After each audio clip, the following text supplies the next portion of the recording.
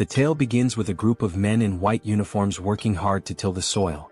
A shout echoes through the air demanding someone to bring water. Next they lay down the straw. Several men stand in a line carrying buckets of water, while another man perched on the edge of a small cliff berates them as slaves, barking orders to speed up their efforts. Nearby, a goblin scribbles notes into a log carried by one of the men. Meanwhile, one man cannot escape the agony of the relentless lashes tearing into his shoulders, nor the mixture of blood and sweat saturating his body. He grumbles about the excruciatingly harsh existence of lifelong servitude. In a completely different context, the strongest man alive had claimed the title of champion at the young age of 27 and maintained his position as the world's top fighter for 2 consecutive years. During a decisive fight, the referee declared the match over when the towel was thrown in. The victor, with an unbroken record of 23 wins and 0 losses, had secured his place as the heavyweight champion of the largest MMA league in the world. He even wrapped up his career with an undefeated title defense before retiring. That man is Choi Hyunseok, a celebrated athlete from the Republic of South Korea, and he is the central figure of this story. Not long after his retirement, fate dealt him an unexpected hand in the form of the infamous truck Kun. As you might guess, the truck collided with him, cutting his life short. Hyunseok found himself bitterly lamenting the loss of all the money he had painstakingly saved for his retirement. After all, fighting was the only thing he had ever known in life. Adding to his woes, he was a single man with no romantic experiences to his name. Even half an hour after his death, Hyunseok remained melodramatic, though his perspective slowly began to shift. He started to see the silver lining. No more grueling training sessions, no more championship matches to defend. He even took solace in his lack of family or close friends, realizing there was no one to grieve his passing. While drifting in this ethereal space, an arm appeared out of nowhere. It belonged to a stunning angel who apologized for her tardiness. She referred to Hyunseok as an SSS-class hero and introduced herself as Rachel. Her role? She was a recruiter tasked with finding individuals whose earthly lives had ended. Hyunseok, overwhelmed and confused, blushed at her appearance, particularly at her chest. He flushed even deeper when Rachel grabbed his hand. Hyunseok requested an explanation, and Rachel presented him with 2 choices. The first option was to embrace death and await reincarnation, likely as an unlucky old bachelor. The second was to be resurrected immediately as a hero destined to save a world desperately in need of him. Rachel made the second choice especially alluring, surrounding Hyunseok with visions of beautiful women. Feeling unprepared and overwhelmed, Hyunseok responded that he needed time to think, as the situation was both sudden and lacking in detail. Rachel gently pressed him, asking if he truly intended to pass up such a once-in-a-lifetime opportunity. She painted a vivid picture of the rewards awaiting him: wealth, fame, gorgeous women, and even exclusive privileges. Yet, as Rachel continued her pitch, Hyunseok had already started tuning her out. He pondered his options. Choosing to become a hero meant fighting once more, a path he had just retired from. The alternative, peacefully awaiting reincarnation, seemed far more appealing. Rachel, noticing his lack of enthusiasm, decided to amplify her efforts. She described how, in the other world, the village chief would run to him barefoot, offering food and hospitality from the very start. Hyunseok would be warmly welcomed and would easily complete any quests given to him. Rachel went on to say that the chief might even offer his daughter, renowned as the most beautiful woman in the village, to Hyunseok. However, Hyunseok's stoic expression remained unchanged, much to Rachel's growing concern for her recruitment bonus.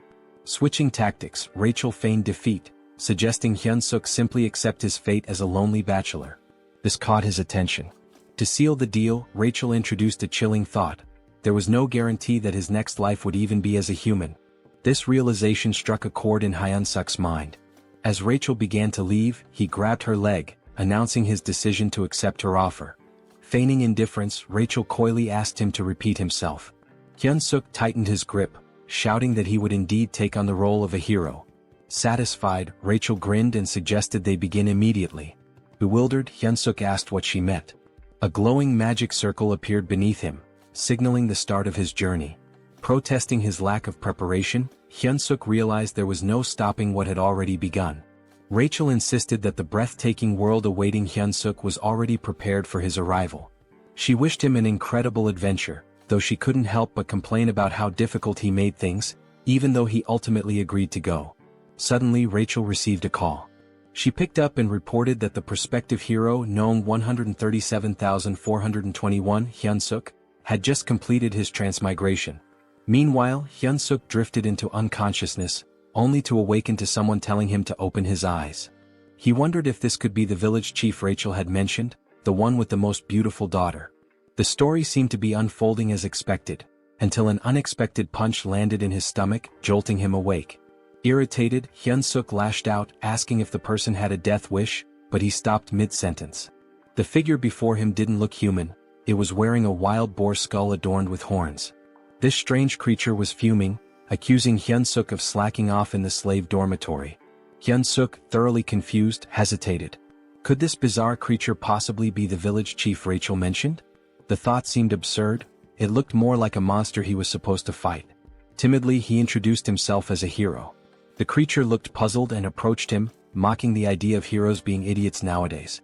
Hyunseok began to suspect something had gone terribly wrong but convinced himself that Rachel wouldn't deceive him. Was this monster his first quest? Trying to remain calm, he decided to take action in true Korean fashion. But before he could think further, the creature asked what he had just said.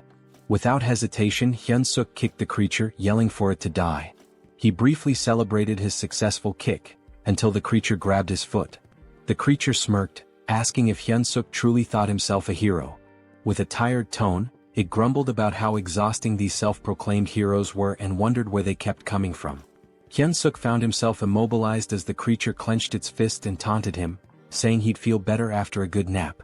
The creature tossed Hyunseok into an underground prison. As Hyunseok adjusted to his dim surroundings, a loud banging sound echoed through the area. Someone outside the door screamed to open it, demanding another round with the cow-headed monster. The door creaked open to reveal an irate goblin wielding a sword. The goblin barked at the noisy prisoner, threatening to boil him into soup if he didn't shut up. Terrified, Hyunseok promised to stay quiet. After the goblin left, Hyunseok started complaining to himself about the so-called beautiful other world. He wondered where everything had gone wrong. His biggest concern? Dying a virgin in this life too. Suddenly, a voice called out to him from a small window in the cell. The person on the other side asked if he was a newcomer. Hyunseok, intrigued, asked who they were. The man introduced himself as a senior hero, about to embark on his own journey. He explained that they were currently trapped in the Demon King's army fortress, where humans were enslaved. Peeking through the window, Hyunseok was shocked to see a fellow Korean. He respectfully addressed the man as his sunbae and asked how they ended up in this dire situation. The man, amused by Hyunseok's politeness, teased him before yelling loudly to the other prisoners, asking if the self-proclaimed heroes were still alive.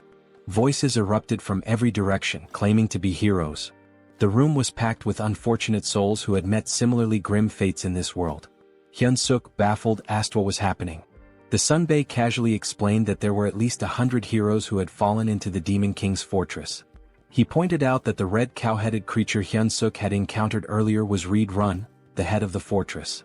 The goblin who had just threatened Hyunseok was Jark, a notoriously cruel prison guard. The man then revealed the truth behind their predicament. It was all because of Rachel, the so-called angel. Hyunseok's face twisted in confusion as the man cursed Rachel, referring to her as a wicked demon.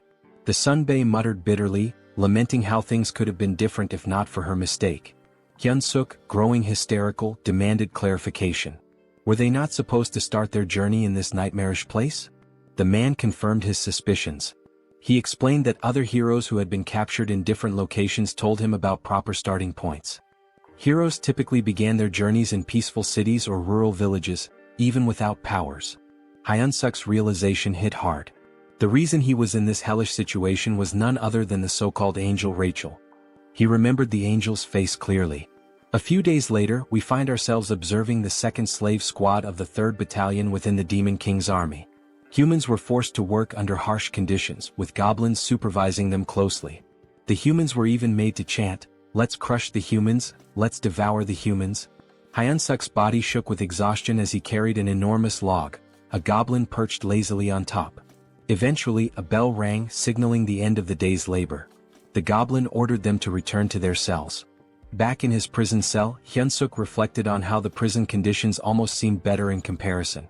He recalled the angel's promise about special privileges for heroes. He decided to try a popular command often used in these scenarios: status window.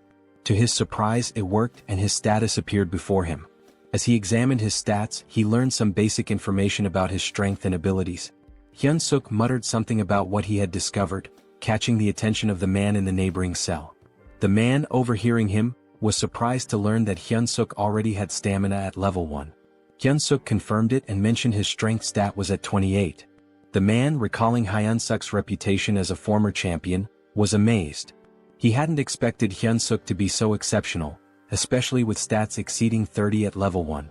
Hyunseok, however, dismissed the praise, pointing out that he was still just a slave. The man remained optimistic, assuring Hyunseok that someone with his potential could definitely escape and become a true hero. Hyunseok, unconvinced, feigned sleep. In reality, he was preoccupied with his low level, doubting it would help him break free. As the night deepened and the man finally fell asleep, Hyunseok quietly got up to check his status window again. He noticed 2 intriguing options: mana that could grant superhuman strength and something called hero points. Hyunseok realized that the other so-called heroes didn't seem to know about hero points, as no one had ever earned any. Suddenly, a familiar light appeared, and the angel re-emerged, flaunting her appearance. With a teasing smile and a playful pout, she greeted him with a cheerful, "Long time no see." She provocatively asked whether she should reveal some important information about hero points. Before she could finish, Hyunseok grabbed the diminutive Rachel in his hands, his expression dark with frustration. He told her bluntly that he didn't care about hero points or anything else she had to say. At that moment, his priority was giving her a piece of his mind. Moments later, Rachel found herself tied up and dangling like bait on a fishing line.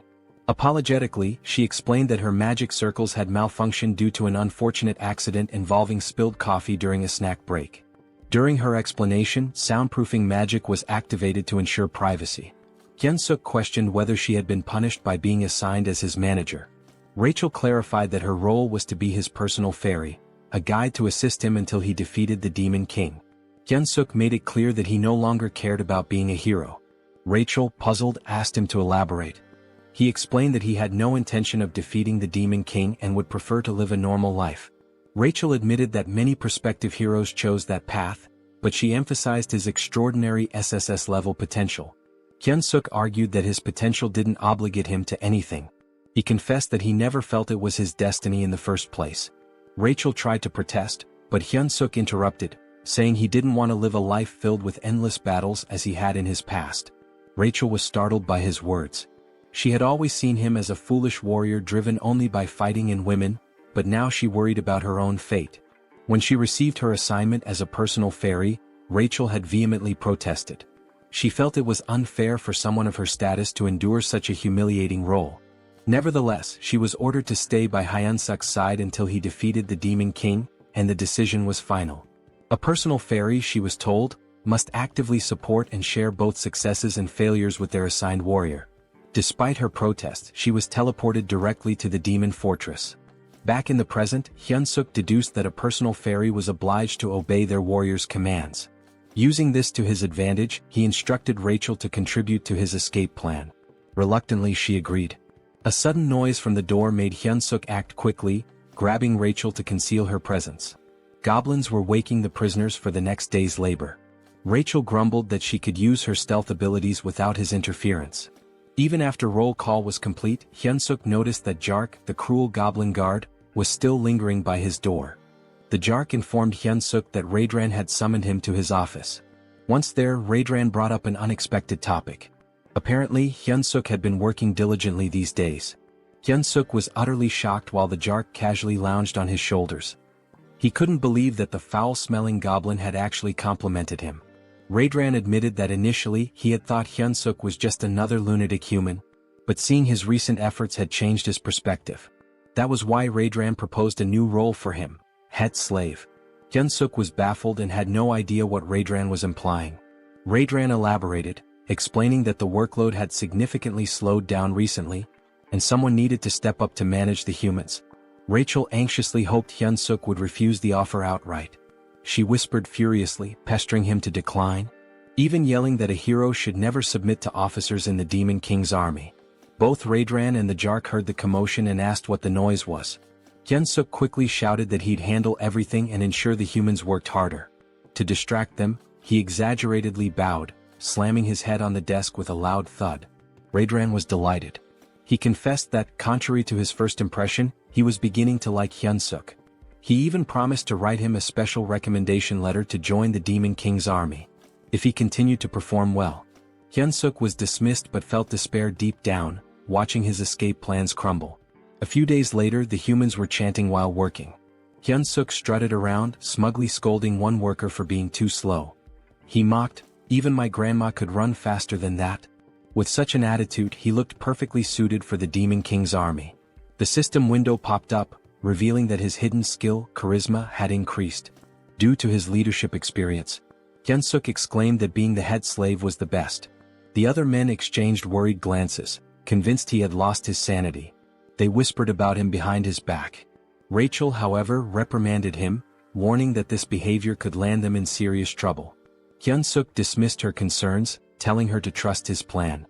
He added arrogantly, "A sparrow like you can't understand the strategies of a phoenix like me?" When a man collapsed to his knees, Hyunseok scolded him harshly. The system window notified him that Reed-Run's favorability towards him had increased. Hyunseok saluted dramatically and thanked Reed-Run, declaring his loyalty. Rachel exploded in frustration, reminding Hyunseok of his desire for adventure and escape. Hyunseok scratched his head, explaining sheepishly that he was simply following the system's guidance. He reasoned that obeying the system was part of being a hero. Rachel argued furiously, insisting that boosting the Demon King's army officials' favorability was absurd and completely unlike any hero quest she had ever seen.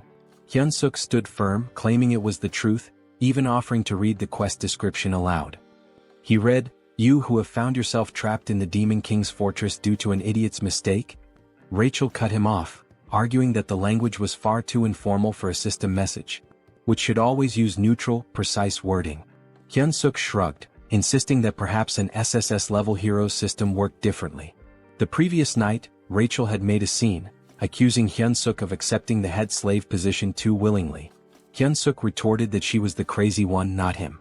Out of nowhere, a system message had appeared, addressed to Hyunseok. It stated, "You who have found yourself trapped in the Demon King's fortress due to an idiot's mistake might feel as frustrated as someone discovering an empty toilet paper roll. However, this is an opportunity. To become a true hero, you must gain the favor of the Demon King's officer, Red-Run, and earn 100 hero points." Hyunseok had been stunned at the time but realized this was his only viable option. Now back at work, Hyunseok led the slaves in singing the Demon King's Third Army Corps song. Rachel was puzzled, realizing only high-ranking figures could alter quest objectives. She wondered why they would do such a thing for Hyunseok. Suddenly, Jark approached Hyunseok again, instructing him to follow him to Reed-Run's office. Red-Run praised Hyunseok for the significant increase in productivity among the slaves. Hyunseok, feigning humility, attributed the improvement to Reed-Run's wise decisions. Rachel scoffed, muttering that such shallow flattery wouldn't work. But to her shock, Red-Run seemed genuinely pleased, visibly flinching with satisfaction. The system window reappeared, announcing that Hyunseok had achieved his favorability goal and successfully completed the hero quest. He earned 100 hero points, unlocking the beginner heroes store with his first points. Both Hyunseok and Rachel were astonished that the plan worked so effectively. With the favorability quest complete and everything progressing smoothly, Hyunseok decided it was time to move on to the next phase of his strategy. He approached Red-Run, asking permission to begin training the slaves. Red-Run raised an eyebrow and questioned the request. Hyunseok painted an idealistic picture, a group of slaves working in perfect harmony, trained to the point of discipline mastery, each performing the labor of three without slacking. He emphasized that with such efficiency, the fortress could be fully constructed within a week. Red-Run, however, argued that humans were physically too weak to endure training while continuing their tasks. Unfazed, Hyunseok added that if this plan succeeded, even the commander would heap praises on Red-Run. This was enough to convince Red-Run, who approved the training without much further thought. Back in his cell, Rachel was dramatically despairing over the situation. She lamented that her hero had completely lost his mind, not only submitting to the Demon King's army but now training slaves on their behalf. She felt utterly hopeless and dejected. Hyunseok, irritated by her theatrics, snapped at her for being so noisy. He assured her he had a plan. Skeptical, Rachel asked if he was trying to make a fool of her again. Hyunseok, quick-witted as always, retorted by asking if she thought he was her He then revealed his true intentions, using the slaves to stage a rebellion. Hyunseok explained that the fortress housed around 3,000 human slaves, while the Demon King's army station there had only about 500 soldiers. Furthermore, a base for the Human Alliance was located nearby. In the chaos of an uprising, they could request reinforcements from the Human Alliance. Hearing this, Rachel's despair transformed into admiration, her eyes sparkling as she admitted he wasn't as foolish as she had thought. Hyunseok then decided to check the rewards from the quest. Rachel, still skeptical, asked if he truly received hero points or if the whole quest was fabricated. Hyunseok reassured her, explaining that everything he had been saying was true. He even shared that the hero's store had been unlocked and decided to take a look. Hoping for something useful, Hyunseok approached the store with high expectations. This, he thought, could be his lifeline and the key to gaining a real hero skill. When the status window revealed the store's offerings, Hyunseok was shocked. The skills included Hold Your Breath, F rank, which improved breath control, and Shit-Holding, a skill to endure bowel pressure longer. Hyunseok sarcastically mused that shit-holding should have been an SSS rank skill, especially useful in public emergencies. The other skills available were mundane, cooking, cleaning, and laundry. Confused and furious, Hyunseok questioned how these were hero-appropriate skills. Rachel, laughing at his frustration, explained that the store was still at level 1. She assured him that collecting more points and leveling it up would eventually unlock better options. Still fuming, Hyunseok lashed out, telling Rachel to shut up and calling her a swindling fairy. The next day, the slaves saluted the Demon King as Hyunseok commanded them to sing the Third Army Corps song. At his signal they began. We, the great Demon King army, defeat humans, eat humans. Forget all the suffering when you catch them. Nothing under the sky compares to the Demon King's affection. Reed Run observed the performance, feeling pleased with his decision to allow Hyunseok to train the slaves. Suddenly, the door to his quarters burst open as Jark entered with urgent news. The human army was advancing toward the fortress. The 8th Division, the largest unit in the area, had already fallen into a trap and retreated. If the 8th Division had been defeated, Jark warned, it was only a matter of time before the humans reached the fortress. Despite the dire situation, Reed Run remained calm. He acknowledged Jark's suggestion to evacuate but insisted they wait a moment. He declared that since ancient times, wars were won or lost based on supply lines. The first rule of war, he stated, was never to lose a competent supply officer. With that, he instructed Jark to leave while he took care of Hyunseok before following. Meanwhile, Hyunseok scolded the slaves, asking if they were prepared to follow his orders. Hearing a commotion, he sighed, suspecting that combat training might once again be interrupted by Reed Run's constant surveillance. Checking the status window, Hyunseok noted that while his abilities had improved slightly, it wasn't enough to launch a rebellion. He muttered aloud, hoping for an unexpected event that could help him increase his power quickly. Before he could finish his thoughts, Reed Run landed abruptly beside him. Reed Run tapped Hyunseok's shoulder and called out to him, catching him off guard.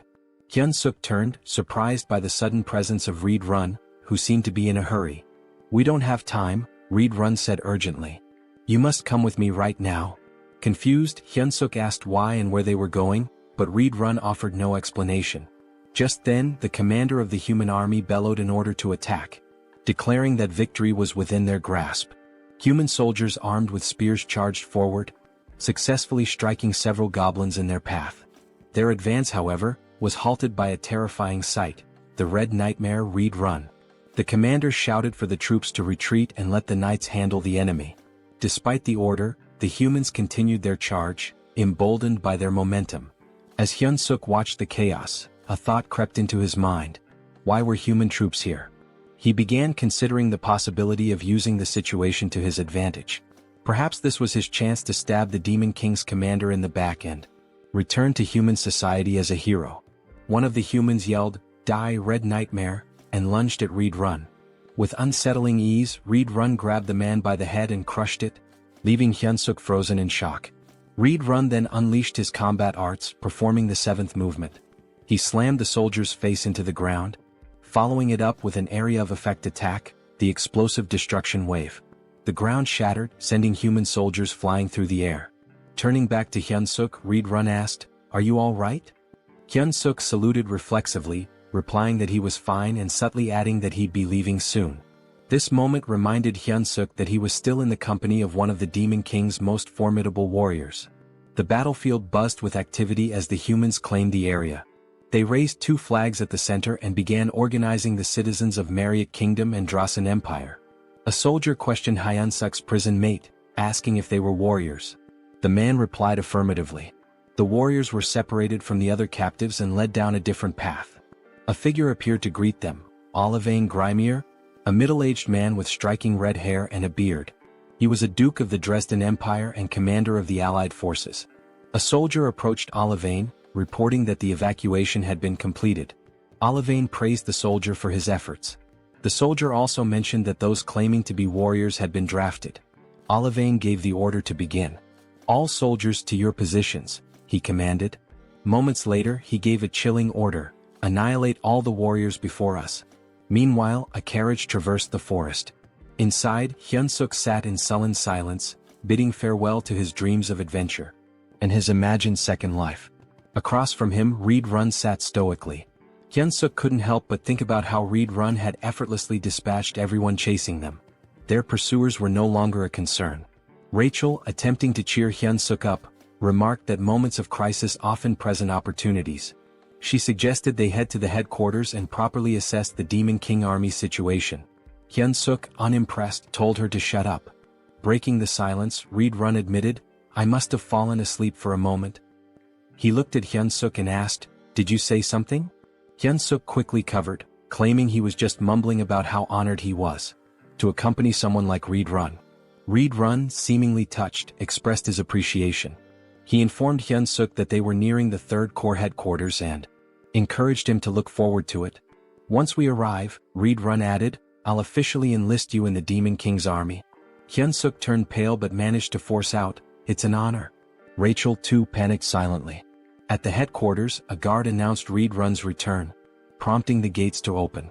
Reed Run gestured for Hyunseok to follow, stating that he would take him directly to the commander.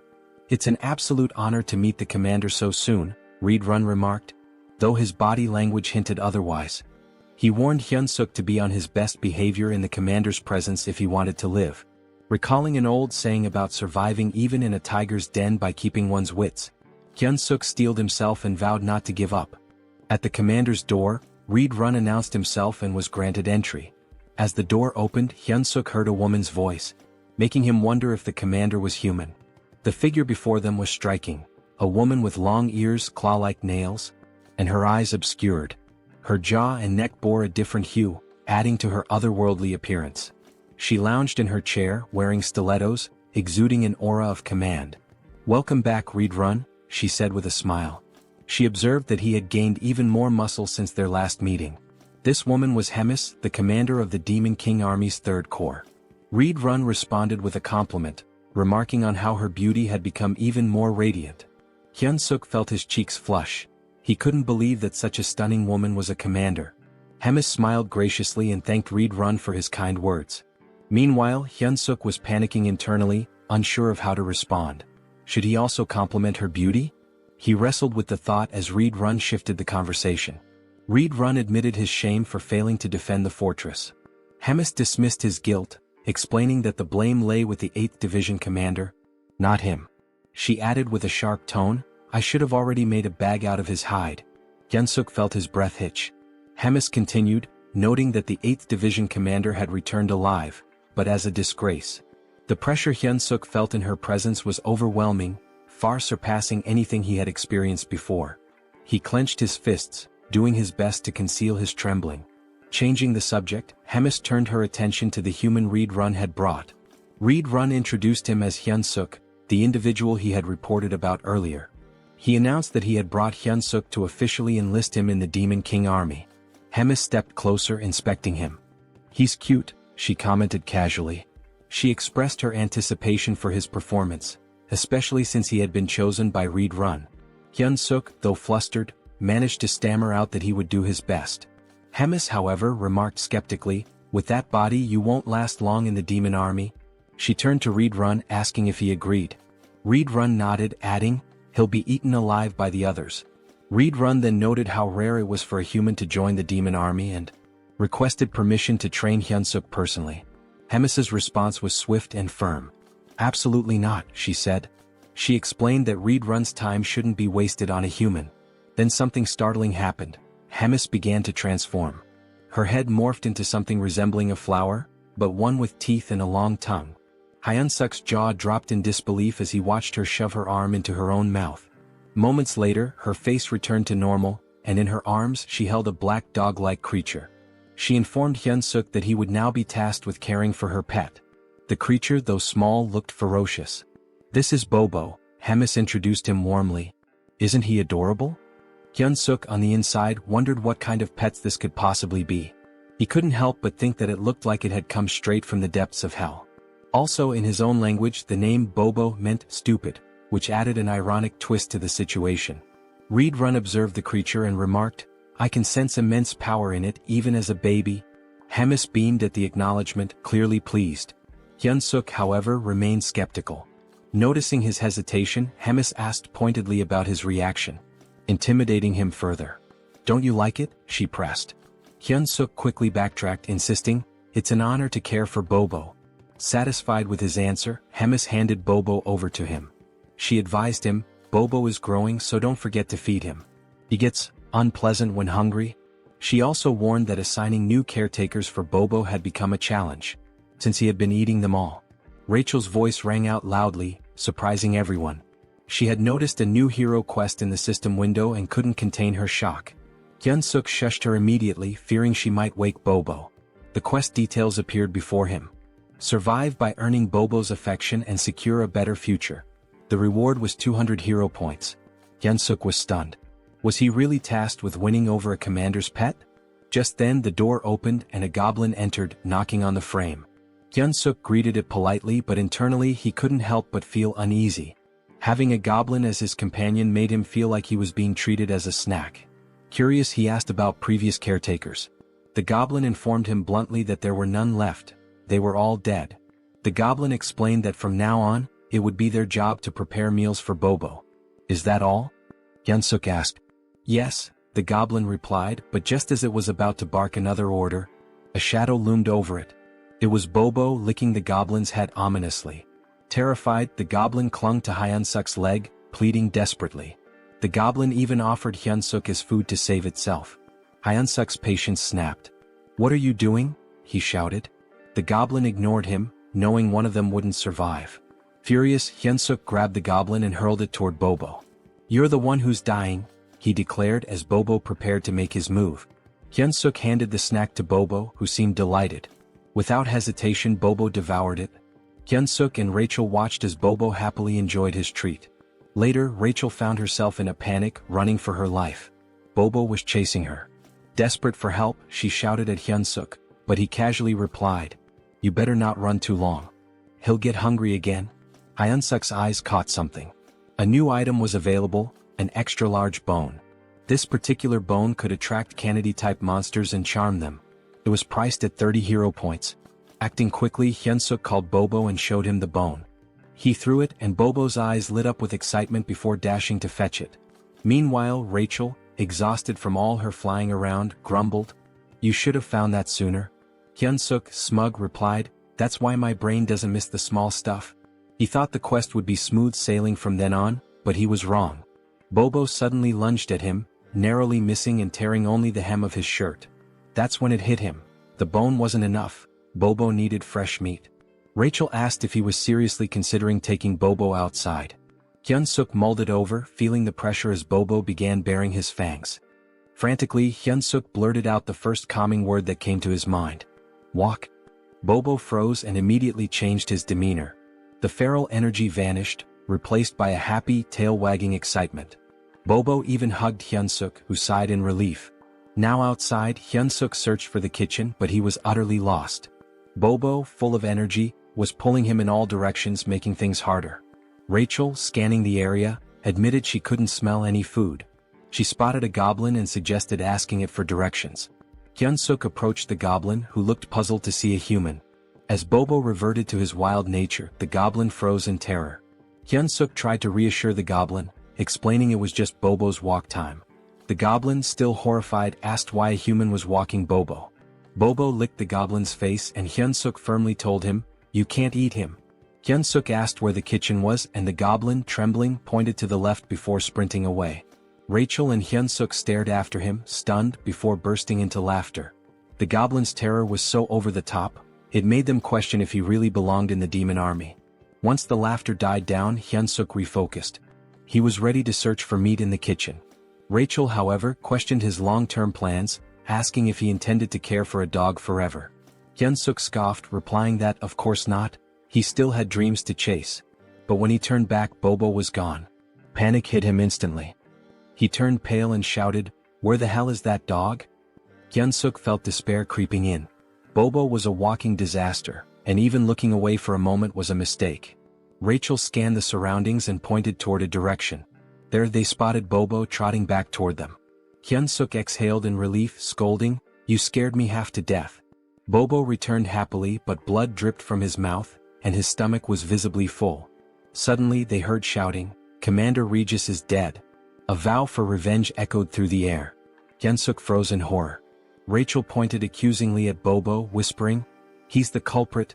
Goblin soldiers emerged, and Hyunseok and Rachel began running for their lives. Rachel, gasping, asked if they were about to die. Hyunseok snapped, "Shut up and run." They reached a dead end, cornered by goblins shouting accusations. One goblin vowed to tear off Hyunseok's arms like chicken wings. Another lamented that the commander was already digested, wondering how he would have tasted. Yet another suggested ripping both Hyunseok and Bobo apart, dividing the spoils. Hyunseok forced himself to stay calm and shouted back, "How dare you?" Outnumbered, he needed a plan.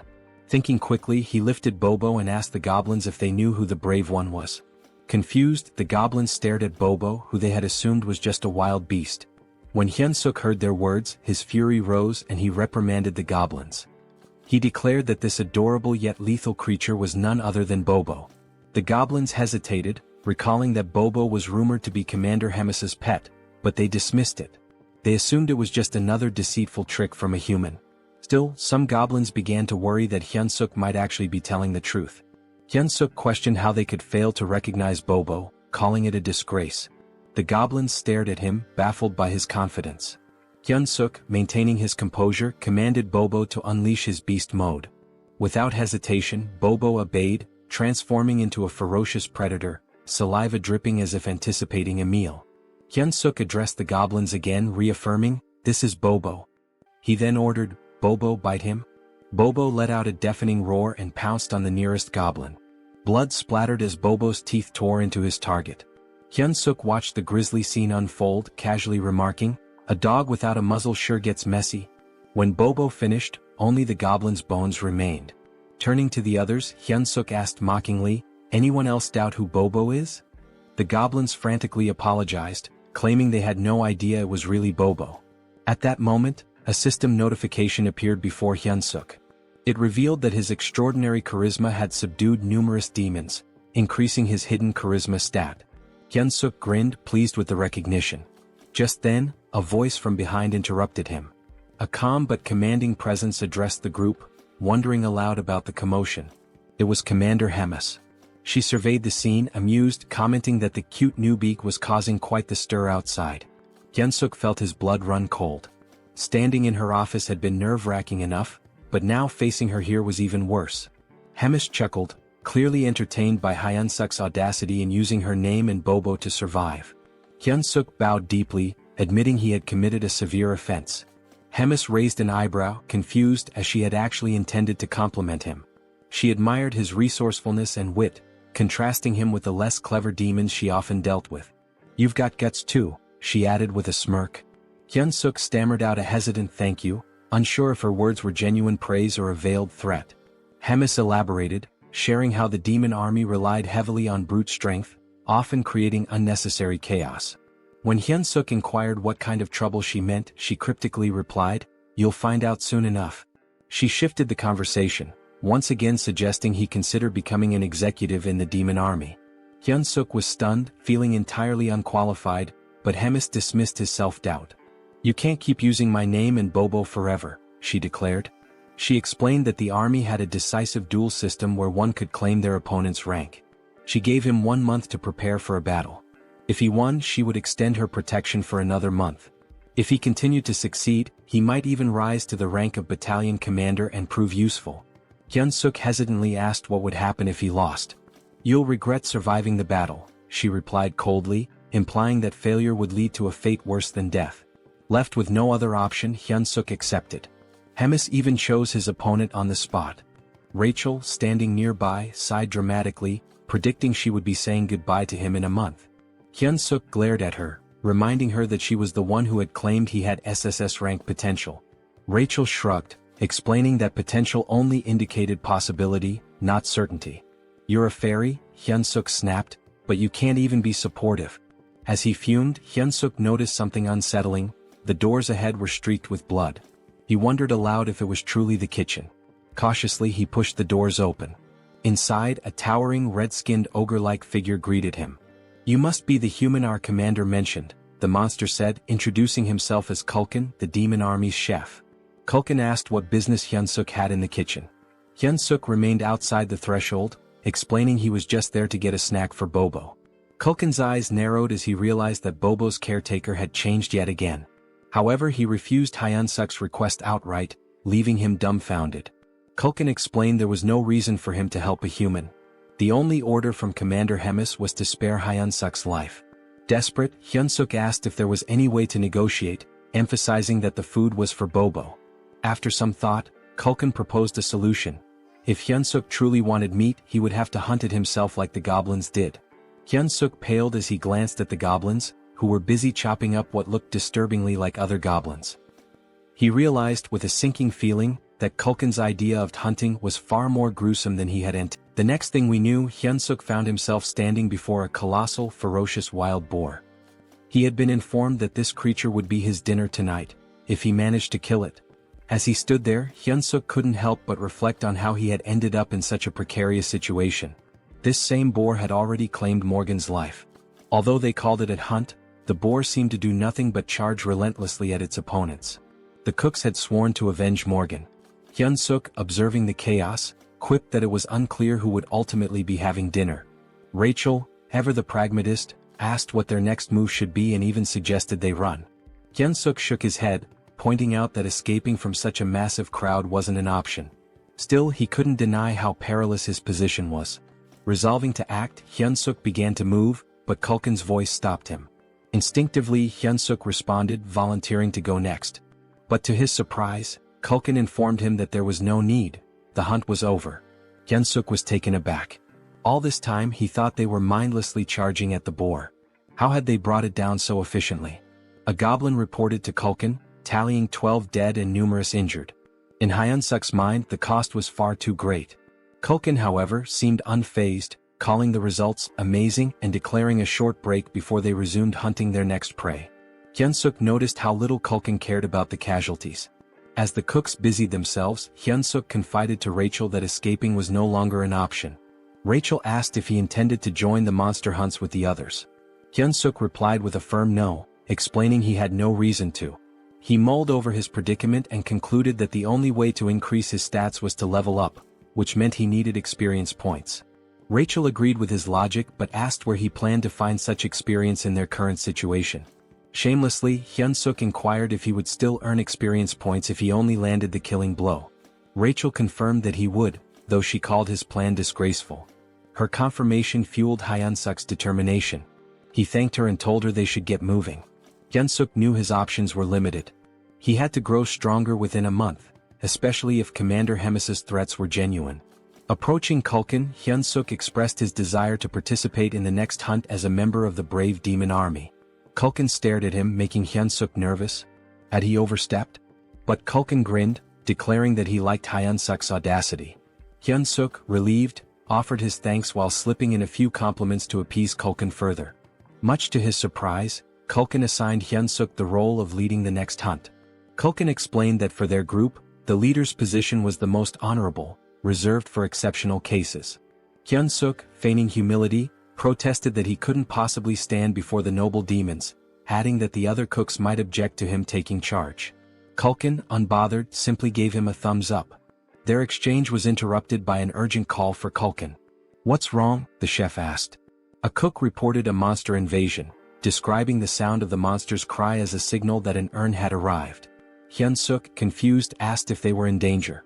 Culkin dismissed the concern, though he added that urn meat wasn't particularly good.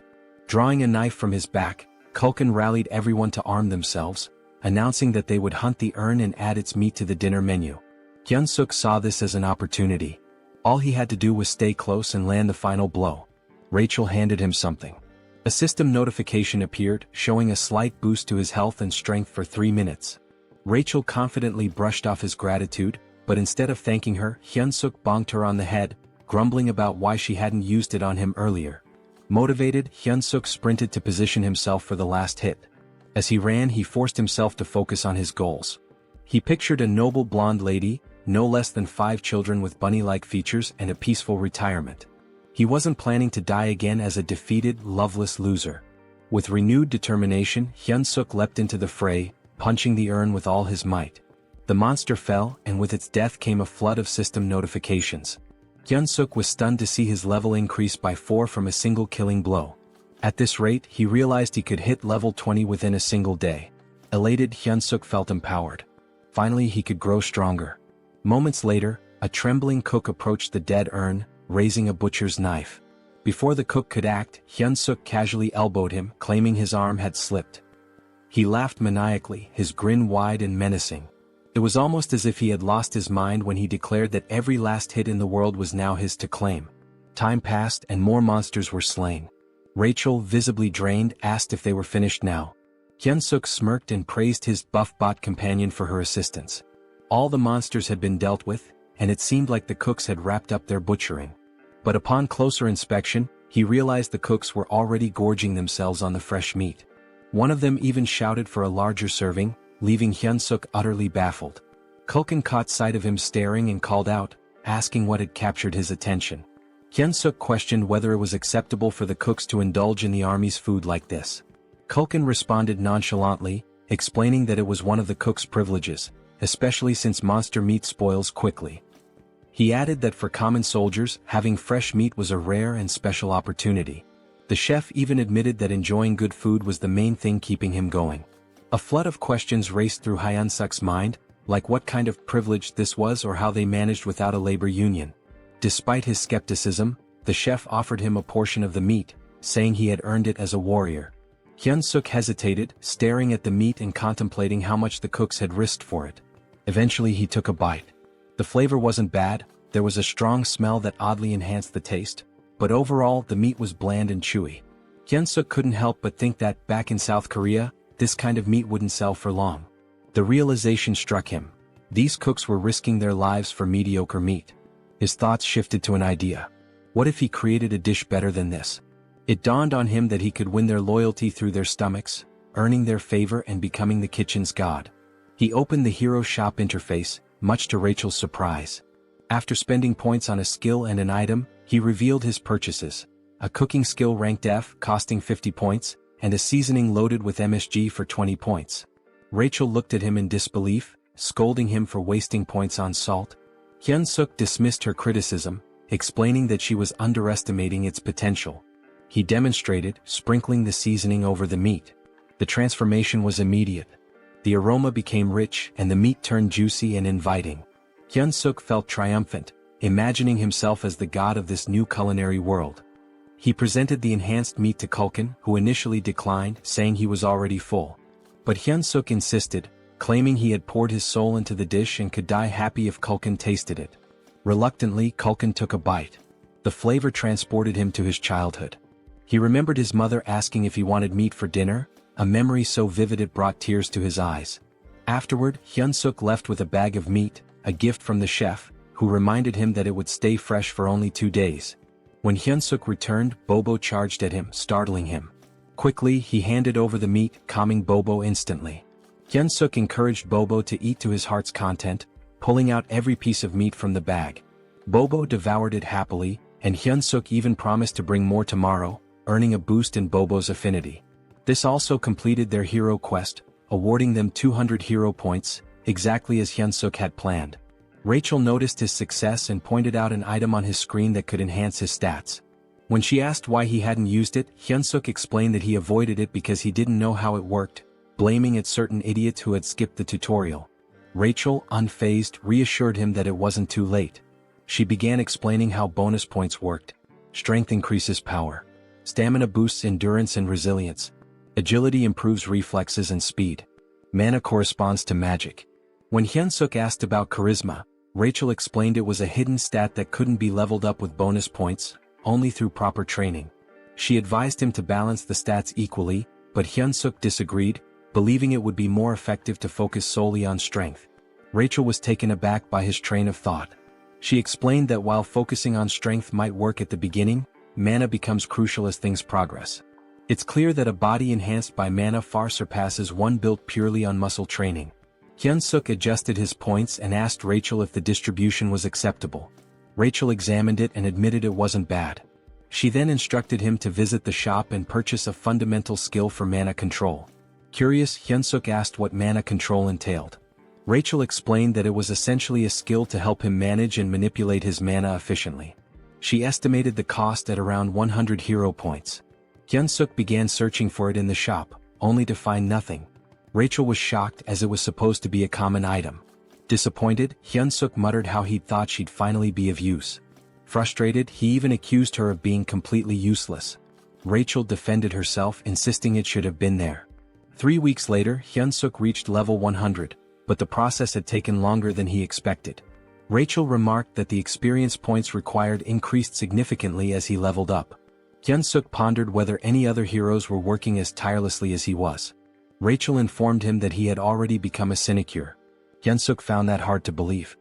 He berated Rachel, reminding her of the countless times he had nearly died that day.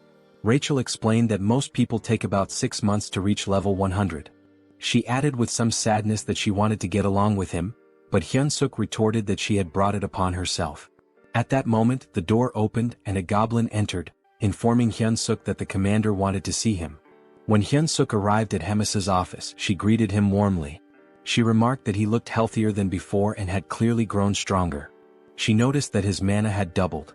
Hyunseok explained that he had been working hard to provide the best quality meat for Bobo every day. Hemis, however, commented on how rapidly his strength was increasing. She asked if it had something to do with the hero leveling system. Hyunseok froze, realizing that Hemis knew he was a hero. He wondered how long she had known. Hemis assured him that she had figured it out the first time they met. He asked her how she knew. She explained that she had a connection to someone who was deeply interested in heroes. Hemis then asked why he thought she had summoned him. Hyunseok tried to guess, mentioning his recent battles. She reminded him of their promise and asked if he remembered it. When Hyunseok affirmed that he did, she scolded him for his behavior. Suddenly, Hemis transformed into a monstrous flower-eating creature. She expressed her frustration with how quickly he was leveling and warned him to work harder if he wanted to survive. For her, it was all about entertainment. Hyunseok recalled how crowds are most thrilled not by flashy performances or easy victories but by dramatic, unexpected twists. He realized she had set him up against an opponent he could never hope to beat. Rachel, panicked, yelled, asking what his plan was. Hyunseok told her to stay calm and let him think. He reasoned that his best course of action was to gather as much information as possible about the opponent before the battle. Hyunseok intended to study their strength carefully. Rachel pointed out that they only had the opponent's name, questioning how he planned to identify them. Hyunseok revealed his plan to buy an item from the hero shop called the Combat Power Meter. The device, costing 50 hero points, would measure an individual's strength, stamina, agility, and mana. Hyunseok intended to use it to gauge his opponent's power level and then train against someone with a similar level. Rachel sighed, teasing him for only being clever in critical moments. Hyunseok fired back, saying it was better than always being useless. They tested the combat power meter on Rachel first. Her combat power was 375. She admitted she couldn't tell if that was high or low, so she suggested measuring Hyunseok's. Hyunseok handed her the device, waiting for the results. However, Rachel appeared confused. Hyunseok asked if she had seen anything. Rachel hesitated, then claimed the device must be broken, as she couldn't comprehend why his stats were higher than hers. Hyunseok's strength was revealed to be 1,560. He smugly asked Rachel if she was sure she wasn't the weaker one between the two of them. Rachel, feeling dejected, admitted she had a strength level of 10,000 just a month ago.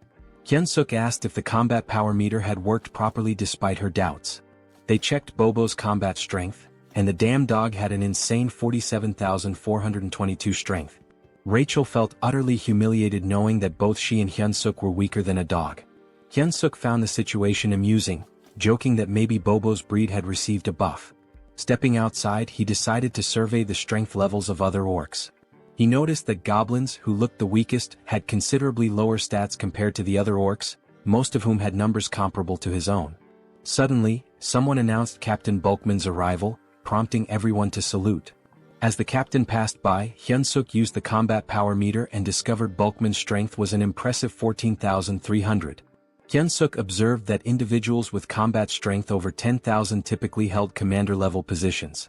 He confirmed with Rachel whether his opponent was truly a platoon leader.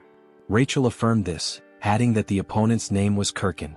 Rumor had it that Kirkin was an orc with the intelligence of a pig.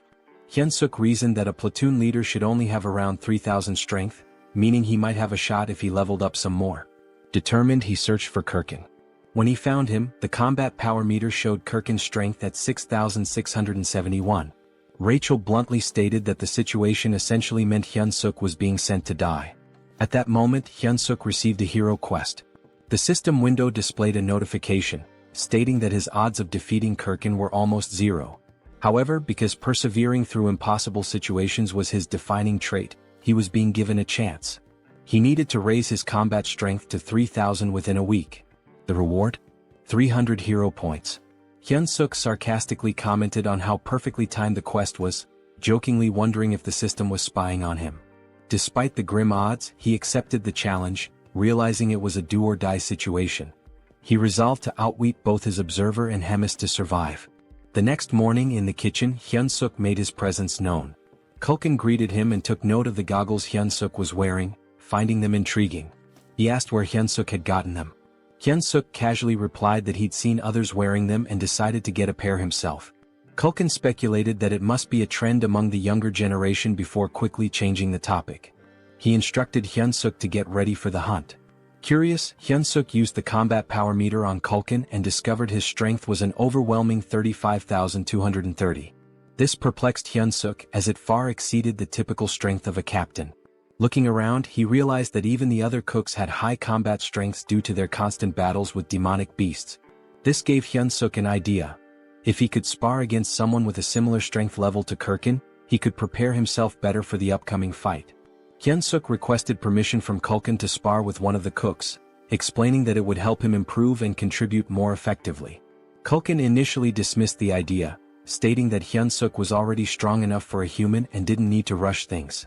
However, Hyunseok subtly threatened Kulkin, saying he'd eat the high-quality meat for himself if he wasn't allowed to spar. Reluctantly, Kulkin relented and asked Hyunseok to choose his sparring partner. Later, as the cooks prepared for the hunt, they were surprised to learn that Hyunseok was planning to fight Golbachev, a cook with a combat strength of 2,620. Some wondered if this would be Hyunseok's last day alive. The goblins, however, voiced their discontent, as they didn't want to lose Hyunseok, who provided them with delicious meat. Hearing the commotion, Kulkin silenced the goblins and warned Golbachev not to kill Hyunseok during the sparring session. He instructed him to go easy and not overdo it. Golbachev, looking rather dim-witted, agreed. However, Kulkin clearly doubted his sincerity. The spar began. Hyunseok, brimming with determination, charged at Golbachev. Golbachev reminded himself of Kulkin's warning not to kill Hyunseok. When he swung a punch, Hyunseok skillfully dodged, observing that Golbachev's movements were largely instinctual. Capitalizing on this, Hyunseok launched a counterattack. The fight felt oddly familiar to him, reminiscent of battles he had consistently won in the past. In the blink of an eye, the match concluded, with Hyunseok declared the victor. The goblins were in disbelief. Golbachev had been taken down so quickly that some hadn't even registered what had happened. Hyunseok, equally shocked, realized he had defeated Golbachev with a single kick. This unexpected victory sparked a newfound confidence in him, making him believe he might have a shot against Kirkin after all. At the northern edge of the Black Fortress, near the Great Forest, Hyunseok replayed the spar in his mind. The fact that he had knocked out an orc with double his strength using just one kick reinforced his belief that combat strength was merely a number and not an absolute measure. He concluded that with a bit more improvement he could secure an easy win in his upcoming fight. Just then, a goblin approached Kulkin to report a large number of Talas appearing up ahead. Kulkin, visibly annoyed, asked if they were within Tala's territory. Hyunseok, curious, asked what the problem was. He questioned if it was because Tala's meat tasted bad. Culkin clarified that their meat wasn't too unpleasant. In fact, their bone marrow was considered a great delicacy. However, Talas lived in groups and had remarkably strong maternal instincts. If anyone harmed their young, it would lead to serious trouble. Hyunseok assumed the hunt would stop there, but Culkin, craving their flavorful meat, decided to proceed. He commanded everyone to attack, declaring that Tala's meat would be their snack for the day. He ordered them not to let any Talas escape and to slaughter them on the spot. The creatures resembled spiders with skull-like structures on their bodies. Hyunseok slyly shoved a goblin, feigning an accident, and seized the opportunity to land final blows to rack up XP. After some time, the group had amassed a collection of slain Talas. Hyunseok delivered the finishing blow to the last one, leveling up as a result. Rachel praised him for being a pro at stealing final hits. Accepting the compliment, Hyunseok explained that this was precisely why he enjoyed working in the kitchen. Suddenly, an overwhelming pressure enveloped the area, catching Hyunseok off guard. As he turned, someone screamed. The Talas queen had arrived. Her fury was palpable as she saw the pile of dead Talas. With a growl, she expressed her rage. Curious about her strength, Hyunseok used his goggles to assess her stats, only to find her power was immeasurable. The horrifying reality was clear. They had just mercilessly killed her children. Hyunseok spun around to ask the chef what to do, only to find him fleeing. The chef shouted for everyone to survive and meet again later. Hyunseok thought bitterly about the chef's irresponsibility when a loud noise drew his attention. Someone barked orders for everyone to scatter. Weak goblins were being torn apart as the enraged Talas queen screamed, her cry so deafening that Hyunseok had to cover his ears to endure it. Rachel alerted him to look behind, and when he turned, he saw hundreds of Talas charging toward him, led by the queen herself. Naturally, Hyunseok bolted as fast as he could, with goblins in the distance screaming for help. He knew that if he paused for even a moment he'd be dead. Eventually he stumbled upon a cave and hesitated, wondering if it was safe. Rachel reassured him it was empty, claiming she had scouted it earlier. Though Hyunseok didn't fully trust her, he figured the cave was safer than the forest, where he was vulnerable on all sides. The cave was surprisingly deep. He asked Rachel if it was a natural formation, but she didn't know. She did note how spacious it was, large enough for even the Talas queen to enter. An idea began to form in Hyunseok's mind as he spotted a gooey substance on the wall. Rachel dismissed the possibility of it being a Talas hideout, citing the chef's claim that no Talas groups were nearby. However, the sticky residue unsettled Hyunseok. Were these spider webs? Then he saw them eggs. Realizing the cave was a Talas nest, he knew it wasn't a safe place after all. Just as he decided to leave, glowing green eyes emerged from the shadows. A fully grown Talas charged at him. Hyunseok sprinted as fast as he could, with Rachel frantically asking if they were heading in the right direction. Hyunseok admitted he had no idea. This was his first time in the cave too. Suddenly he stepped on something, lost his footing and slipped. Panicked, he grabbed the first object he could find and hurled it at the Talas. The creature caught the object in midair, an egg. To Hyunseok's surprise, the Talas stopped attacking, seemingly distracted by the egg. He turned to Rachel for an explanation. Rachel theorized that the Talas might have found the egg appealing due to its round, smooth and moist texture, noting that it resembled a Talas egg. Inspired, Hyunseok grabbed another egg and taunted the Talas, declaring he wouldn't take any more of its nonsense. The Talas panicked, confirming that his strategy was working. Taking a firm stance, Hyunseok hurled the egg. The Talas scrambled to catch it, reacting almost desperately. Rachel observed the Talas's impressive agility and physique, likely enhanced by its monstrous nature. She questioned Hyunseok about his next move. Hyunseok, exasperated, asked what options he had left when there were still over 100 eggs scattered around. Despite the situation, Hyunseok even dared to taunt the Talas when one of the eggs cracked. He mockingly told the Talas that he could probably catch better than it could. Hyunseok ordered Rachel to fetch him another egg, but she informed him that they were down to the last one. Panic set in as Hyunseok turned pale, realizing he had seriously messed up. The Talas let out a furious growl and lunged at them. Hyunseok quickly ordered Rachel to cast a buff spell. The Talas queen was seething with rage, but Hyunseok noticed that she was already drained from chasing after the eggs. He steadied himself and focused, knowing he could seize victory. As the Talas queen charged at him, Hyunseok prepared his ultimate attack, Paradise Reincarnation shot. Instead of retreating, he confronted the monster head-on, delivering a powerful strike that defeated the Talas. Several system notifications popped up, confirming that Hyunseok had leveled up. Rachel rushed over to check on him, asking if he was alright. Hyunseok admitted he wasn't, joking that he felt like he was dying right then and there. He suggested they find a safer spot. To his surprise, Rachel revealed that she could also use healing magic. Hyunseok praised her, remarking that investing in mana points had really paid off. Rachel, however, modestly explained that her magic wasn't very potent and could mostly just stop bleeding. Hyunseok allocated his newly earned stat points and decided to head back. At level 108, his stats now stood at Strength 56 plus 2, Agility 53 plus 2, Stamina 55 plus 2, Mana 53 plus 2 and Charisma 27. He felt a sense of accomplishment with his now balanced stats, even though he wasn't sure how to utilize them all just yet. He considered it an investment for future endeavors. Suddenly a familiar voice echoed in the cave. It was Kulkin, delighted to see Hyunseok alive. Hyunseok asked why Kulkin was there.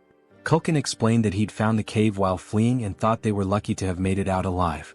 But Kulkin froze when he realized it was the Tala's nest. He spotted the scattered items on the ground. Hyunseok revealed that they were Tala's eggs, explaining that this was where the Talas laid them. Kulkin's eyes lit up upon hearing this. He excitedly mentioned that Tala's eggs were an extremely rare delicacy, reserved for high-ranking officials. Hyunseok, irritated, yelled at Kulkin to focus since they needed to escape. Kulkin remarked that the Tala's queen was likely already in the cave and admitted that defeating her would require someone of division commander rank or higher. He resigned himself to the idea that the egg would be his final meal. Suddenly voices echoed from the entrance. The surviving goblins had arrived, along with the head chef. Kulkin acknowledged those who barely made it and offered them a taste of the precious egg. Hyunseok silently vowed not to let this be his last meal, especially since he hadn't yet enjoyed his wife's 5-dish spread. Determined, he refused to die in such a pitiful place. Meanwhile, in Hemis's office, someone greeted the commander, commenting on his usual stiff demeanor. She inquired if he had completed his assigned mission. Readrun reported that he had successfully captured the Holy Empire's next saintess as instructed. Impressed, Hemis praised Readrun for infiltrating a fanatical cult in just 3 weeks. She patted his head, causing him to blush. Their moment was interrupted by a knock at the door. Annoyed, Hemis remarked on the interruption. A goblin informed her of an urgent report regarding the cooks sent to gather ingredients. Hemis dismissed it at first, assuming it was a routine issue, but the goblin clarified that the incident was severe. The Tala's queen had appeared, leaving most of the cooks, including Kulkin, dead or missing. Hemis asked about Hyunseok, to which the goblin reported that he was also missing. Hearing this, Readrun's expression darkened. Back in the cave, the goblins were toasting with Tala's eggs, resigned to their fate. Kulkin bid them farewell, but Hyunseok smacked him on the head, yelling at him to snap out of it. Kulkin gave him a bewildered look as if asking, "What the hell?" Hyunseok replied that Kulkin seemed to be under some wicked spell and claimed he used a secret weapon to wake him. With a triumphant grin, Hyunseok pulled out a new item, the Beast Encyclopedia, Demonic Beast Edition. The encyclopedia contained detailed information on nearly all demonic beasts and required 50 hero points to acquire. He searched for information about the Talos, a spider-like demonic beast that lives in colonies and is known for its exceptionally strong legs. To defeat a Talos, one must aim for its weaker spots such as the torso and head. The bodily fluids of the Talos are extremely flammable, and its eggs contain a substance as volatile as a bomb. The caves constructed with the Talos saliva are also highly susceptible to fire, so using flame magic inside them is a dangerous gamble. Hyunseok turned to Kulkin, asking if he could wield fire magic. Kulkin admitted he could, but only for simple attacks like shooting flames.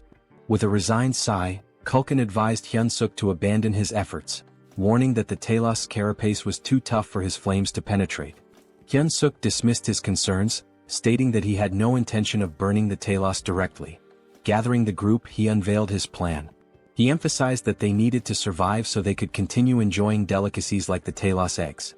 The goblins, however, thought his plan was futile. Hyunseok cleverly tempted them by promising an unlimited feast of premium demonic beast meat as a celebration if they made it out alive. Their eyes sparkled with renewed determination, and Kulkin, drooling at the thought, eagerly asked about the plan. Pleased with their motivation, Hyunseok explained the details, stressing that no matter what, they must not stop running until they reached the exit. With the plan set, they moved out. Soon they encountered a swarm of Talos. Hyunsuk signaled Culkin to prepare his flames. At the right moment, Culkin unleashed fire, causing part of the cave to erupt in an explosion. Rachel observed the chaos and asked Hyunsuk what he had done. He explained that by allowing the fire to spread, the remaining eggs deeper in the cave would act as a distraction. This would keep the Talos occupied long enough for them to escape. Hyunsuk instructed the goblins to stay focused on surviving and to throw an egg as a diversion if needed. With only one egg left in his possession, they had to locate the exit before using it. As they pressed on, Rachel spotted light ahead. Hyunsuk guided the group toward it, urging them to keep running. Relief washed over them as they reached the light, but it was short-lived. Standing in their path was the Talos Queen. Hyunsuk's expression darkened as the massive creature blocked their way. Culkin, equally dismayed, whispered that the Queen had returned, believing their doom was imminent. But Hyunsuk refused to give up. He noticed the Queen wasn't attacking them outright. Sensing an opportunity, he addressed her directly. He instructed Culkin to ignite something, then held up the last egg, threatening to detonate it. If this explodes, Hyunsuk warned, we all die, your offspring included. The Queen hesitated, her gaze fixed on the egg. Hyunsuk intensified his demand, urging her to step aside.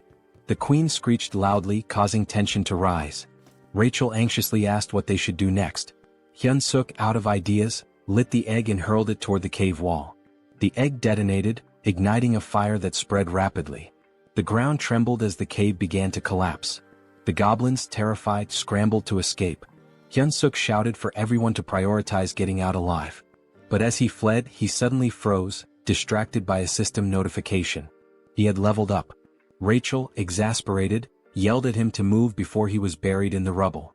Glancing back, Hyunsuk saw the Talos Queen being crushed beneath the falling debris. More notifications flooded his vision. He had leveled up repeatedly. The realization hit him. All the Talos killed in the collapse had counted as his experience points. This was, without a doubt, speed EXP farming at its finest.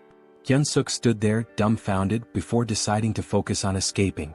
He called out to Rachel for a buff, which she promptly provided. Emerging from the chaos, they faced one final challenge. The Queen Talos was still in their way. Culkin, desperate to create a diversion, pulled out an egg and shouted, "This is for you, Queen." He offered the Queen an egg in exchange for a way out. Hyunsuk recognized it as an opportunity. Determined to survive, he sprinted with all his might.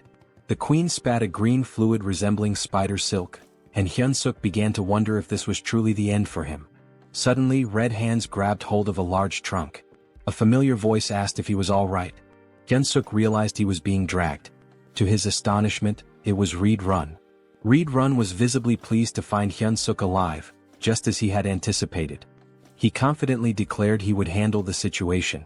Reed Run wielded the massive trunk and struck the Talos Queen with a devastating blow. The Queen emitted a deafening screech as Reed Run assumed a combat stance. Hyunsuk couldn't hold back his admiration and exclaimed how incredible Reed Run was. He couldn't believe what he was witnessing. Later, at the Demon King's Black Castle, they discovered grim news. Out of the 105 goblin packs in the Demon King's army, only 6 had survived. 99 were either dead or missing, including Culkin. In Bobo's room, the enormous beast whimpered and clung to Hyunsuk, straddling him like a child. Hyunsuk consoled the emotional Bobo, teasingly saying he had returned from the dead just to see him. Rachel commented on how fortunate they were to have survived, crediting the cow-headed figure. Meanwhile, Bobo kept licking Hyunsuk's face affectionately. Hyunsuk replied to Rachel, saying they should cherish their moments of peace, as the looming finals could very well get them killed. Rachel asked for clarification. Hyunsuk explained that finals were approaching fast. Rachel observed that Hyunsuk had matured significantly, and she wasn't wrong. Thanks to the collapsed cave, Hyunsuk had gained a staggering 75 levels in one fell swoop. His current level stood at 200, but Rachel remarked that it still felt inadequate. Hyunsuk shared her sentiment, especially when faced with an opponent boasting over 6,000 battle power. Rachel tested him with a question. Would attaining 6,000 battle power make him as strong as an orc? Hyunsuk replied that it wasn't solely about power level. Rachel confirmed his answer, explaining that such strength also relies on magic. She urged him to master magic if he hoped to confront such adversaries. Hyunsuk admitted it wasn't as simple as it sounded. Rachel reminded him of a moment when he had inadvertently used magic in the past. Hyunsuk, puzzled, was unaware of having done so. Rachel confessed that it was far too basic to be called magic.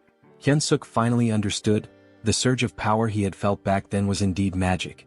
Their conversation was abruptly interrupted when the door swung open. Both were caught off guard as Reed Run entered. Hyunseok asked why someone like Reed Run would visit such a modest room. Reed Run informed him that he was there to summon him to meet the great commander at Hemis's office. When Hemis saw Reed Run, she inquired about his unusual presence. Reed Run explained that he had a personal matter to discuss. He requested permission to teach Hyunseok the art of battle. Hyunseok was shocked. Hemis asked for the reasoning behind this. Reed Run explained that Ork Harkin, a platoon leader, had been exhibiting extraordinary potential and seemed suited for the position of deputy battalion commander. If things continued this way, Hyunseok was certain to lose. Reed Run expressed his belief in Hyunseok's immense potential and his desire to witness what Hyunseok could achieve in the future. Hyunseok was dumbfounded, certain the commander would reject the proposal. To his surprise, Hemis approved. Reed Run expressed his gratitude and Hemis dismissed them, stating she had work to attend to. Before they left, she noted how much stronger Hyunseok had grown since their last meeting. While she admired his rapid development, it also irritated her as it posed a threat to Kirkin. She resolved to grant Kirkin something to even the odds. Reed Run led Hyunseok to his personal training ground, a vast space that amazed Hyunseok. He reflected on how much respect Hemis had for Reed Run. Reed Run, observing in silence, noticed Hyunseok's body was brimming with mana, yet he couldn't utilize any of it. He realized Hyunseok's rapid growth left little time for mastering the basics. With the battle only 4 days away, there wasn't enough time. Reed Run concluded there was only one solution. He clenched his fist and declared that pain was an integral part of growth.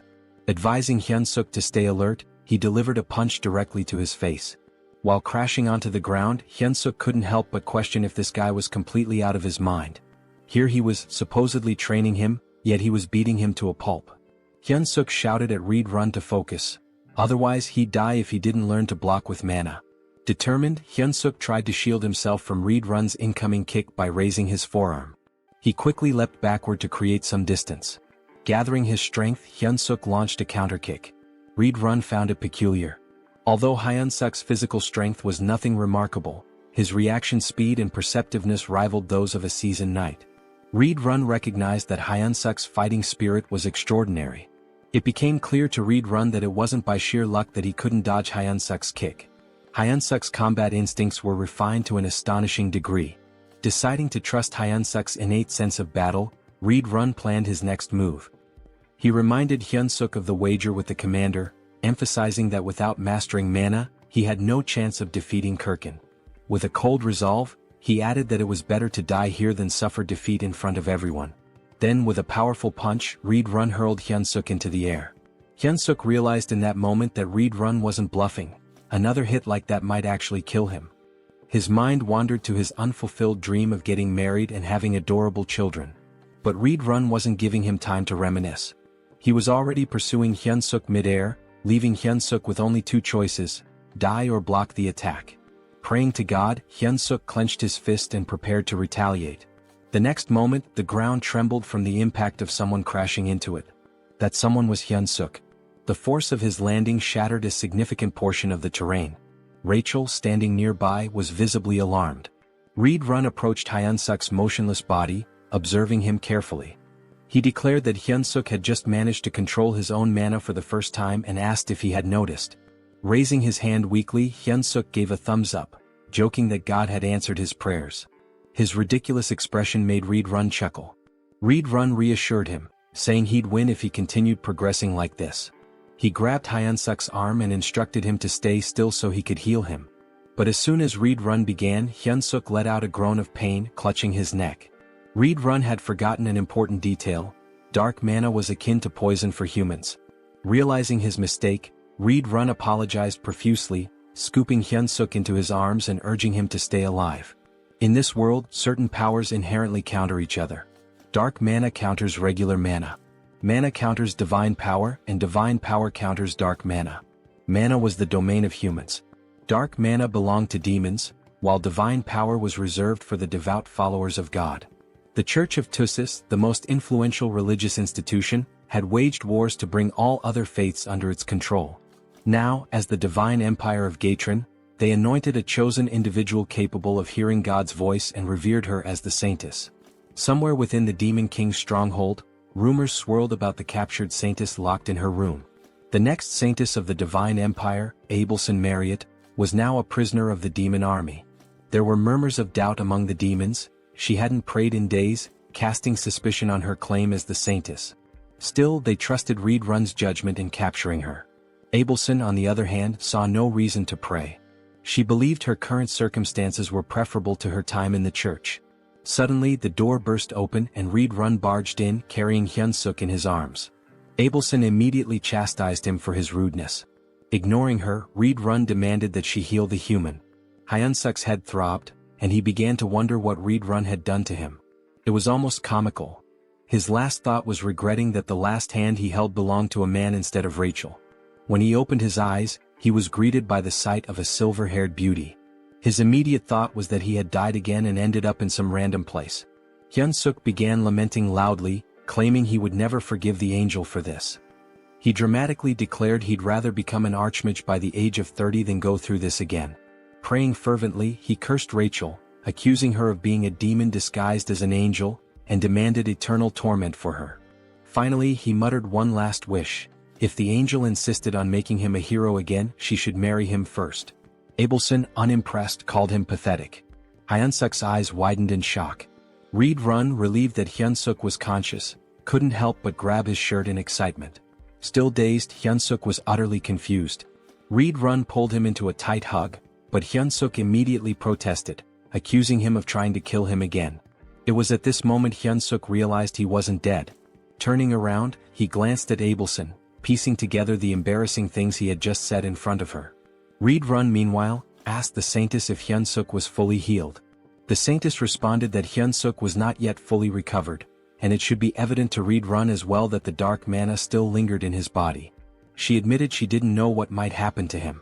Reed Run asked if her divine power couldn't erase the dark mana.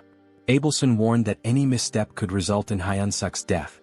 She suggested waiting, as the dark mana might dissipate over time. Apologizing sincerely, Reed Run promised to make amends by helping Hyunseok grow stronger through training. Despite being nearly suffocated by the hug, Hyunseok managed to remark that Reed Run didn't need to go to such lengths for someone as lowly as him. Reed Run dragged him away, but Hyunseok protested, asking him to wait. Meanwhile, Abelson grew curious about Hyunseok, wondering why a human was being trained by a demon. A few hours later, Hyunseok finally made it back to his room. Bobo, as usual, was there playfully chewing on Hyunseok's head. Hyunseok thanked Bobo. He recalled hearing that Bobo had destroyed his home and eaten the soldier who tried to feed him. Once again, Hyunseok thanked him, acknowledging that if it weren't for Bobo's separation anxiety, he'd still be stuck in training.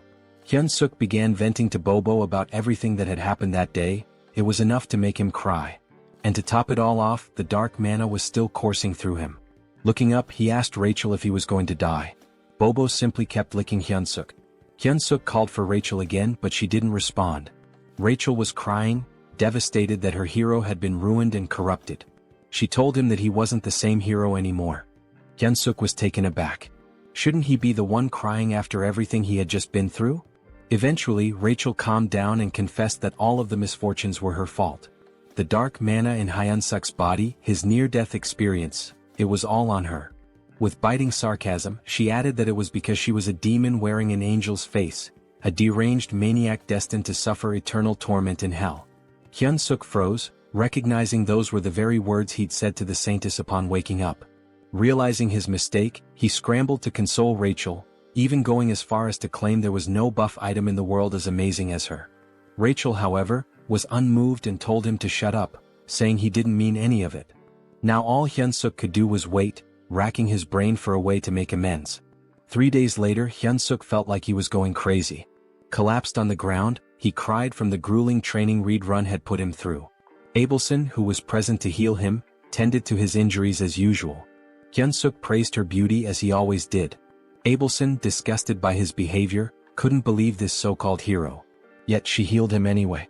Hyunseok shyly scratched his head and asked Abelson for a favor before his battle the next day. He wanted her to pray for his survival and if possible to come watch him fight. The request caught Abelson off guard. The day of the battle finally arrived. a match that would decide Hyunseok's fate. The crowd buzzed with speculation. Why would anyone challenge the commander, let alone a mere human? Of course, Hemis and Reed Run were in attendance. Hemis, enjoying the atmosphere, asked Reed Run who he thought would win. Reed Run confidently replied that Hyunseok would emerge victorious. He had worked tirelessly and his talent was extraordinary. Intrigued, Hemis leaned closer and proposed a bet. If Hyunseok won, Reed Run could continue training him. Reed Run found the wager unusual and asked what would happen if Hyunseok lost. With a sly grin, Hemis revealed the catch. Reed Run would have to kill Hyunseok with his own hands. It was the responsibility he would bear for his bold words. An uneasy feeling settled over Reed Run, but he had no choice but to agree. As she looked at Hyunseok, Hemis remarked how exhilarating it had been since she felt this much excitement. The announcer began introducing the fighters. Hyunseok stood ready, his mind clear and his body in peak condition. He wasn't nervous. When his name was announced, he stepped forward with confidence. Hyunseok reflected on how much he'd grown.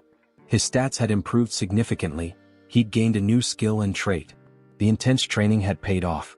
Reed Run's unique combat style, composed of 10 distinct forms, was now a part of Hyunseok's arsenal.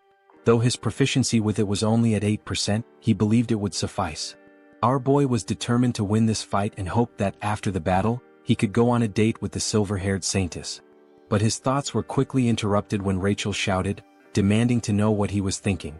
On the other side, his opponent was introduced. This beast, named Korkin, was here to punish Hyunseok for his arrogance. Both Hyunseok and Rachel immediately noticed that something was different about Korkin. He didn't look the same as when they had seen him before. Reed Run was also caught off guard as soon as Korkin appeared. Hemis wasted no time in reminding Reed Run that there was no backing out of their bet now. Korkin let out a roar so loud it sent shockwaves through the area. His combat level now stood at 10,573, which Hyunseok confirmed with his goggles. Hyunseok couldn't believe it. Korkin had surpassed 10,000 in just a few days. Rachel too was in disbelief. She suspected that Korkin must have done something underhanded to increase his strength so rapidly. However, Hyunseok clenched his fist and muttered to himself, of course, nothing was going to be easy. As soon as the fight began, Hyunseok charged toward Korkin. Korkin, already anticipating the move, raised his weapon in preparation. Hyunseok knew that if that massive club landed even once, he was done for. Korkin swung his weapon, but Hyunseok managed to avoid it. The swing was large and easy to predict. Hyunseok knew that he just had to stay calm, dodge and wait for the right opening. Hyunseok landed a solid blow, and the announcer remarked that it must have hurt even Korkin. Hyunseok readied himself for another strike, landing it once more. The impact was tremendous, but Korkin didn't even flinch. Hyunseok immediately realized he had messed up when he saw something blurry coming toward him. The object hit the side of his body with a powerful force. He quickly created distance between them, only to notice that his left arm had been broken by that single blow. Korkin, however, seemed unfazed by the damage he had taken earlier. Hyunseok observed that Korkin appeared normal, and his movements were still predictable. In his mind, Hyunseok reminded himself that he had endured worse before.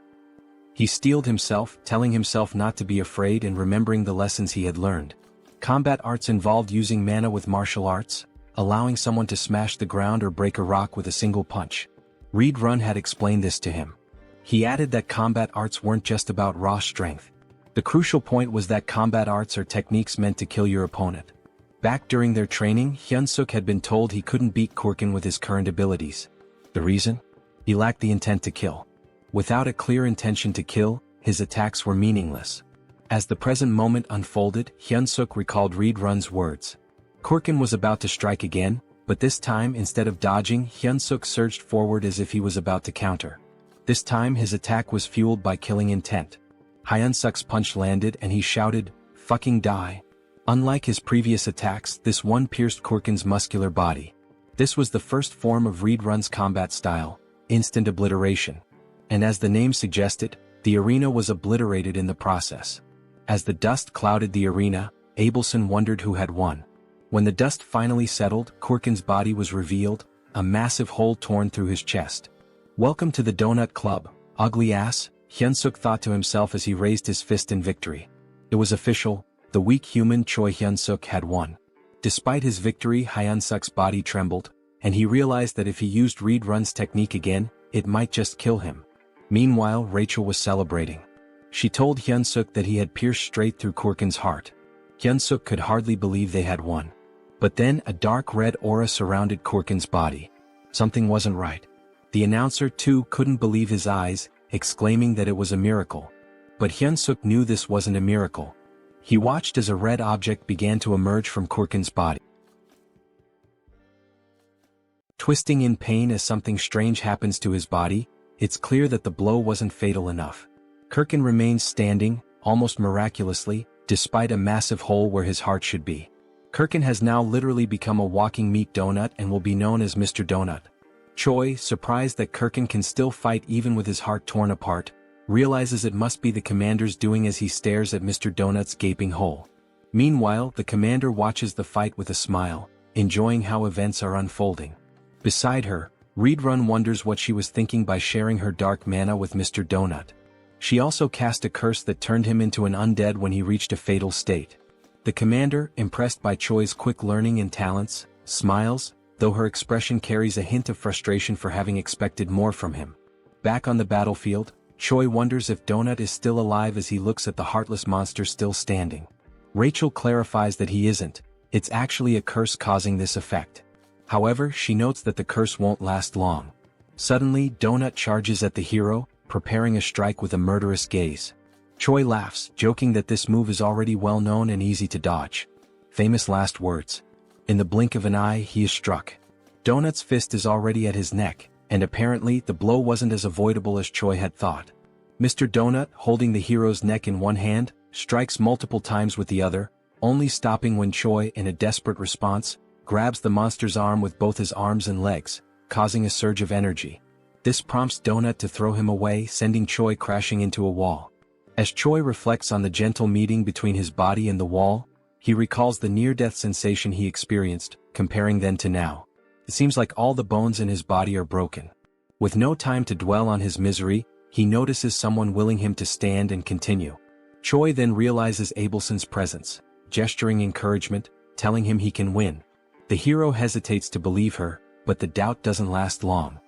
He rises, realizing the fight isn't over until it's truly over. His newfound courage stems from one thing: the fear of embarrassing himself in front of a girl. That's how we do to overcome death. Even with all his bones seemingly broken, he channels mana that acts as an armor for his body. A blue aura covers him. Choi then decides to counterattack. As he moves toward Mr. Donut, the system updates displaying 2 consecutive changes. His mana control advances from F to E and then from E to D. Charging a powerful energy-infused attack, the hero shouts an invitation to Abelson for a date. Screaming while smashing a goblin's thinking box seems like the perfect time to ask a girl for a hangout.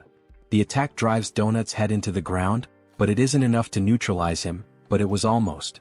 Realizing his attack was highly effective, Choi continues his assault, repeatedly striking Donut's meat coconut. The audience watches in stunned silence, unable to process what's happening in the arena.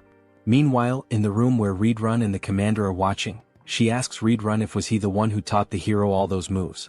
Reedrun denies it. He also added, emphasizing that he's never seen anything like this in his life. Turning the attention back on the battlefield, now nearing its conclusion, Choi's thoughts are focused on his possible date. Things like 1 night, 2 days, dinner and hotel, clearly more important things to think in a situation like this. However, he knows he must remain cautious while collapses in exhaustion. As a result, the commander tells Reedrun to be careful. Choi is a monster. She reflects that having a hero serve the demon army will be fun, even though Choi's face reminds her of someone she isn't fond of. Sometime later, the hero wakes up startled in his cabin, bandaged, and in the company of Dog and Rachel standing nearby. Before he can ask where he is, Rachel informs him he's obviously in his cabin. Choi, concerned about the outcome of the fight and his experience, is quickly reassured that he won and that Abelson tended to his injuries. Eager to check the system, he looks at his stats. Hero candidate Choi, now level 212, has seen significant increases not only in his level but also in stamina, mana, charisma, and unlocked mana control skill. As he reviews his stats, Rachel mentions she could have healed him too. Choi ignores the comment, focusing solely on the absurd number of levels he gained. Noticing the mana control skill, Rachel reacts with exaggerated surprise. She defends her reaction, explaining that she's right, it's extremely rare for anyone to achieve mana control. As she tries to elaborate on how amazing this feat is, she's interrupted by Choi, who notices a strangely folded piece of paper. The scene shifts to Abelson's prison.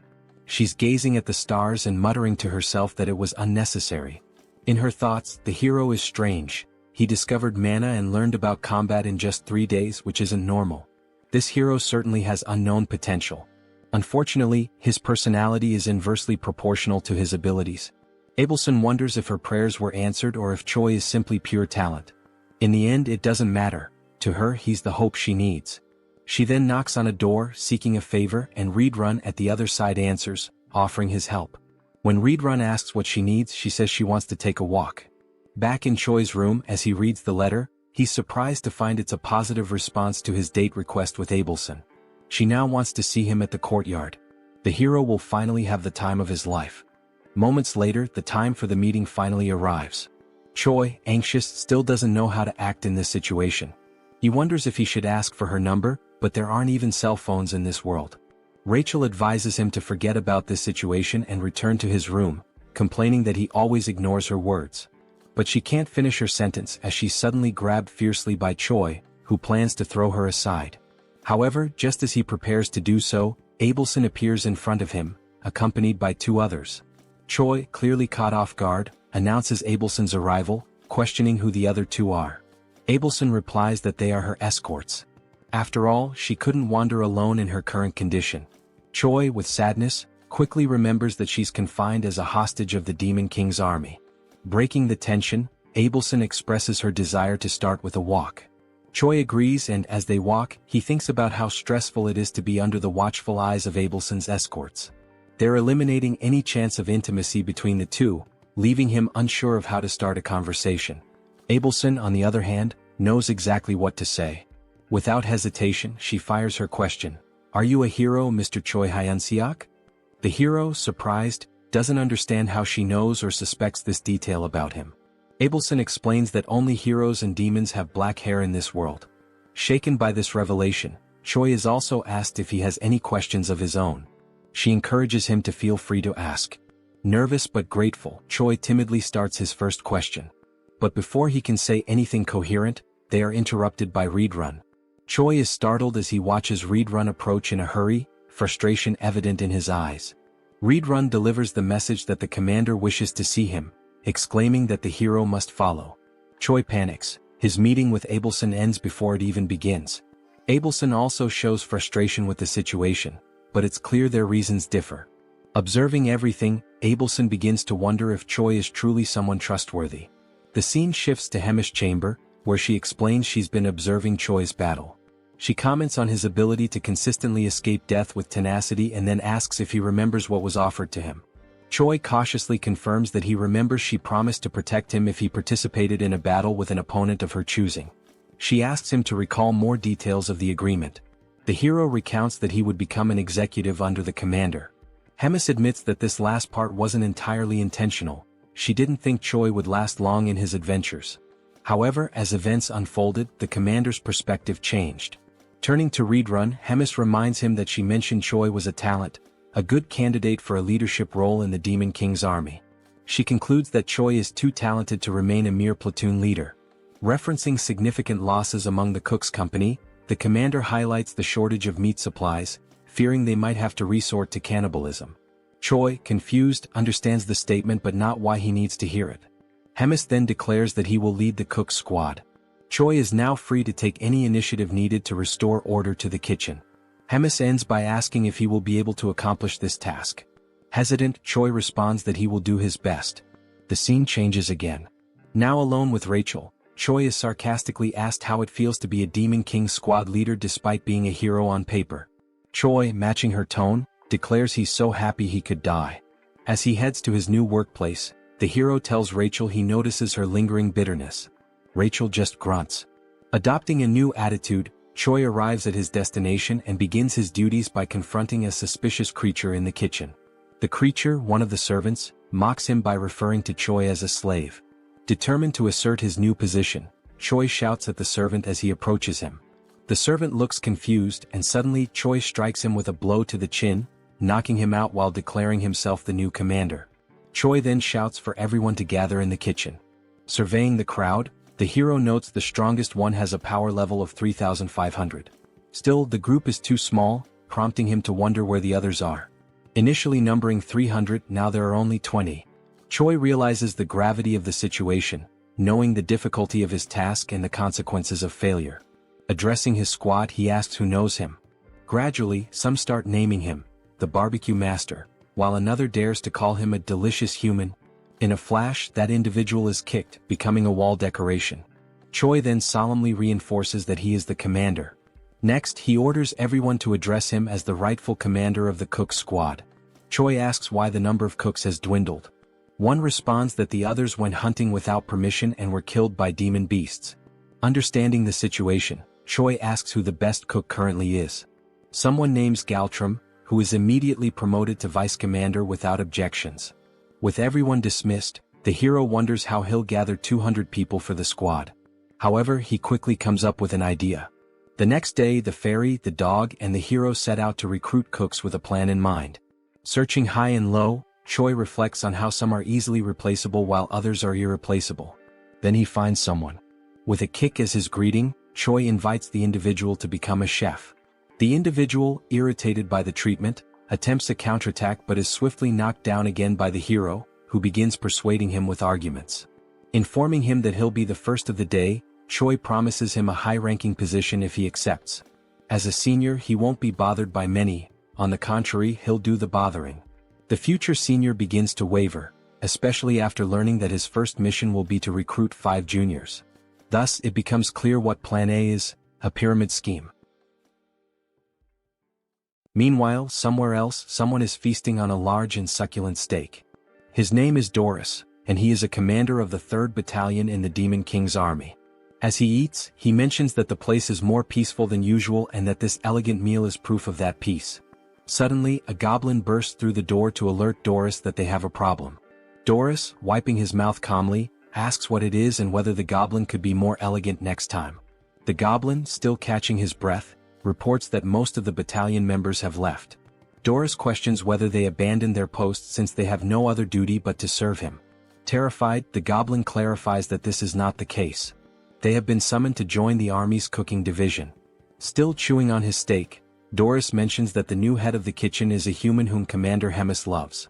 He then advises them to be more careful next time. The goblin shouts, saying that this is not a situation he should let slide so easily.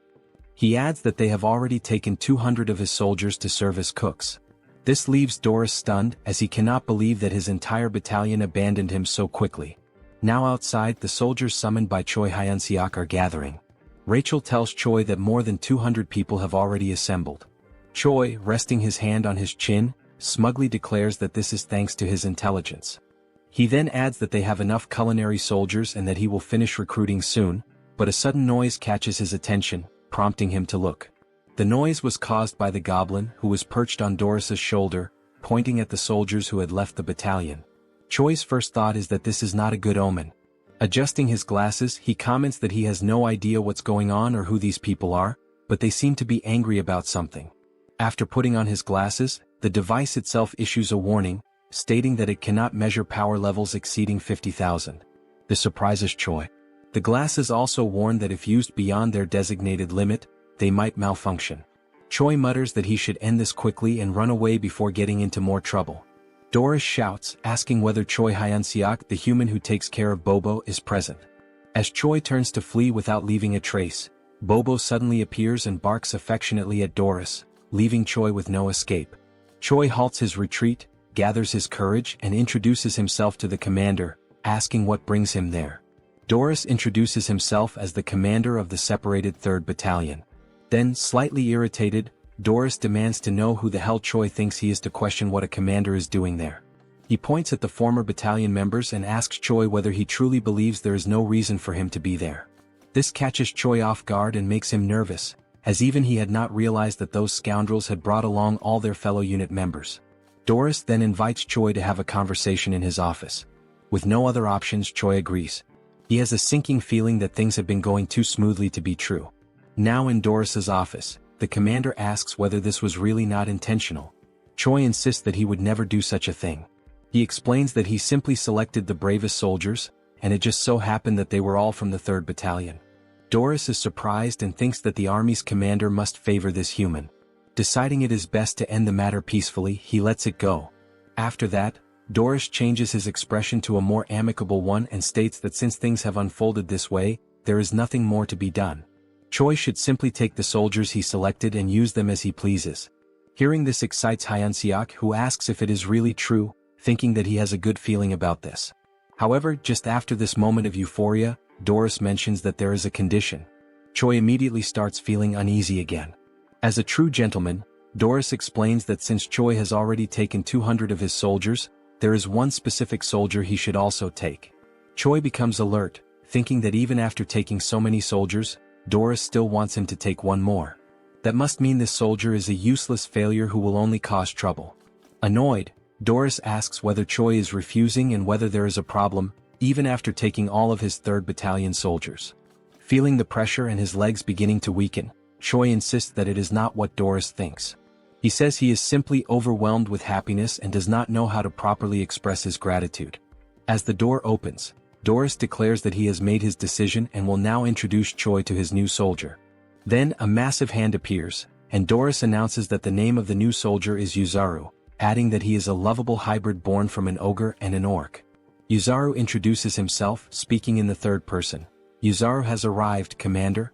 Since Choi was still using his glasses, he realizes that Yuzaru's combat power also cannot be measured. While Choi remains paralyzed at the thought of having someone so strong as a soldier, Doris comments that Yuzaru's flaw is that he is incredibly stupid, but he is strong. He then tells Choi to make good use of him. As Yuzaru tries to enter the room, he bumps his head on the doorframe and loudly states it, making Choi wonder just how stupid he really is. Back at the recruitment site, Choi announces that he will reintroduce himself to all members. He states that his name is Choi Hyunseok, the tamer of Bobo and the new head chef of the army. One of the soldiers comments that this is the first time he has seen Bobo. Choi, holding a bone, remarks that Bobo is a good boy. Bobo's eyes light up, and he even drools at the sight of the bone. Then, turning to the members, Choi declares that from now on, he will be organizing the unit. He puts up a list for everyone to see and explains that it is a new list, prepared by him, in which everyone must check their names and organize themselves accordingly. Rachel, surprised that he actually prepared a list, asks what criteria he used. Choi tells her that he believes everyone has the same level of intelligence, so he organized them based on combat power. He further explains that he assigned the weaker soldiers with more kitchen experience to kitchen duties. Then he asks Rachel if that was not a genius idea. After a while, one of the soldiers calls for him, stating that everything is ready and everyone has been organized. Delighted, Choi says he will check. With everyone divided into 2 large groups, Choi announces that the squad on the right is the culinary unit, while the one on the left is the combat unit. Using his experience, he acknowledges that some people might be unhappy with their assigned roles and invites anyone dissatisfied to step forward. A soldier raises his green hand, confirming that there is a problem. The goblin with a parted hairstyle, one of the weakest in the battalion, is the one who raised his hand. He states that he also wants to hunt and eat fresh meat right away. Choi gives a strained smile, admitting that this is a headache. He then calls for the goblin to come closer. The goblin cautiously approaches, contemplating what might happen. Once he is close enough, Choi suddenly kicks the poor goblin in the balls, making him scream in pain, his eyes bulging. Then Choi announces that this was his entrance exam. The poor goblin, now realizing that he will never be able to have children again, is left in agony. Without remorse, Choi declares that since he failed to withstand the kick, he has failed the test. Only then does the hero system finally appear, displaying a notification that thanks to his excellent leadership and command skills, Choi successfully organized and stabilized the unit. The system grants him the hidden skill of charisma level up, as well as an upgrade to his leadership skill level. Looking at the squad members, Choi asks if there are any other candidates with complaints. After a moment of silence, Choi clenches his fist, preparing to give a speech. Then he shouts for everyone to hear that everything is confirmed. He gives the order for the combat unit to grab their weapons because it is time to hunt. Now, in the great forest north of the Black Fortress, Choi gathers with all the members of the combat unit. Choi remarks to Rachel that, especially today, the forest seems calmer, with no sign of a single beast around. She replies that it might be due to the presence of Bobo and Yuzaru. Since they are so strong, they could be scaring the monsters away. Agreeing with her, Choi acknowledges that it is a plausible theory. Then we see Bobo and Yuzaru looking cuter than ever before. Choi grumbles, saying that those two are his best soldiers, and he simply cannot leave them behind. Rachel then suggests that they use bait to lure the monsters. Choi questions her idea, saying that if they had extra meat to use as bait, he wouldn't need to go hunting in the first place. Rachel smiles and tells him that he misunderstood. She is not talking about sophisticated bait. Pointing at all the squad members, she explains that they will serve as biological bait to attract all the demonic beasts. Choi loses his sparkle, then looks up and asks God what he did in his past life to deserve this.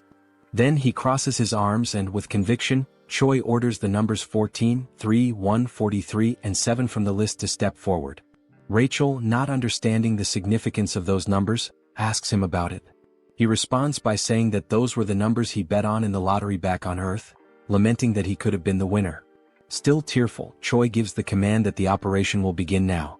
He then orders Yuzaru to grab member number 14, which excites the giant. After being held by Yuzaru, the poor member number 14 asks if he has lost his mind. Calling him an intercontinental ballistic goblin, Yuzaru effortlessly tosses the goblin far away. Choi, with his hand on his chin like a thinker, comments that it's a great idea, as continuing to throw weak soldiers like bait will eventually attract the attention of the monsters.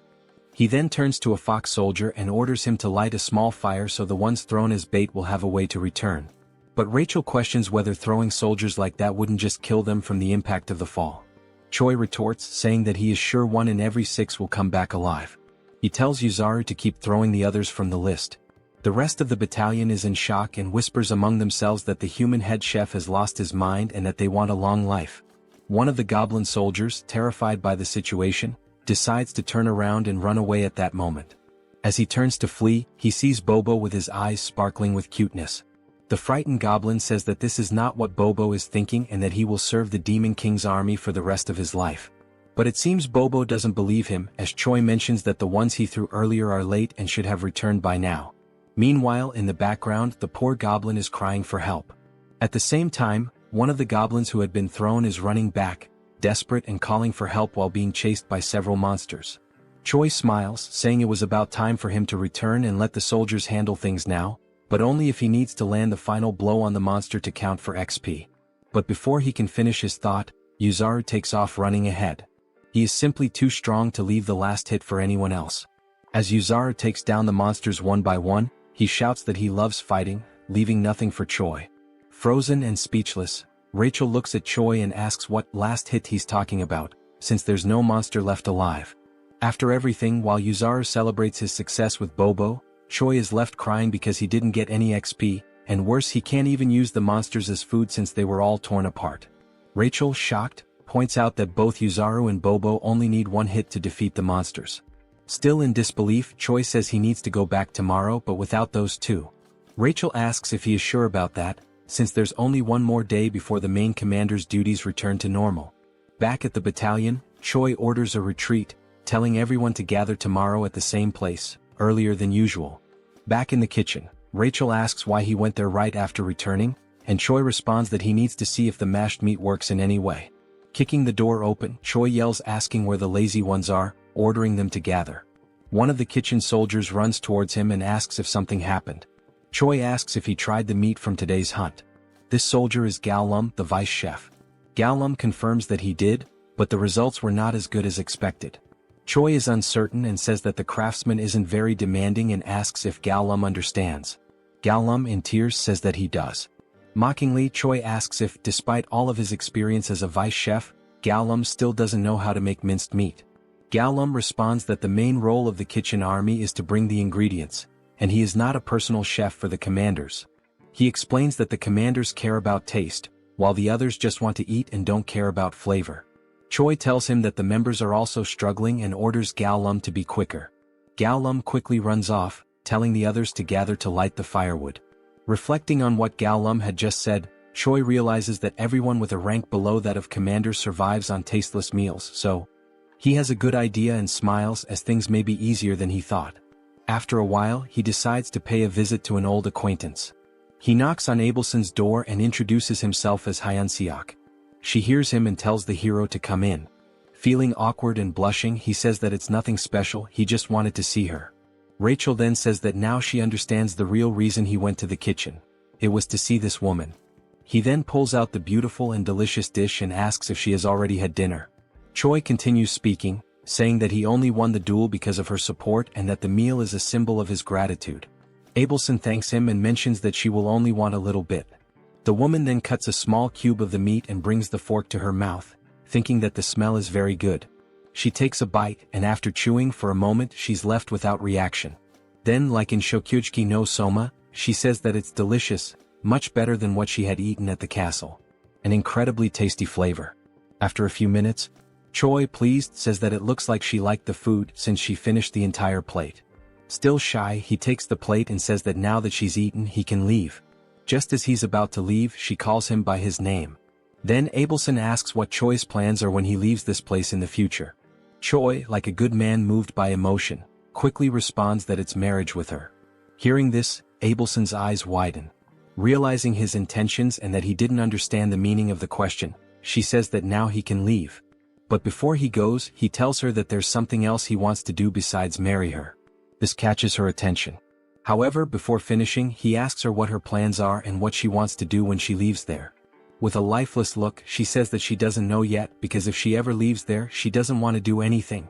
Now, in Gartran, the divine empire of the capital of Gratium, where the theocracy is governed by the Pope of the Church of Ducis. A man kneels and refers to another as Your Holiness, then he provides the information that they have discovered the location of Abelson Marriott, the next saint. He then adds that, supposedly, Abelson is imprisoned in the Black Fortress where the glutton resides. The man sitting on the throne asks how the next saint ended up in such a place. Tapping his fingers anxiously on the throne, he asks if there has been no word from the Demon King about this. The man replies that there hasn't been, as no one knows what they want since they're not demanding anything. Rising from the throne, the Pope says that in the history of wars between humans and demons, there have been only a few times when humans managed to breach the Black Fortress. Even so, on those occasions when they succeeded, the glutton Hemis was absent. So, attacking directly now would be very reckless. Opening the curtain to the window, he says that he will send a secret rescue team. Then, Pope Orvan IV gives the order for the man to summon their hero. Back in the hunting grounds, Choi organizes the kitchen battalion soldiers into 2 blocks, literally. However, something keeps nagging at him. He can't stop thinking about what the hell Abelson meant when she said that she didn't want to do anything else. Walking to a suitable spot, he stops and says that this should be enough. While rummaging through his backpack, he calls the platoon commander forward and tells him to step up. He takes something from his backpack and tells the platoon commander to eat. What he pulled out were 2 steaks of meat, and while the soldiers look on in disbelief, they think it's some new type of bribe or some kind of leftovers. Choi asks if they're not going to eat, and the soldiers apologize and quickly begin eating.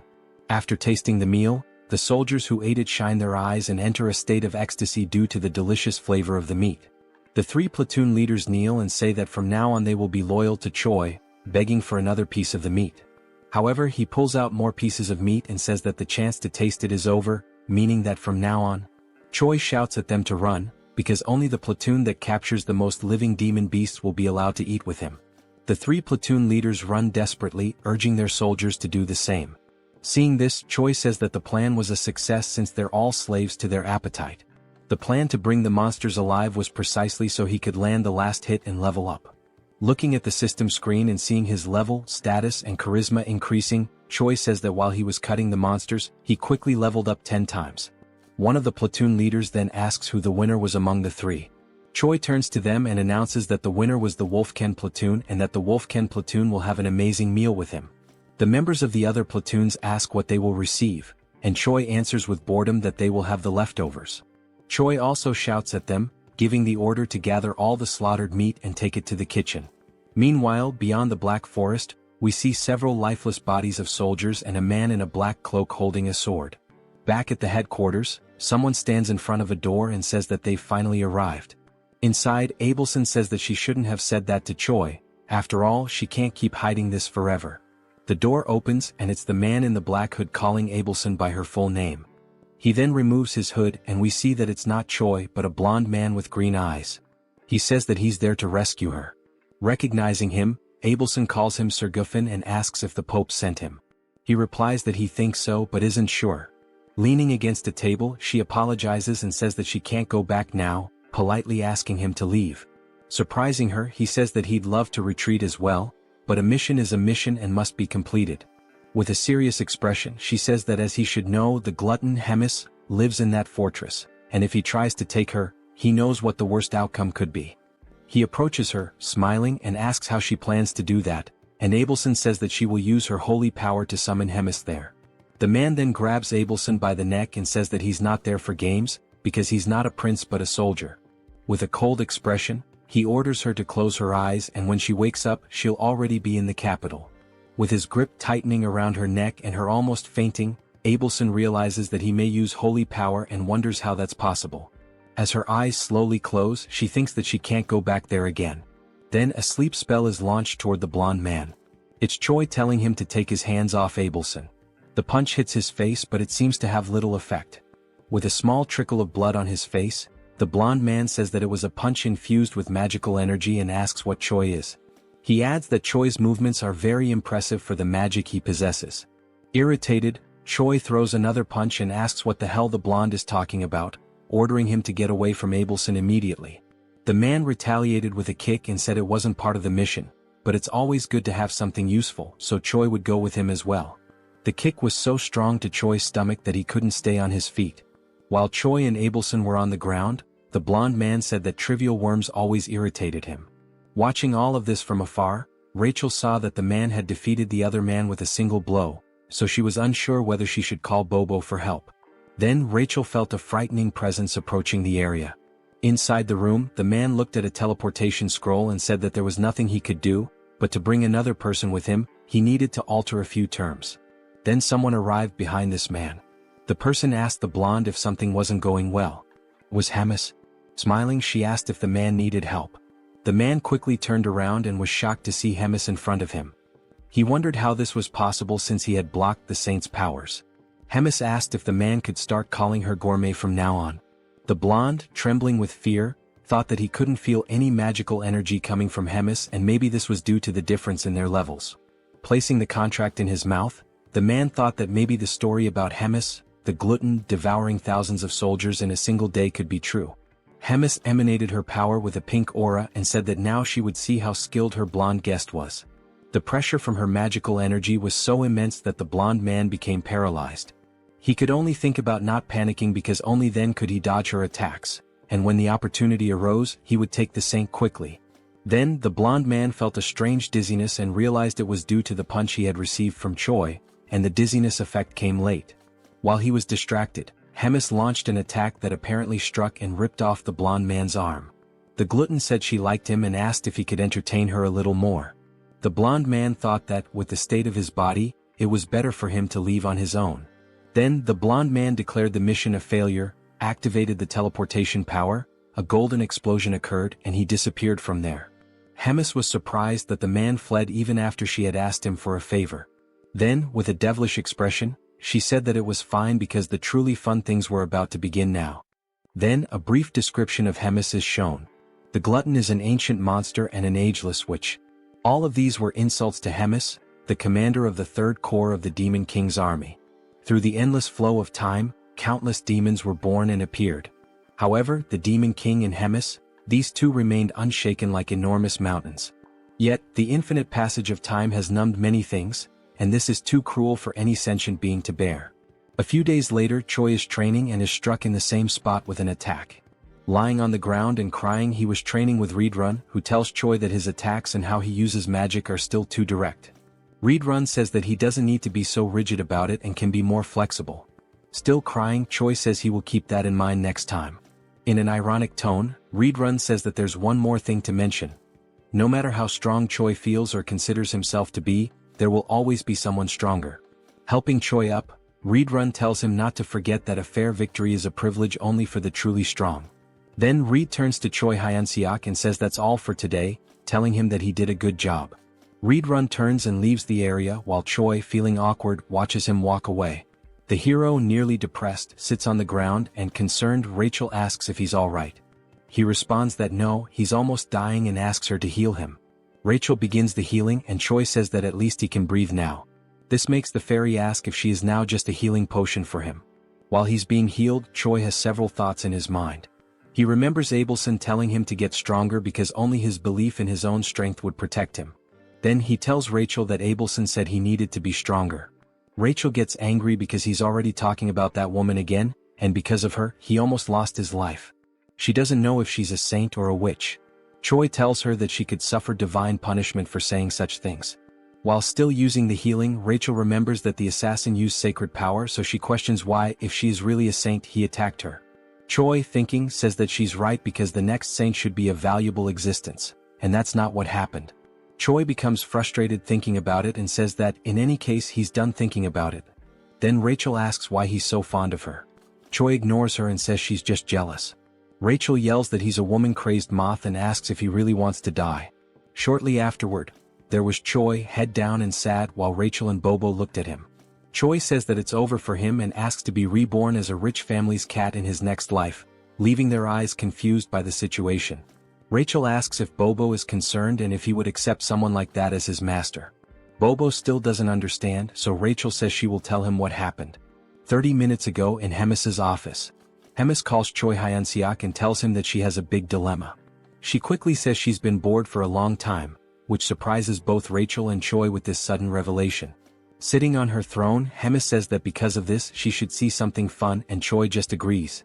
Hemis then says that he will have 1 month to train and defeat the battalion commander, which leaves him incredulous and nervous, asking if she really said that.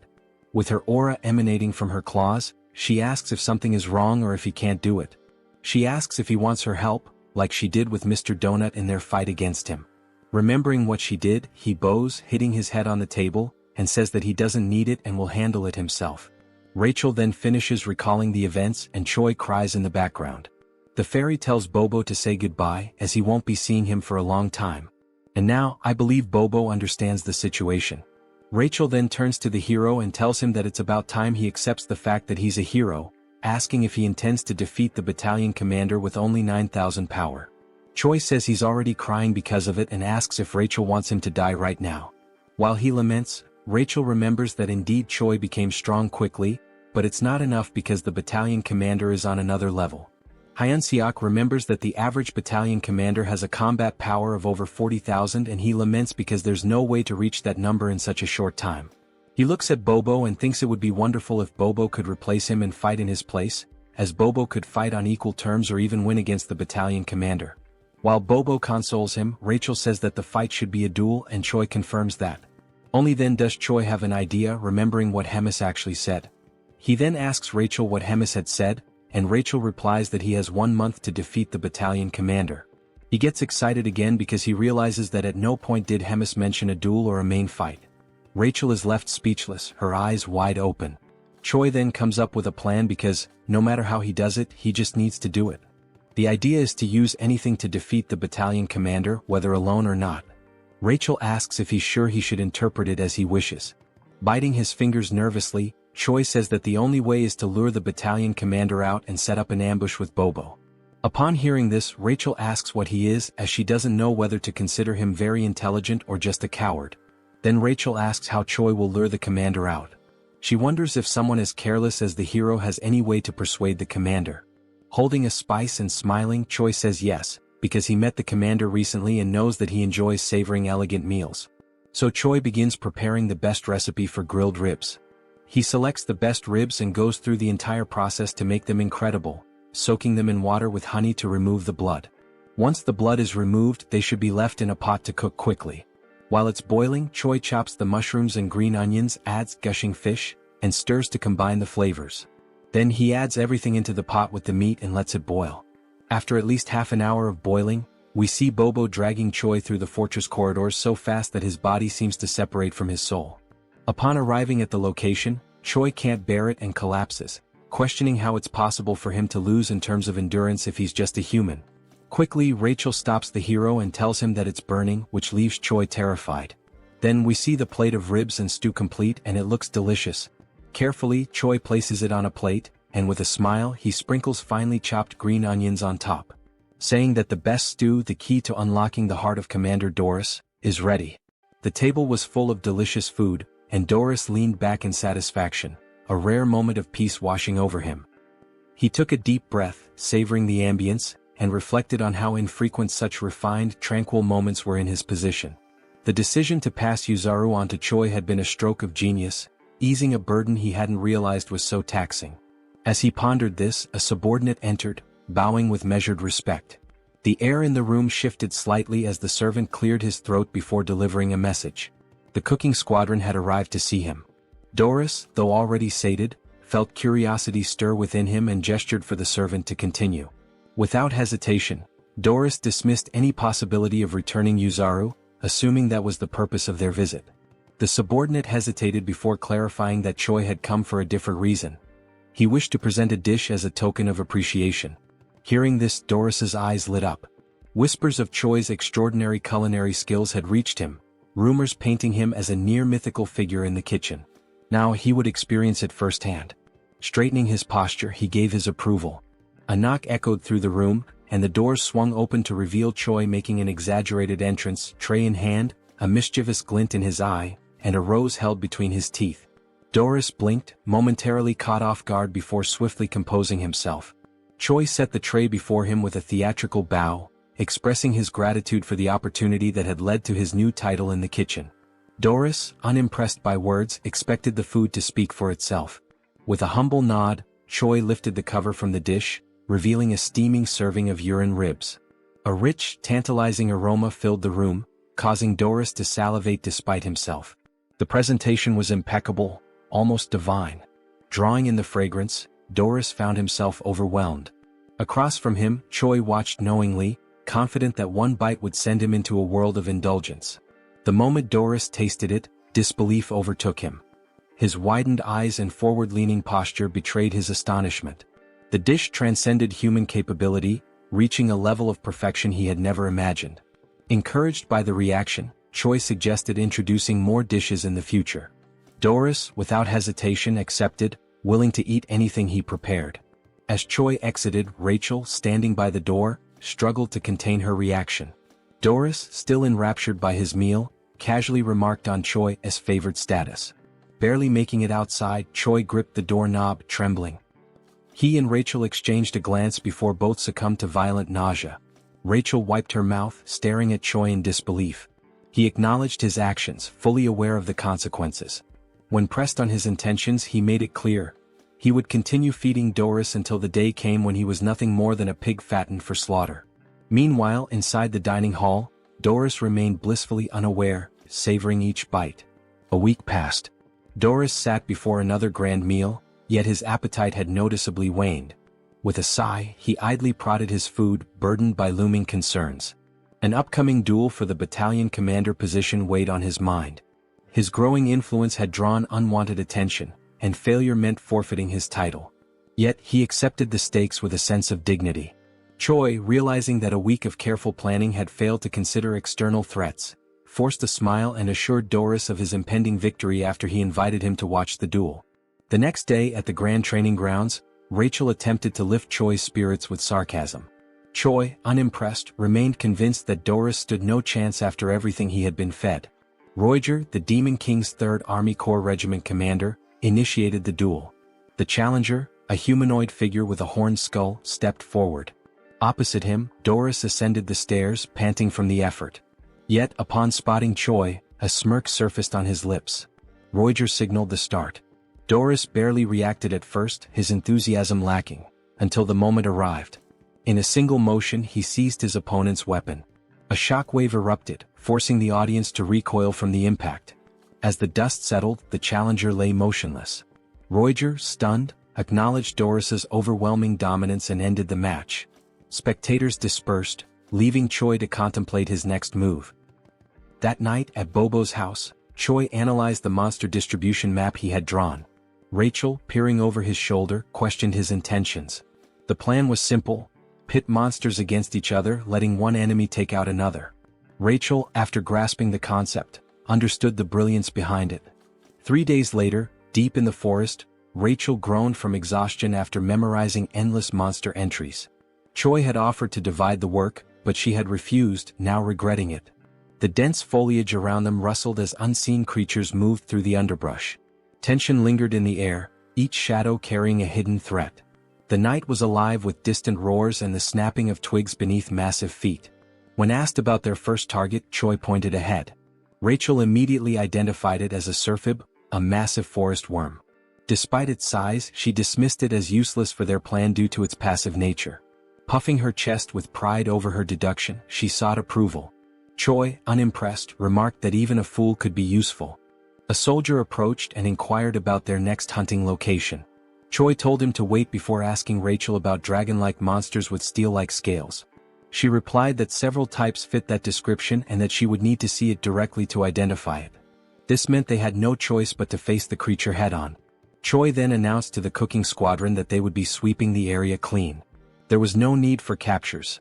Everyone was free to kill to their heart's content. He even gave them permission to eat their prey immediately.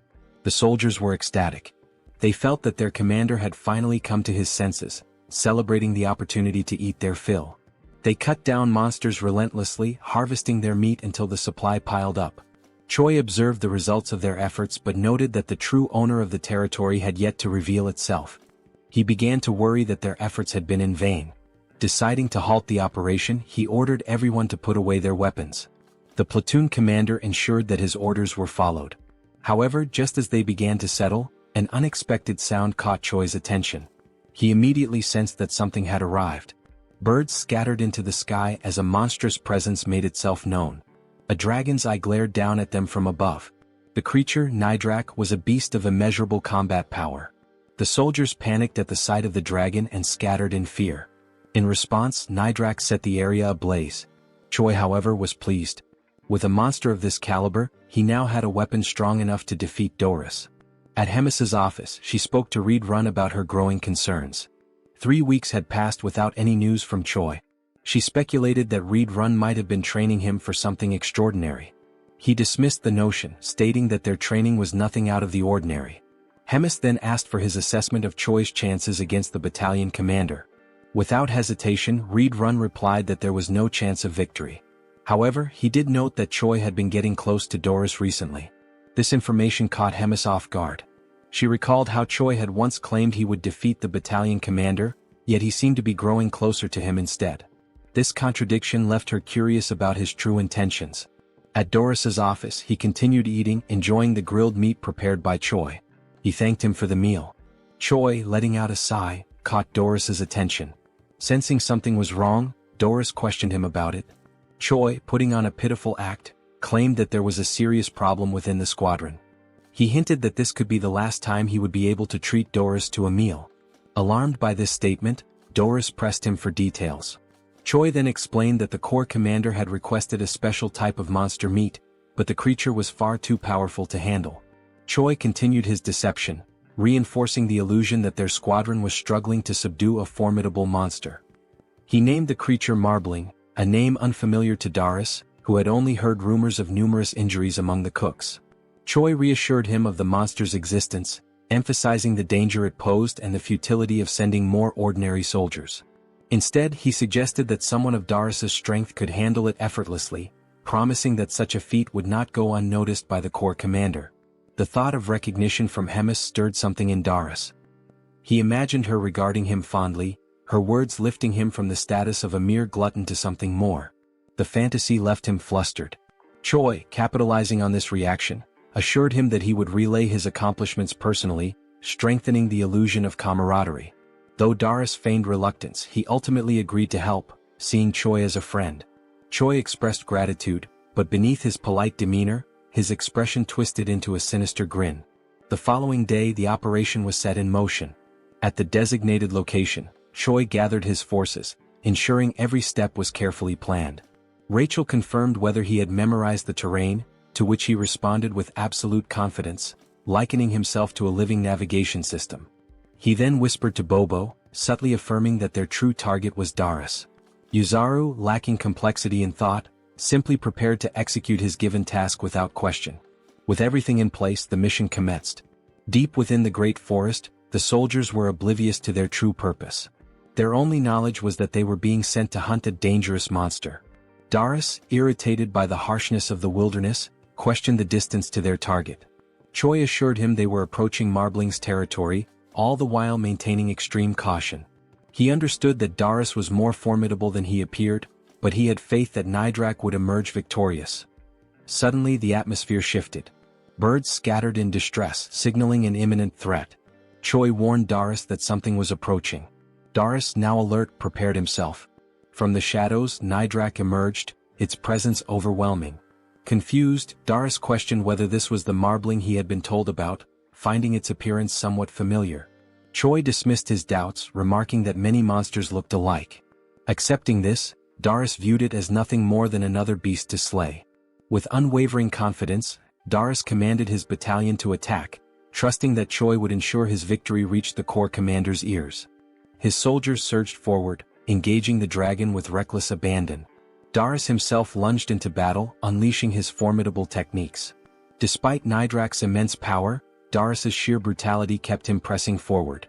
Choi observed with growing concern, realizing that Darius was more resourceful than anticipated.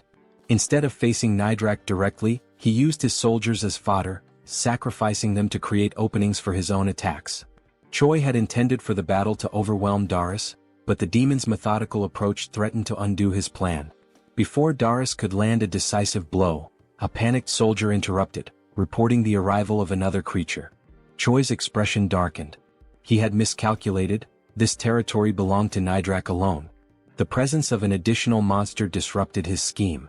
Retreat was immediately ordered, but before they could escape, a massive worm-like creature emerged. It was a Surfib, an entity Choi had initially dismissed due to its supposed non-aggressive nature. However, perceiving the ongoing battle as a territorial dispute, the Surfib prepared to fight. Darius quickly called for a full withdrawal, but Rachel realized that allowing him to escape would jeopardize everything. Choi knew he had no other choice. With a swift, decisive motion, he launched an attack. Using the read-run combat style's first form, he struck Darius, ensuring he had no time to process what had happened. His voice rang out, demanding that the retreat be cancelled. He called upon the demons to stand their ground, invoking their pride and courage. The chaos intensified as the battlefield descended into further disarray. Amidst it all, Darius registered the pain and the deafening roar of battle around him. Darius felt a surge of rage as he questioned whether he was being betrayed by a mere primitive human. Consumed by anger, he called out Choi's name, determined to risk everything to confront him. Activating his skill, Full Bloom, he unleashed a devastating attack. Choi, unaware of what was happening, found himself with no escape.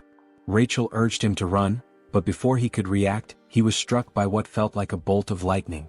The force nearly killed him, leaving him in shock and confusion about the nature of the attack. Through the chaos, Choi spotted Darius standing firm on the battlefield, declaring his intent to tear him apart while he was still alive. Realizing the imminent danger, Choi quickly assessed the situation, wondering about the whereabouts of Bobo and Yuzaru. Meanwhile, Rachel scanned the battlefield and noticed that Surfib's attack had caught everyone in its range. Choi felt as though he had been left alone to face Darius, who was seething with rage. Despite Darius' overwhelming fury, Choi saw him coughing up blood, recognizing that his opponent was pushing himself beyond his limits. Deciding to stall for time, Choi sprinted as fast as he could, instructing Rachel to call out the monster clusters from the map she had shown earlier. She complied, reading them aloud as she saw them. If Choi continued straight, he would reach the Warhound habitat. Darius, undeterred by the surroundings, pursued him relentlessly, showing no concern for the monsters in his path. Choi knew that while most creatures would avoid the strong, a habitat with younglings would provoke an aggressive response. Darius dismissed Choi's tactics as feeble tricks, determined to ensure his demise. Channeling his strength, he unleashed a level 3 technique, Falling Flowers. His power surged, fueled by his deep belief that promotion was the greatest weapon of a demon. With confidence in his overwhelming strength, he prepared to end Choi once and for all. However, something felt off. His body wavered, and he suddenly coughed up a significant amount of blood. Choi, having stopped to observe, listened as Rachel pointed out that Darius' demonic energy was depleting rapidly. Darius realized too late that he had reached his limit. Expending excessive energy while hunting demonic beasts had left him drained. Acknowledging the situation, he turned away, unwillingly accepting that he could not continue. Choi called out to him, questioning his retreat. Darius, though displeased, admitted there was no choice but to recover first. He vowed to return and exact vengeance, declaring that he would never forget this humiliation. Before he could leave, Choi refused to let him escape so easily. Calling out to him, he taunted the demon, stating that he had entered on his own terms but would not be allowed to leave so freely. Doris dismissed his challenge, ridiculing Choi for thinking he could be defeated by mere fists. But Choi was prepared. Activating Ride Run Combat Art 7th movement, he unleashed the explosive destruction wave. To his surprise, Doris endured the attack, proving his resilience. The demon smirked, accusing Choi of underestimating him. Before the battle could continue, an unexpected presence arrived. A voice cut through the battlefield, observing the fight with amusement. Hemis had appeared, questioning the commotion unfolding before her castle. A sudden explosion sent Choi flying into a tree, leaving him disoriented and in pain. As he cradled his head, trying to grasp the situation, Doris turned to the Corps commander, pleading for her intervention. He insisted that he had not yet lost and argued that this was not the final battle. Hemis, unimpressed, silenced him immediately. She mocked his incompetence, incredulous that a human had managed to beat him so severely. Given their ongoing war with humans, she found the thought of someone like Doris holding the rank of battalion commander utterly disgraceful. The mere idea made her shudder. She resolved to eliminate him on the spot. Choi, seizing the moment, rushed forward and boldly declared to the Corps commander that he had successfully defeated the battalion commander. Without hesitation, he kicked Doris, sending his blood splattering onto Hemis' face. Acknowledging their previous bet, she considered the outcome and extended an invitation to Choi, indicating that they had much to discuss. As they spoke, Hemis learned that even a Serphib had joined the chaos at the end. Choi admitted he had not anticipated that development either. Curious about his thought process, Hemis casually suggested that perhaps cutting open his head would provide some answers. Hemis acknowledged that Choi had manipulated the situation against her, finding his methods cunning and distasteful. Despite her disapproval, she admitted his success but warned him that such an opportunity would not come again. If he ever resorted to deceit or caused trouble in the future, the consequences would be severe. At Bobo's house, Choi lay sprawled on the floor, drained from the recent events but relieved to have survived. Still recovering, he inquired about Doris' polymorph and the concept of promotion. Rachel speculated that it might be a martial art exclusive to demons and suggested consulting the cow-headed one for answers.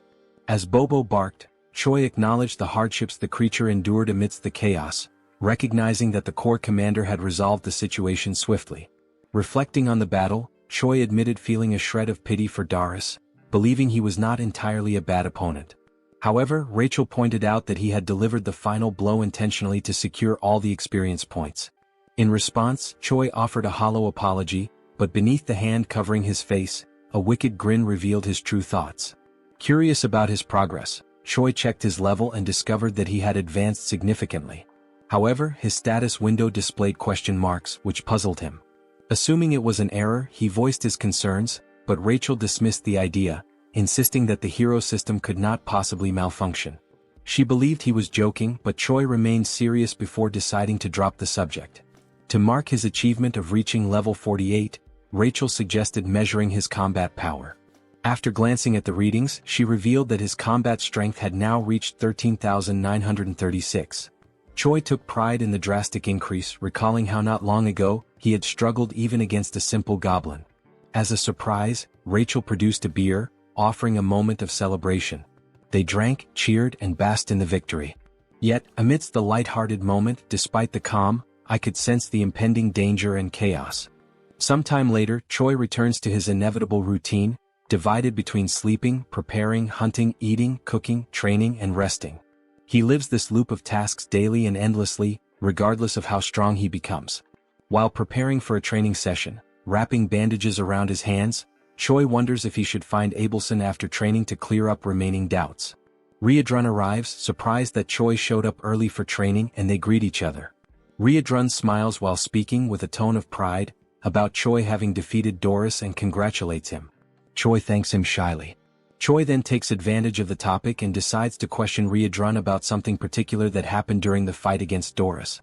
When asked if he knows anything about the technique called promote, Riadrun reflects with his hand on his chin, remembering it to be an informal style of ancient combat. The word informal makes Choi curious. Riadrun then explains that there are two forms of combat: formal, which involves movement, and informal, which is detached from formal structures. He also explains that, compared to formal combat, informal combat has significantly fewer variations. Since formal combat itself is already rare, informal is passed on more secretly. Choi then deduces that the difference is in summary something like attack damage versus skill damage. Riadrun continues, saying that despite everything, Promote is a style that has been passed down for quite a long time. Any demon who uses demonic chi can learn it. However, it is an extremely dangerous ability that few dare to use. It has many side effects. Choi then asks if there is a possibility for him to learn how to use Promote, since he possesses some demonic chi. Riadrun jokes about the amount of chi that Choi claims to have, emphasizing that besides being little, it is not natural to him, nor is it real demonic chi. Choi, in fact, seems to have ignored the warning that it is extremely dangerous. Choi uses the given argument that his chi is little to claim that the consequences may be mild and, in the worst case, Abelson could help. Riadrun, facing Choi's insistence, resists the idea of training such an ability. Choi, in contrast, is frustrated with the delay in giving a final answer. Desperate for approval, Choi throws himself to his knees, grabbing Riadrun by the leg. In an attempt to gain acceptance, Choi argues fiercely that without Promote, he will die. He argues that all the fights are meaningless, where his life is reduced to being a tiny ant with an expiration date for the commander. Finally, he swears not to insist if a single attempt goes wrong. Riadrun, convinced, understands all the points that Choi made and agrees to the training. Riadrun confesses to being uncertain, but he made a promise, from which he cannot back out, to Choi's relief. Riadrun then announces the beginning of training and demands that Choi pay close attention. The scene changes not to the underground prison of the Empire of Gartran. There, a shackled prisoner receives a visit from a man in white robes. The man in white greets the prisoner, whose name is Geffen. Geffen replies that he was wondering who was coming, surprised that it is the Pope. Geffen then asks what the Pope wants, since he had said he had no more business with him. The Pope responds that he brings an opportunity to make peace. Geffen then asks what he needs to do. The Pope, with a malicious look, responds that the mission is to eliminate Abelson. Geffen is surprised by the mission, asking why not a rescue and why the orders suddenly changed. He also asks what the church will gain if the goddess dies. The Pope responds with irony that it is not something Geffen needs to know. Geffen shows concern as there is a glutton there. The Pope reassures Geffen. He replies that he will place 4 warriors with him and that the glutton will be out for a while. The Pope then finishes with a threat, telling Geffen to succeed, stating that failures will not be tolerated. Back at the training field, Choi agonizes as a red energy emanates from his body and foam comes out of his mouth. Abelson is beside him, worried, asking Choi to try to control himself. Riadrun just watches without reacting. Meanwhile, Abelson scolds them for practicing demonic combat techniques, saying it's a madness considering that Choi is human. Riadrun argues that at every moment Choi claimed to be fine, and after so much time training there shouldn't be much demonic QI left. Abelson, enraged, disregards Riadrun's words and retorts, asking if they are healers. There's no way they could determine that Choi was fine since they're not specialists in that. Abelson explains that she had controlled and sealed Choi's demonic QI, but during the training it was undone as they thought they could handle it. Riadrun then asks what's going to happen to Choi, and Abelson replies that she won't be able to hold the situation as it is. She says it's too late to try to seal the demonic QI. Instead of sealing it, she decides to try to make Choi's body adapt to the energy flow. Abelson tries to compress the demonic QI and suppress it with divine energy to spread it out so that it stops being concentrated, and that way Choi's body can endure it. Riadrun is surprised by the idea and questions if it's really possible. Abelson shows that she's not completely sure because she's never done anything like it before, nor has she ever heard of another deity doing it. There's even a chance that the demonic QI will rebel against the divine power and get even more out of control. Nevertheless, she decides to insist on the idea even if it results in the worst. In the end, time is passing and there's no other choice but to try. Sometime later, Choi wakes up in his room startled. He tries to get up, wondering what must have happened, as if a lot of time had suddenly passed. Suddenly he is hit by Rachel and Bobo, who throw themselves on Choi, happy that he finally woke up. Rachel doesn't hide her joy as she fervently repeats that Choi finally woke up after 3 days. Choi is shocked by how long he slept, which leads Rachel to ask if he doesn't remember anything. Choi replies that he remembers trying to learn Promote and tries to check if anything changed in his system window. Upon checking, Choi notices that something has changed. He finds a new status called Demonic QI accompanied by question marks in the system window. While calmly checking it, he is interrupted by someone's arrival. Riadrun and the commander enter the room, and the commander jokes, saying she knew Choi would wake up. Choi tries to get up to greet the commander, staggering. However, the commander says he doesn't need to strain himself in his current state as he can barely get on his knees. The commander then points out that she heard from Riadrun that Choi was practicing the use of demonic QI. Choi gets nervous when questioned why he didn't tell them about it. The commander approaches Choi, evaluating his condition, knowing that the goddess was the one who healed him, stating that it was worth having been revered as a saint. After all, she did a good job. Choi gets confused by the mention of the saint. The commander turns to Choi, conjuring dark energy from her mouth, saying that the demonic QI training isn't over yet. This time, she herself will give a special help. After all, as Choi himself said, he is a little ant that belongs to her. The commander strikes Choi on the neck with her magic like a snake, biting him and instantly putting him into shock. Riadrun tries to ask what's happening. The commander responds that it's nothing to worry about Choi, he will just need to rest a bit more. Choi watches them leaving for a meeting with the Demon King in his last conscious seconds. Days later, at Bobo's house, the saint finishes another day of healing Choi's body. Abelson has been treating Choi since the day of the incident during training. After she finishes, Choi thanks her for always helping, and internally, he's grateful for the chance to see her every day. Abelson mentions there's no need for thanks, since it was Choi's willpower that helped stabilize the crisis. She also murmurs that thanks aren't necessary because he is her hope. Choi doesn't understand Abelson's murmur and asks her to repeat it. She ignores the request and says goodbye, saying she's done everything she had to for the day. Choi is left confused, thinking about other times the saint said things he couldn't understand, and how many strange things are happening in this world, leaving many questions. The only thing left for Choi is to wait for things to unfold.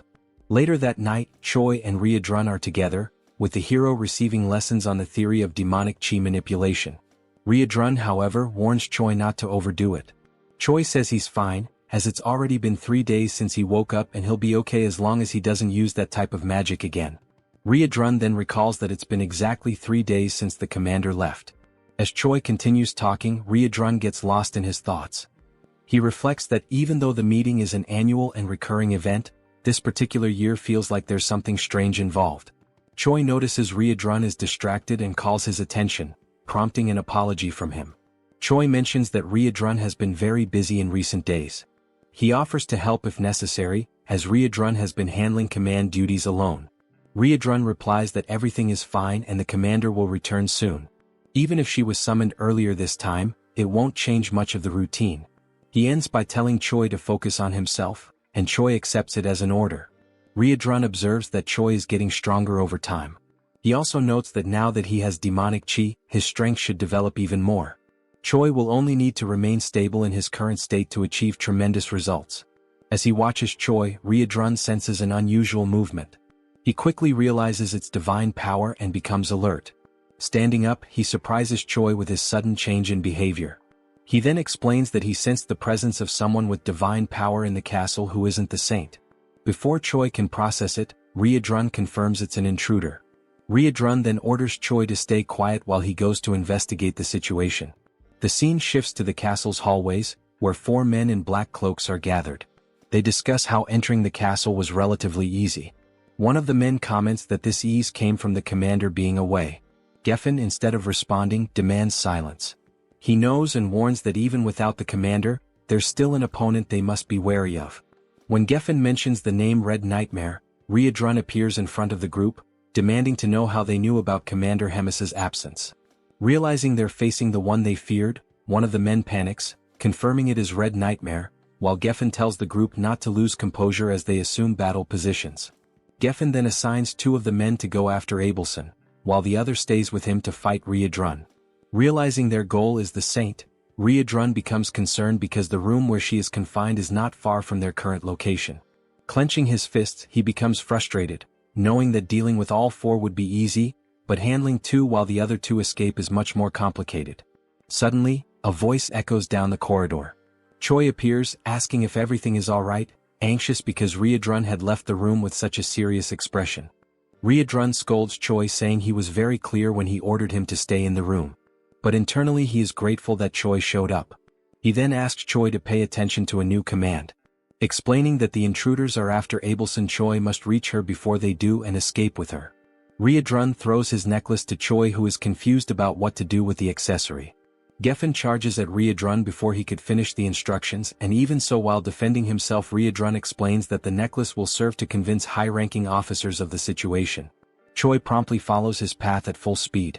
Geffen, irritated, orders his companion to go after Choi and stop him.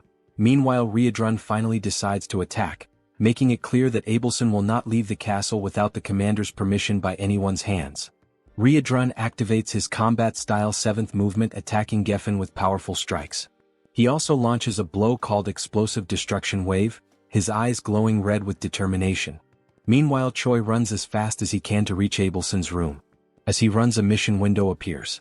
The mission this time describes that evil men are trying to kill Abelson and Choi must protect her, and who knows, maybe after that a romance might arise with a reward of 1,000 points. Knowing that the humans are actually trying to kill the saint makes Choi anxious. Another detail in the message that confuses him is the large amount of points awarded if he manages to complete the mission. Upon arriving at Abelson's room, Choi urgently announces that they need to get out of there immediately because humans are attacking. Abelson is caught by surprise and does not understand what is happening, so Choi explains that it is an attack from the same people who attacked previously. Meanwhile, in the nearby corridors, Riedrun's troops delay the intruders' advance. The comrades warn Choi not to waste time and to flee with the saint. Choi immediately grabs the saint by the hand and in a swift motion places her on his shoulder. With no time to apologize for the lack of courtesy, he runs carrying Abelson. The scene shifts to a room where a meeting is being led by the 3rd Commander Roiger. He comments on Doris's defeat by a low-level human with a tone of disappointment. The memory of the commander asking him to take care of correcting everything while she's away takes over, and Roiger wonders why he was chosen for such a task. Focusing on the meeting, he decides to end it as there's nothing more to be discussed and asks everyone to follow the orders. Suddenly, a goblin interrupts with an urgent report. He explains that Choi has arrived carrying Riedrun's necklace, and Roiger tries to understand the situation. The goblin then explains that other humans are attacking the castle trying to find Abelson. Roiger receives the message and becomes irritated with such inconvenience. Moments later, Roiger encounters Choi accompanied by Abelson in a corridor, who intends to explain the situation in more detail. Choi then begins to tell that Riedrun detected divine power within the castle, and promptly went after the intruders who turned out to be humans seeking to put an end to Abelson. Roiger does not believe that humans would attempt on the saint's life, and asks Choi to calm down, thinking it must be some mistake. In a brief moment, Roiger senses something strange approaching, and before he can react, with only enough time to tell everyone there to protect themselves, a devastating attack hits the corridor windows, signaling the arrival of another enemy. Now, with no more doubt about the human's objective, Roiger is stunned by the reality he is witnessing. Roiger, seeing that the enemies are approaching the saint, casts a restriction spell to try to stop them. However, the distance is too great, being insufficient to stop both attackers. Choi decides to act, preparing to use the 7th movement of Riedrun's combat art. Before one of the enemies could reach Abelson, Choi hits him from behind with a powerful punch, knocking him out instantly. Choi shouts as he attacks, declaring that he will protect Abelson. Meanwhile, in Riedrun's battle, one of the invaders has already been defeated, while Geffen mocks the loss of his companion after having used him as a shield. Riedrun already expected Geffen to be a strong opponent, but even so, the level of Geffen's strength is surprising, equating to that of a commander. Besides strength, divine power and demonic IQ are natural enemies. Such points are essential to classify warriors like Geffen as heroes of humanity. Geffen laughs while belittling Riedrun, considering his struggle against the 2 invaders as proof that he is just another ordinary demon. Riedrun keeps his composure, questioning how someone with no chance of victory can be so arrogant. Geffen asks who could possibly stop him now that the commander is not present and Red Nightmare is not all it was believed to be. Confident in his strategy, Geffen only needs to keep Riedrun occupied while his comrades deal with the weaker henchmen. Riedrun takes on a more serious stance as the enemy has demonstrated deep knowledge of the castle's defense strategies. Determined to end the clash, Riedrun declares he no longer has time for talk and will finish this quickly. Geffen smiles and asks how Riedrun plans to end the fight quickly, considering their powers are incompatible. Riedrun responds that pure brute force can overcome any incompatibility. Meanwhile, in Choi's fight, after knocking out one of the invaders, Choi hears the other one say he didn't know there was another hero in the Demon King's army. The man laments that he didn't expect 3 corrupted humans to be on the Demon King's side. Choi ignores the enemy's concern and warns that the invasion plan has already failed and that all castle allies are on their way. Choi also declares that no matter how strong this enemy may be, there's no way to fight an entire army and the best strategy is to surrender. The man scoffs at the hero's statement, asking if he's sure the invasion has actually failed. Nearby, Roiger wonders when the hero learned Riedrun's combat arts, but also feels grateful that it allowed them to capture one of the invaders. The captured invader mutters something inaudible which soon reveals itself to be an incantation, a spell to use his own body as a sacrifice and quickly spread flames. He used sacred magic to burn himself completely, creating fire as a last resort, forming a wall of fire, a blaze that creates a kind of flaming arena. These flames are capable of killing a person with just a single touch. The man, now more confident, raises his sword while stating that not even the highest-ranking demons will be able to easily pass through the wall of fire, giving the hero the only option, which is to hand over Abelson. Choi is caught in distress, desperate, not understanding why the humans are interested in killing the saint. Choi desperately wants to know why they want to attack someone who is on their side. The man does not acknowledge Choi's statement, and when he tries to explain the obvious, Abelson decides to speak for herself. The divided empire abandoned God a long time ago. Choi is caught off guard by the information, and Abelson continues explaining that the only thing the empire needs is a puppet that obeys commands. For that it doesn't matter whether it is the real saint or not. Tired of the conversation, the man strikes his sword to the ground. He declares that he no longer wants to hear drama and will give the hero a 10-second head start. Choi finds himself under pressure, with no safe strategy to withstand a direct fight for long. The only thing that comes to mind is exactly the riskiest possible option. While the man begins his 10-second countdown, Choi starts activating Promote. Upon activating the first level of the magic, Choi immediately causes concern in Abelson, because she realizes what he plans to do. The saint tries to warn him that his body won't withstand it and tries to make him stop, but time is running out. Nothing will be able to convince Choi because he already believes that everyone is going to die, so the only thing left is to fight with everything he has. Pushing the technique to its limit, reaching full stage 2, Choi still hasn't given up on evolving Promote. He recalls Riedrun's instructions, who explained that Promote has 3 stages named Bloom, Full Bloom, and Falling Flowers. Each step taken increases the risk to the user, highlighting that Choi should never think of going that far. Although he must master the previous level before moving on to the next, reaching the 3rd level is too risky. But Choi saw no choice in the face of certain death. So he decides that if he manages to do it, this will be the only time. After 7 seconds, Choi finally reaches the peak. His heart feels like it's about to explode while his body screams for him to stop this madness.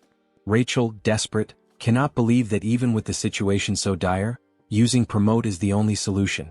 Choi, however, is completely focused, ignoring any contradiction. He has only one step left to take, which is to act. Because Promote has already reached level 3. With his body completely transformed, crimson eyes and dark aura, Choi asks Rachel to use her buff abilities. Time is up. The man is surprised to see a human using Promote, recognizing that Choi is not just anyone. Choi ignores the dialogue and announces the start of his offensive. He then dashes forward at high speed toward the man, who decides to defend against Choi's blows. He recognizes the level 3 of the ability, opting to defend because, being human, Choi will soon run out of stamina to keep attacking. Choi once again ignores the man's words, throwing even more punches against the sword. The enemy is confident that his victory will come simply by waiting, but Choi suddenly repels the sword with his fists, leaving the enemy disarmed and open to attacks. Before the invader could even react, Choi lands a precise, powerful punch right in the enemy's chest. The blow was enough to destabilize the man, who complains about the tricks Choi used. He watches as Choi prepares, astonished at a human who allowed himself to be corrupted by demon arts. Choi knows he's reaching the limit of what his body can endure from the technique, but he cannot fall, because he is the only barrier between the assassin and Abelson. Remembering that Promote, if pushed to the limit, can bring irreversible consequences, Choi finds a reason to go even further. There's a beautiful woman crying in front of him, and that is unacceptable. Dying for her to stop crying is undoubtedly a good deal. Now, with his body doomed to perish, Choi's only option is to move forward, surpassing all limits. There is no turning back. Choi decides to give his all to protect Abelson. The saint, witnessing Choi's unshakable will in his pursuit to neutralize the threat, reflects on the danger of using holy power on Choi, who is taken over by demonic chi. That would cause Choi's body to explode immediately. All that remains is for Abelson to pray for him. Choi, determined, advances toward the enemy, activating his combat arts. The man realizes that Choi is stacking attack types and laughs, considering it self-mutilation. Choi ignores the enemy's provocation and charges a jump, attacking with his instant obliteration strike. The enemy keeps intimidating, saying Choi will regret it when facing death. As he delivers his blow, the enemy counters with his sword, declaring it was a very weak attack, but Choi continues charging a much more powerful strike. Not just one more blow but a combo of attacks. This time there was no room for the invader to utter a single word. The overwhelming power of Choi's simultaneous strikes left him stunned. All that was left was to wait for the barrage of attacks to annihilate him. The violence of the strikes was so great that it destroyed part of the castle's structure, sending a massive beam of red energy into the sky. The enemy finally perished. Choi briefly observed the damage he had done to the invader before finally freeing himself from the promote. Rachel immediately noticed that Choi had succumbed, while Abelson panicked and rushed to try and help. Before Choi collapsed unconscious, the saint held him, keeping him seated while checking the hero's shocking physical condition. Abelson noticed that Choi could barely breathe. She tried to talk to the hero to give him strength, but suddenly, a scream startled the saint. The defeated enemy stood up again, furious, declaring that Choi would become a threat to the empire. The enemy managed to gather strength just to end Choi's life. But a massive hand grabbed his head, foiling his plans. Riadrun arrived on the scene, apologizing for the delay, and finally putting an end to the invader. The saint watched while caring for Choi as Riadrun wiped ketchup from the enemy's head. Riadrun quickly noticed that Choi had used, again breaking the promise, the arts they had trained. He then asked if the saint could take care of Choi, and she promptly replied that she would once again do her very best. Worried about how far the hero went to save her, Abelson prayed that he would not perish. The scene shifts to the waiting room in the Demon King's castle. It's the 5th day of the commander's meeting. There, Hemis is complaining about the food and is promptly confronted by a woman who tells her to stop whining and eat what was given, calling Hemis a big mouth. The woman is Park Hyuna, the 4th commander of the Demon King's army. Hemis mocks Hyuna's affront, calling her disrespectful and pointing out that if it weren't for the non-aggression pact between commanders, Hyuna would have died many times already at Hemis's hands. Such a statement made the 4th commander very irritated. Before a bigger argument could break out, a humanoid hamster enters the room yelling. He brings information to Hemis, saying there's something urgent coming from the Black Fortress. Hemis asks what's going on, and the hamster replies that the Gartran Empire attacked the fortress. The attack was carried out by 4 knights, one of them at hero level. The assault resulted in many casualties and injuries. Hemis hears the details and then turns her gaze to Hyuna, smiling and sarcastically pointing out the change in the regular meeting schedule, coinciding precisely with the attack on the fortress. That attitude left Hyuna in an awkward position. While finally enjoying the food, Hemis mentions the given coincidence, thinking about the Demon King. Meanwhile, in Choi's room he wakes up again after using promote, this time surprised that he managed to recover.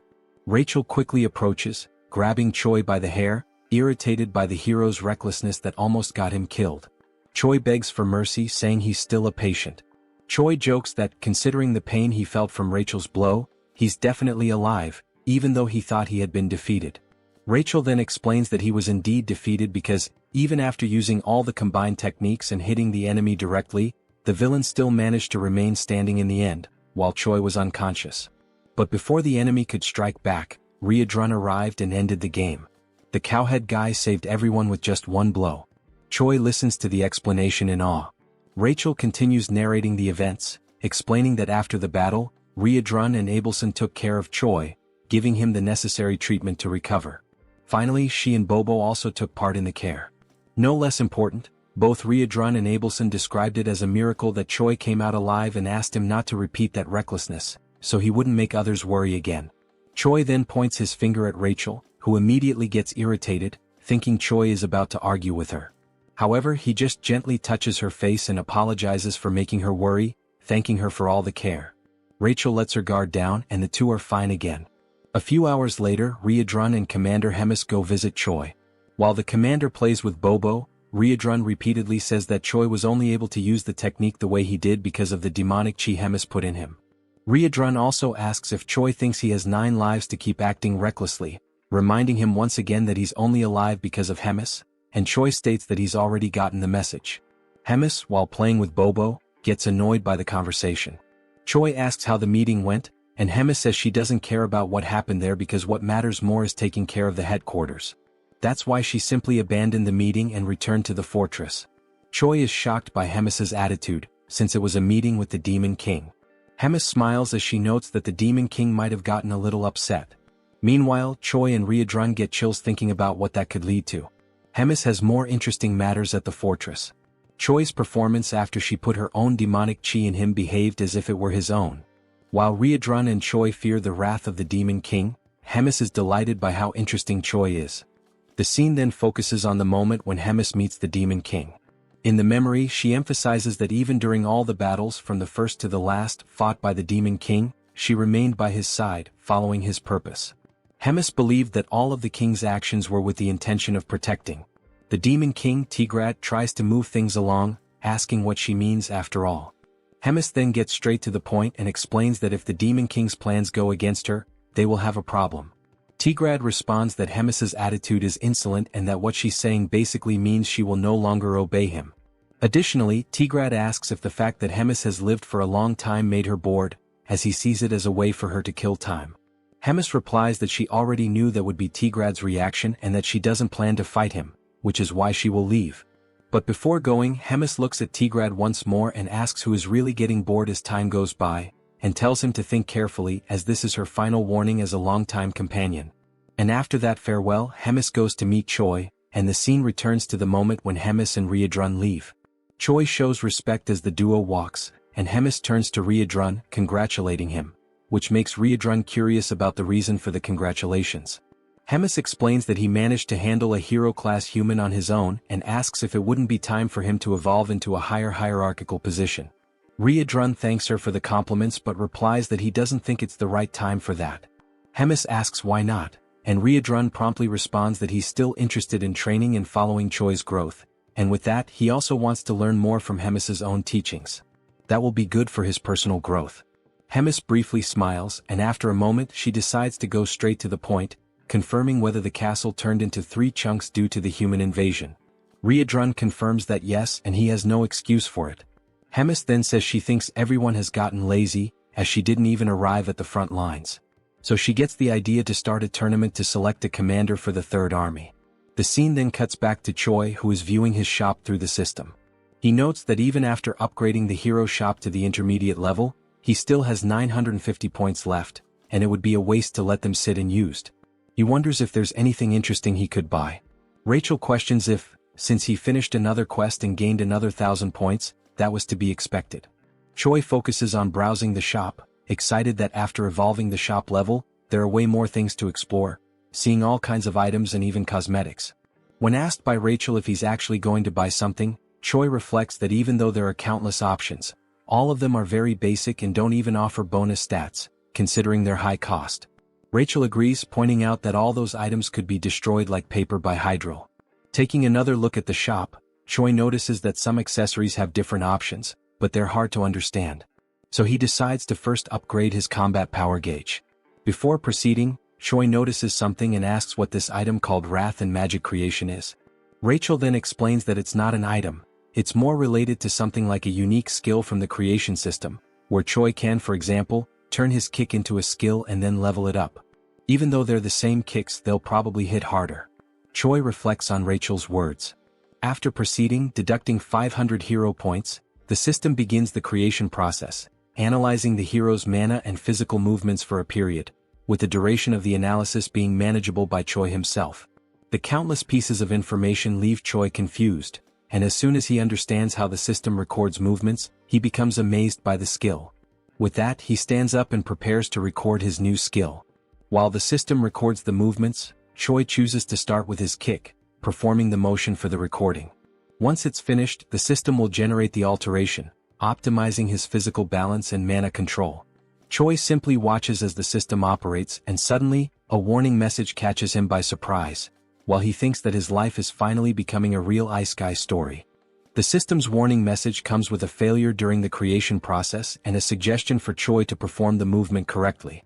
Choi then gets irritated, asking what the hell is going on, since he did exactly what the system asked him to do, not knowing why the hell it's not working. Rachel speculates that the system might not be recognizing Choi because he's a bug user, since he possesses demonic chi, clarifying that the hero's security system is the most secure in that world. Therefore, it's not Choi's fault that he wasn't able to use the skill the way he did.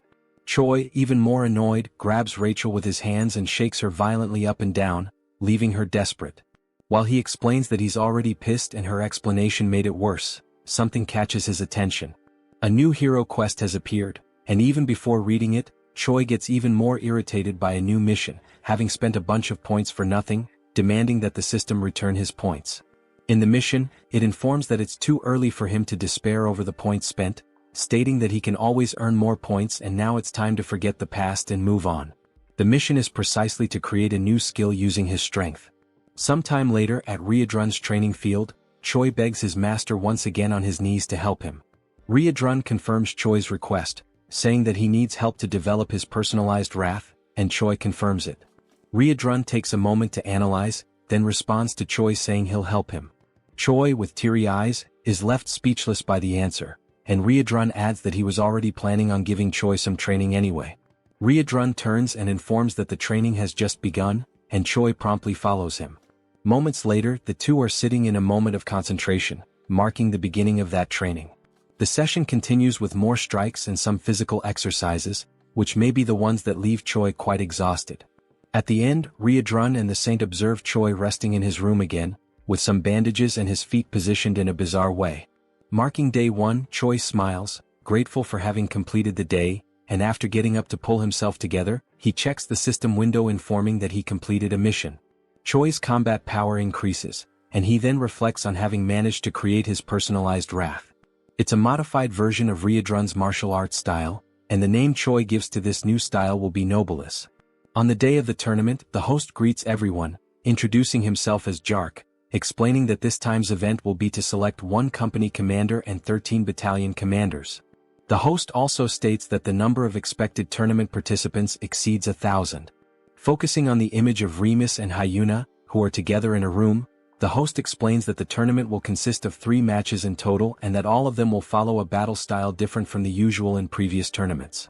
All participants will have 1 hour to prepare for the beginning of the first match, and during that we already see some participants gathered, including one with a goat head and a weird smile.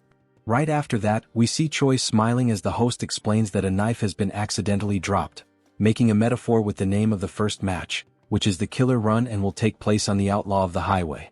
The scene shifts to Choi, who is warming up as the 4th commander arrives and approaches him.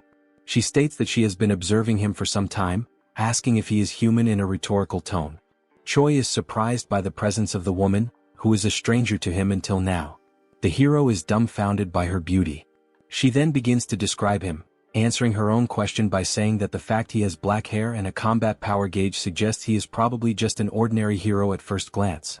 Choi tries to confirm this, but the 4th commander continues her analysis, surprised that he possesses demonic chi and speculating that he might be some kind of spy. Before the conversation could progress, Riedrun arrives at the scene, asking for permission and demanding that the woman step back, until he realizes she is the 4th commander. Riedrun then states that he has a request from Hemis to deliver to the commander of the cooking squad, and Hyuna is surprised that this guy is receiving an order directly from Hemis. Riedrun confirms it, and Hyuna then decides to step aside, complying with Riedrun's request. As she looks back, she reflects on how Riedrun is standing beside Choi not as prey, but as a commander. She then becomes excited, saying that what is to come might yield more results than she expected. Riedrun then speaks with Choi, explaining that sometimes she behaves inappropriately, but she is a squad commander, clarifying that she is also a hero just like Choi. He warns that she came to observe the tournament under the Demon King's orders, but Hemis used the word surveil, so it's best for Choi to keep his distance from her. Choi quickly senses that there is something strange about the relationship between the 2 commanders. He then tells Riedrun that he understands and asks what Hemis's request was for him. Riedrun explains that Hemis said he should reach at least rank 8 in the tournament, and that if this doesn't happen he would be sent to the 2nd Material Research Squad. He also mentioned something about cost protection, which shocks Choi, who fears his fate. 2 hours later, the start of the tournament is announced, and the host explains the rules. The first race is simply a race. The goal for the participants is to reach the final destination, and there are no other rules beyond that. He adds that for today, if a competitor accidentally kills another competitor, there will be no penalties. The goat then turns to Choi, asking if he heard that correctly. In a threatening tone, he says that if he accidentally kills Choi, he'll be forgiven, so Choi shouldn't even come near him. Choi, unfazed by the threat, simply confirms that he got the message. The host then gives the command for everyone to begin, and the competitors promptly start the race, with Choi leading a small group, but still far behind the front runners. One of the competitors who can fly mocks those who cannot, and soon launches a magical attack directly at the group Choi is in, prompting Choi to ask Rachel for a shield to protect him. While running under Rachel's protection, Choi asks her to update him on the condition of the front line of runners. She then tells him that if he keeps the same pace, he'll barely be in the 100th position. Suddenly, the goat appears beside Choi, surprised that he's still alive even after the aerial attacks, and he charges an energy sphere to launch directly at the hero. Upon receiving the attack, Rachel's shield works perfectly, and Choi thanks her for it. The goat, dissatisfied, charges a stronger energy and then throws it at our hero. However, before the attack can land, the energy begins to split into countless fragments and falls like rain, hitting several other competitors. Choi doesn't understand why the attack got weaker, questioning whether it was smart to divide it into waves. The answer comes when the goat starts acting as if it was Choi who launched the attack with the intent to hit multiple other runners, leaving Choi furious at the false accusation, since now all the competitors want his head, driven by fury and resentment against our hero. The goat then picks up the pace and mocks Choi, who is falling behind. While running to escape the crowd and seeing the goat just ahead, Choi curses him, saying that as soon as he catches him, he will kill him. He then asks Rachel how many are still ahead, and Rachel informs him that he has passed 76 and there are still 24 left in front. As soon as Rachel gives the information, Choi is hit from behind by an attack strong enough to break Rachel's barrier.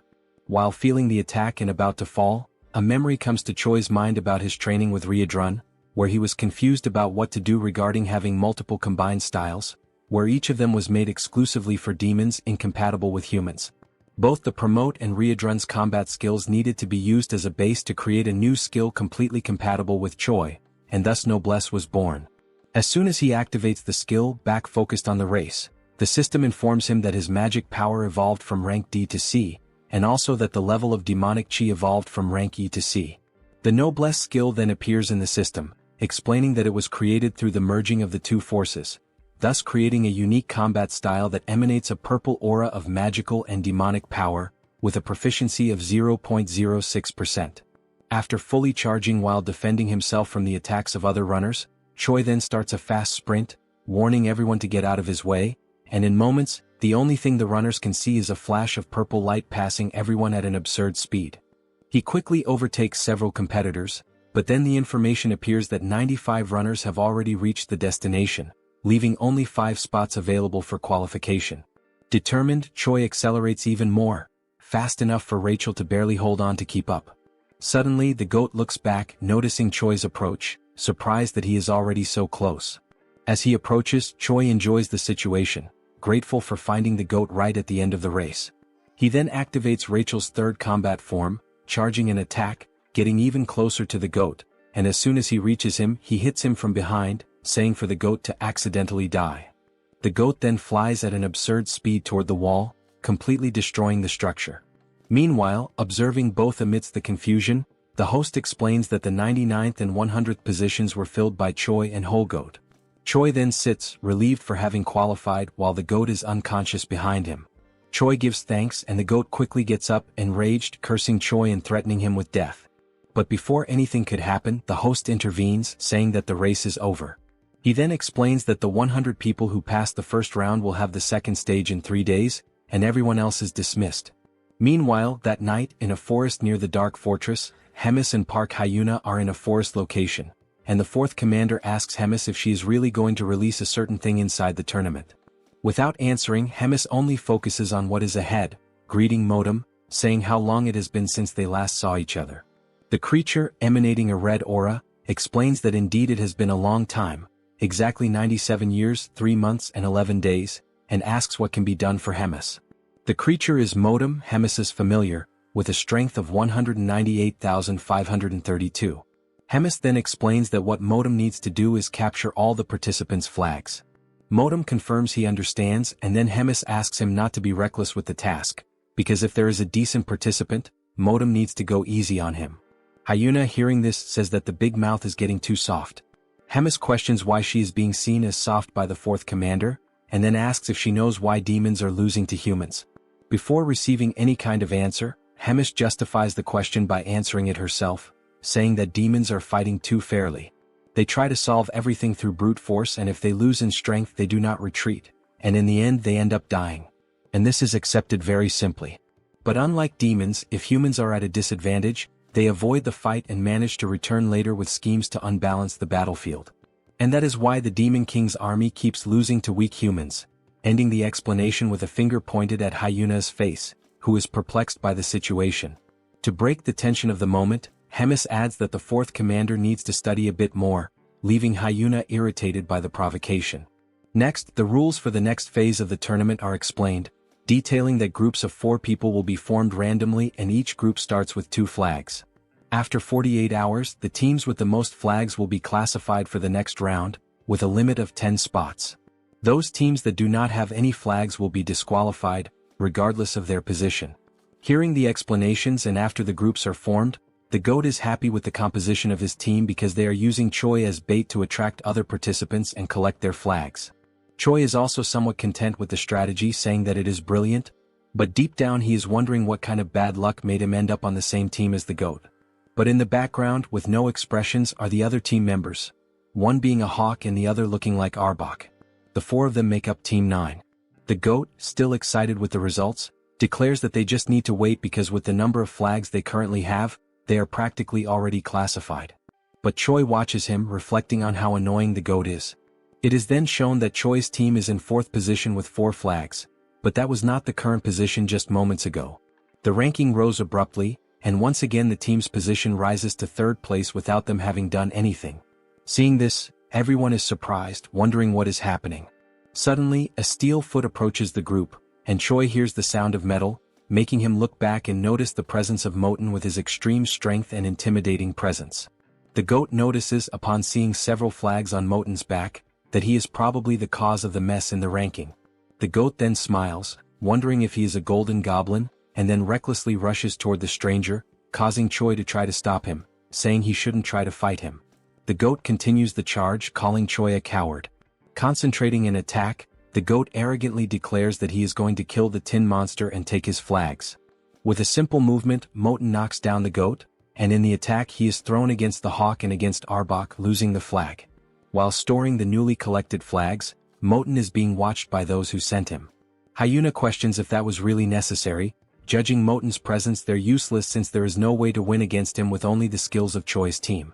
Hemis remains silent, just watching while the time for the end of the test runs out, and it is shown that Choi's team is now in position number 25. Later, with only 1 minute left until the end of the test, Choi already has a plan declared and asks everyone to move according to the signal, especially the GOAT head. They have just encountered Moten again, who, after the previous attack, had moved to collect other flags. And as soon as he notices their approach, Moten realizes they are going to try some kind of new primitive attack.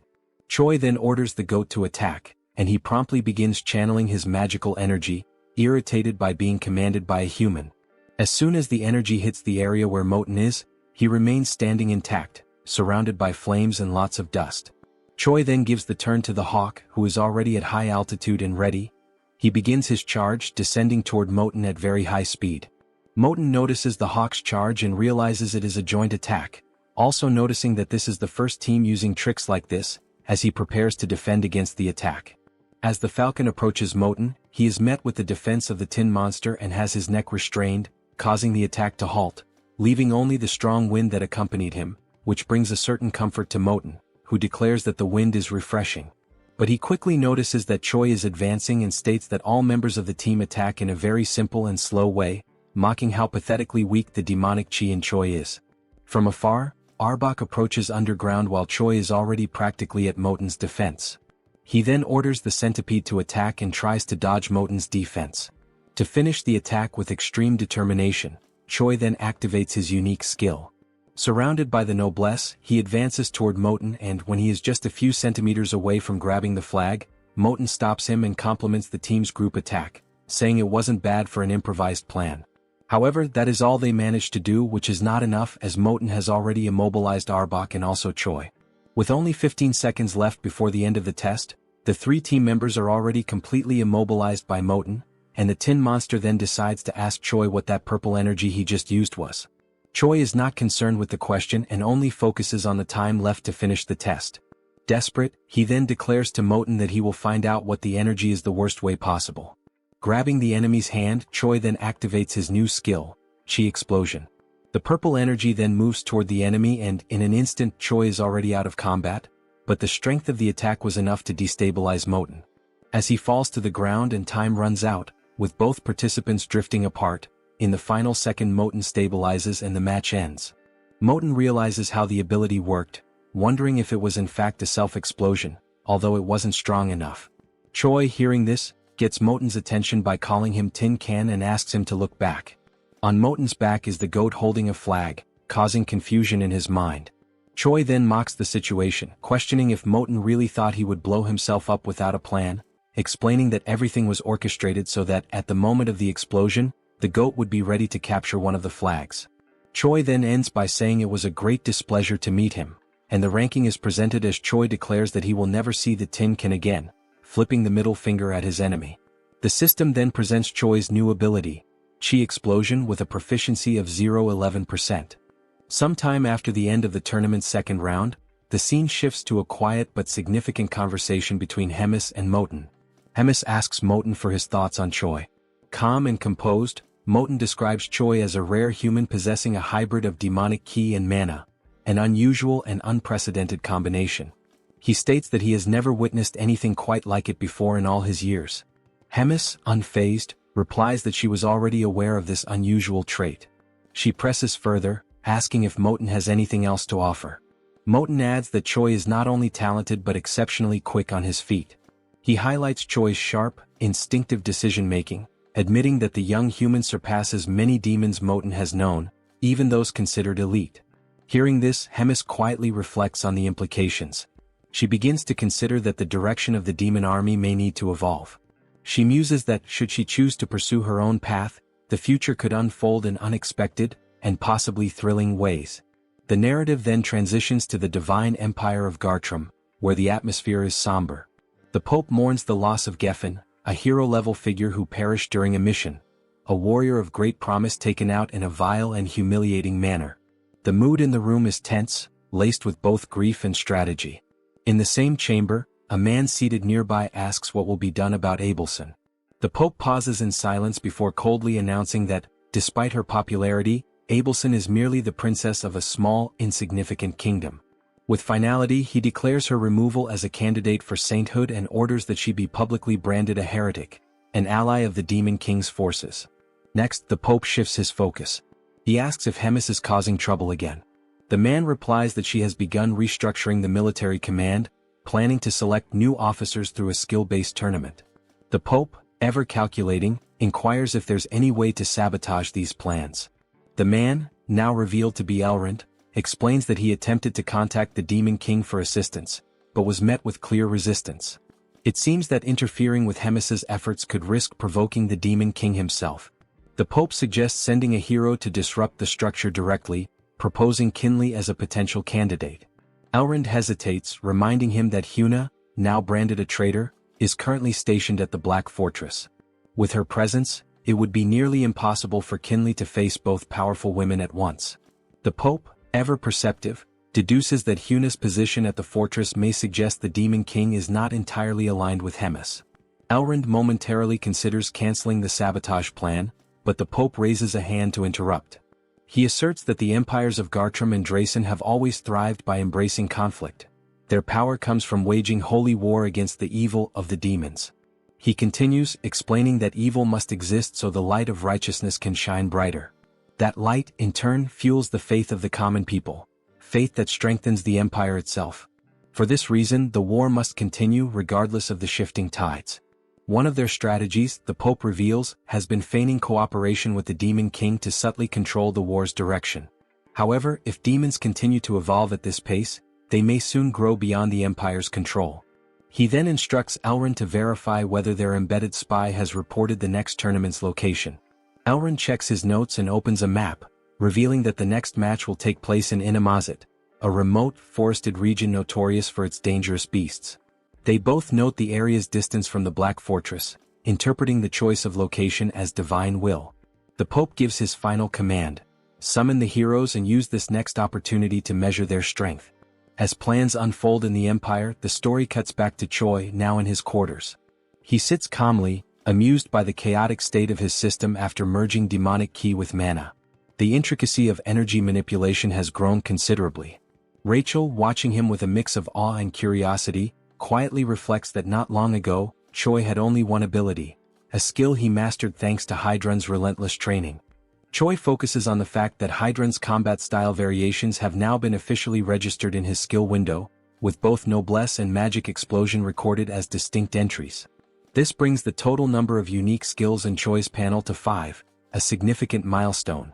Rachel, observing the update, asks if his leadership ranking has increased as well, noting that the new effects added to his abilities are extremely useful. She remarks on how rapidly he's advancing through the executive path within the Demon King's army, clearly impressed. While browsing through his system, Choi wonders aloud if there might be any items available that could further boost his stats. Suddenly, a voice interrupts, bluntly declaring that nothing will help him at his current level and insisting that he needs to wake up from this dream.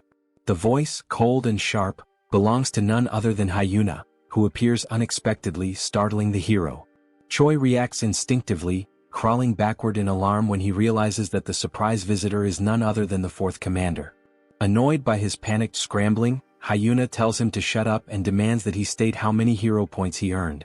Choi quickly answers that he accumulated 1,300 points. She follows up by asking about his shop's rank, and he replies that it's currently at the intermediate level. Hyuna scoffs at his progress, calling it utterly pathetic, even going so far as to label it garbage. Seeing a rare opportunity to learn, Choi timidly asks what Hyuna bought when she was at the same level, practically begging for a veteran's advice. Amused, Hyuna laughs, clearly aware that he's trying to squeeze information from someone far more experienced. She agrees to give him a tip, but only under the condition that he answer every single question she asks. Choi eagerly accepts the deal without hesitation.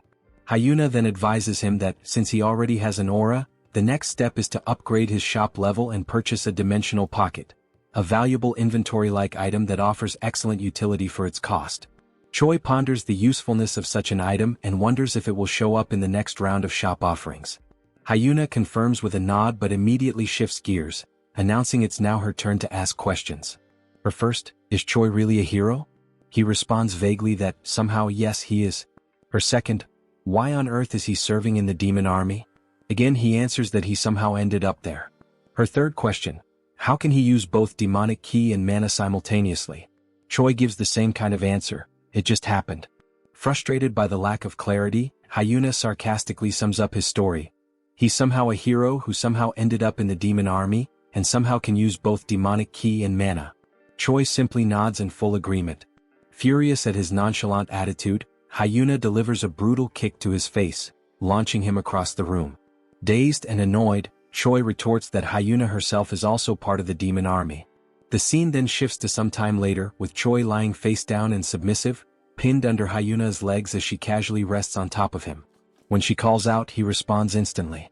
Hyuna asks if he wants to transfer to the Fourth Army and become her direct subordinate, offering to train him personally. Choi, still in pain, politely declines, thanking her nonetheless. Her mood sours again and she increases the pressure on his back, making him groan. As he struggles, she demands to know why he insists on staying. Choi, gasping through the pain, replies that his main reason is simple. If he tries to leave, Hemis might actually kill him. Hyuna then asks what Choi's next point is, whether he has any goal beyond simply staying alive to avoid being killed by Hemis. Choi, without hesitation, replies that his next grand ambition is to marry a rich blonde noblewoman and become the proud father of 5 children. The absurd honesty and randomness of the statement catches Hyuna completely off guard. She freezes for a moment before abruptly getting off of him, visibly shaken by what she just heard. With a dismissive wave, she mutters that it would be better for them both to forget the entire conversation ever happened. Trying to compose herself, Hyuna then tells Choi that he's free to pursue whatever strange dream he wants and admits, albeit begrudgingly, that he's probably right about one thing. Hemis would never let him walk away so easily. With those words, she turns to leave, tossing over her shoulder that he should take the time to rest while he still can. As her footsteps fade into the distance, Choi lies there in silence, staring up at the ceiling and reflects inwardly. He acknowledges that beyond his fear of Hemis or his ridiculous personal goals, there's another reason he chooses to stay. His growth, as a person, a fighter, and perhaps even as a hero, is inseparably tied to this unpredictable, chaotic life within the Demon King's army. And to his own surprise, that thought doesn't scare him. In fact, it makes him genuinely happy. Sometime later, the day of the third round of the tournament finally arrives. The mood in the air is tense with anticipation. Choi begins his preparations with focused determination, checking over his gear and gathering what little he needs. Before heading out, with a smile, he asks Bobo to guard the house while they're gone and promises confidently that he'll return victorious, carrying the first-place prize. Bobo barks once, tail wagging as if offering his blessing. As Choi and Rachel prepare to leave, Rachel brings up the route to Animosity, asking if they plan to pass through Lee Dongjin before arriving at the arena. Choi confirms with a nod, double-checking the map one last time. With everything set, the two step through the door, the energy between them buzzing with excitement. Their hearts are set on victory, their minds sharp and ready. With unwavering resolve, they march forward, determined to bring home the top prize and carve their names into the next chapter of the tournament's history.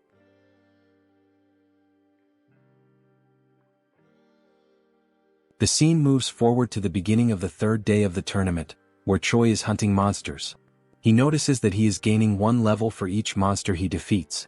At this point he has already leveled up 4 times and wonders if it is actually real. The monsters he is defeating are dryads, generally female individual creatures, classified as plant-type demonic beasts. These monsters typically serve to assist in the reproduction of other monsters by exchanging pollen. While holding the body of one of the defeated dryads, Choi questions why he is gaining so much experience. During this moment, a purple sphere floats above him as part of the current training round. On this third day, the challenge is for participants to survive in the demonic beast forest, and the event will continue until 10 out of the 24 participants are eliminated. Each participant has been given a magical item for the day. This item is the same purple sphere that Choi is suspicious of. The sphere is used for military tracking, made by Hemis and composed of demonic energy capable of locating individuals. Its main function is to inform the organizers of the position of everyone in the tournament, essentially acting as a GPS. Rachel approaches the sphere, astonished by the magical skills of the Demon King's army, impressed by their ability to create such complex spells. Choi decides to move on quickly before someone comes and steals the monsters he has defeated. Suddenly, he is struck on the head by an object thrown by someone, causing him to fall to the ground and lose possession of the monsters he was carrying. The attacker expresses joy at finding him and Choi tries to recover from the hit. The attacker is revealed to be the goat, who is now furious and determined to defeat Choi once and for all. Meanwhile, elsewhere, the tournament host seems bored, finding the task of overseeing the event annoying. He questions why he is always assigned to jobs he compares to guarding a doghouse door, while other guards assist in watching the portal to Inamazet. One of the guards tries to motivate the host, saying he shouldn't talk like that because guarding the portal is important. It is the only one connected to the main gate, and if it breaks, something bad could happen. The host agrees but insists that it is unlikely anyone would show up in such a remote location. Far away, a presence appears, and the portal guardian quickly senses strange creatures. He channels his energy to scan them and identifies a group of humans, guessing they might be monster hunters. However, he chooses to ignore the potential threat since he doesn't sense any special magic from them. The Guardian considers that it would be troublesome if he took the initiative to attack and they ended up finding the portal. He decides to wait, reasoning that Inamazet is very large and they probably won't encounter the tournament group. Despite sensing something odd, he continues with his farewell and chooses to leave the strangers alone for now. Back at the confrontation between Choi and the goat, the new enemy tries to intimidate the hero, claiming to have immense power and that Choi should beg for mercy. Noticing Choi's indifference, the goat tells him that if he won't plead, then he should run as there is no shame in fleeing. Scars on the back are not dishonorable for those who fight with their fists. Choi, annoyed, asks Rachel if it wouldn't be better to just kill the goat already. Sensing the shift in Choi's demeanor, the goat immediately changes his own behavior to one of submission, begging Choi not to kill him, warning that he would regret it. This confuses Choi, who doesn't understand the reason behind the threat of regret. The goat then reveals that he possesses very valuable information, prompting Choi to ask what it is. The goat explains that all demons currently have Choi at the top of their target list. Choi is skeptical and asks why, if that's true, they aren't all after him already, since he is supposedly the common enemy of them all. The goat suddenly begins a countdown, leaving Choi confused. As the countdown ends, all the other tournament participants approach a dominating chair, and Choi is startled, while the goat laughs at his situation. Meanwhile, at the Black Fortress, the scene is being magically transmitted to Hemis and Hyuna, who are observing the events of the tournament's third day. Hemis admits she didn't expect everyone to target Choi and laughs, calling it shameful. Hyuna reprimands her, saying this is not a moment to laugh. The transmission is abruptly interrupted by the Guardian, who reports that humans are attacking and attempting to destroy the gate. He explains that the enemy group is composed of highly equipped humans using stealth devices, and somehow they know the exact location of the gate. The transmission ends, and Hemis immediately assigns Riadrun to take action. Riadrun quickly understands the gravity of the situation and offers to act at once. Hemis notes how well prepared the attackers are and declares that information must be leaking from somewhere. As she speaks, Hyuna watches in shock. Hemis then raises her voice, demanding to know where the leak is coming from, while Hyuna reacts again, visibly shaken. Back in the forest, having escaped the other participants, Choi is distressed, questioning why the contestants are breaking tournament rules and why those monitoring the stage are doing nothing to stop it. Rachel urges him to remain silent so as not to compromise his hiding spot. 2 participants are seen nearby, searching for Choi.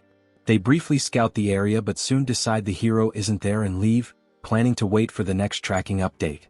Choi stays hidden a bit longer to be sure, then collapses to the ground, overwhelmed and fearful of dying. He wonders how he will survive the ordeal.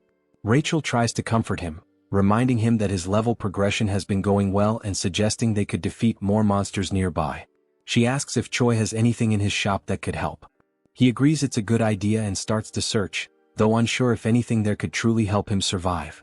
Just as he finds something possibly useful, a dark cloaked figure approaches, interrupting his search. The stranger asks if he is the rumored hero, surprising Choi. The figure then removes his hood, revealing himself as a red-haired human, and Choi is taken aback. The rest of the group reveals their faces too, all fixing their strange gazes on the hero. Though they are all human, something about them feels unusual. The leader apologizes for not introducing himself earlier and tells Choi his name is Andrew Taylor, and that he is also a hero.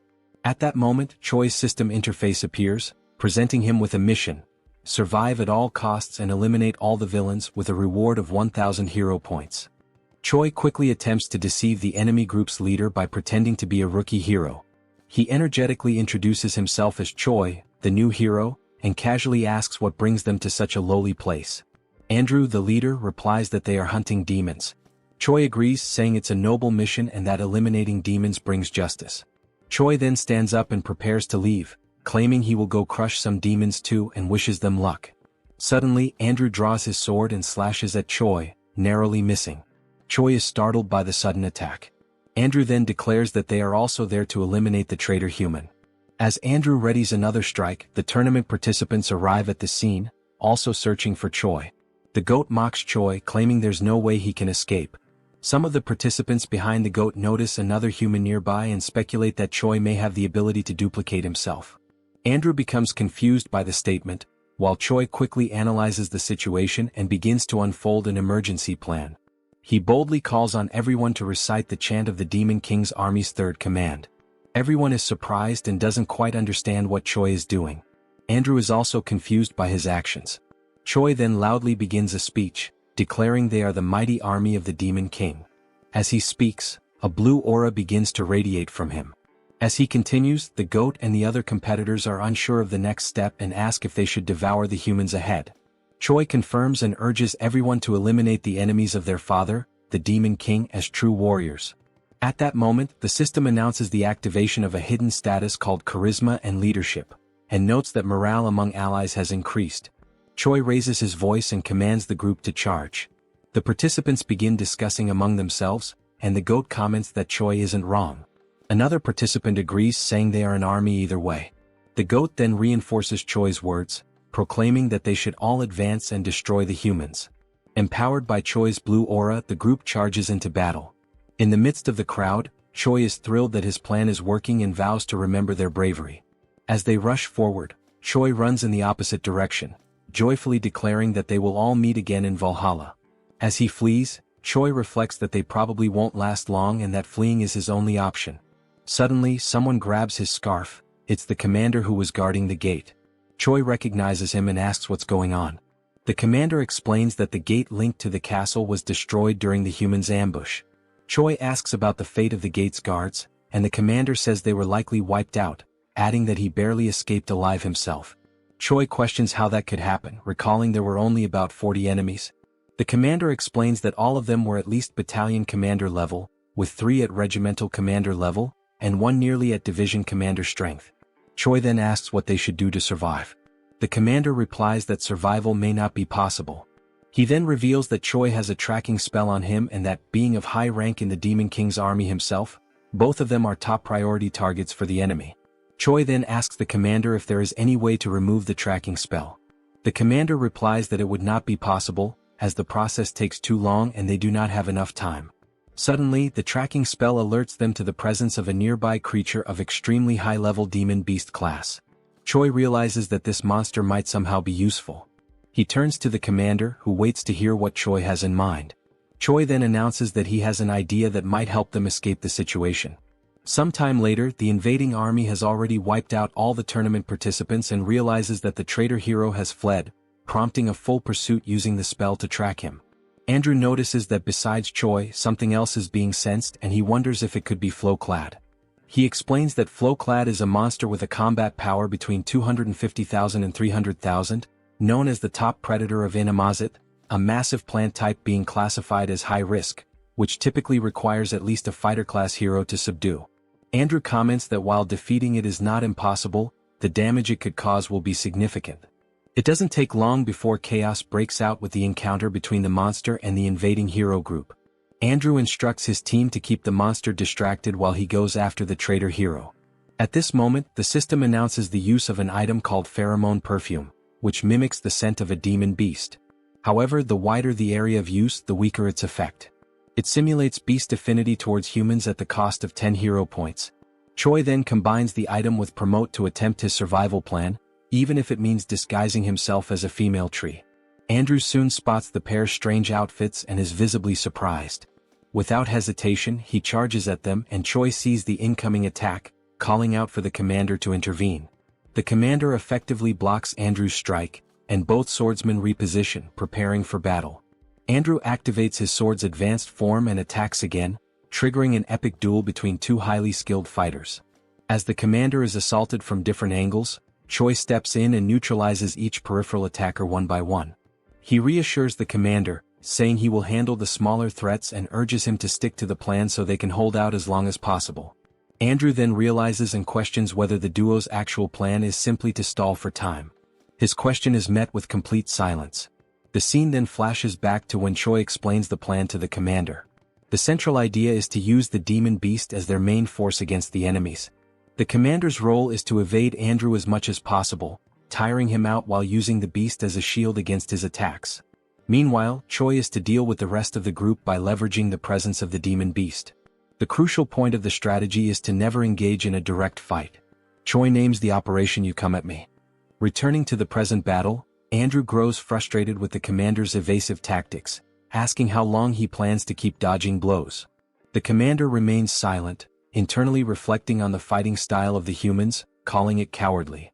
Still, he admits that it's exactly this method that allows them to buy precious time. The focus then shifts to Choi, who now faces a cloaked enemy. Weakened but determined, the opponent rises with one goal: kill the traitor. As the man charges, Choi easily dodges each attack. However, he notes the precision and strength behind the enemy's strikes, each one powerful enough to cut him in half. Despite that, the movements are highly predictable. Without embellishment, the enemy swings his sword like a machine. Choi counters, first striking the man's leg to unbalance him. When he falls, his chin hits the ground and Choi follows up with a direct kick to the head, knocking him out instantly. The swift victory earns Choi several level-ups, leaving him surprised by how easy the fight turned out. He wonders if they are truly human given their mechanical fighting style. Suddenly, while reflecting on the extended use of Promote, and the risk of exhausting his stamina, Choi is caught off guard by a potential side effect. His forehead begins to undergo a strange mutation. The system alerts him that his demonic chi has increased from rank C to rank B. As a result, a horn begins to grow from his head. Confused by the transformation, Choi now possesses a demonic appearance.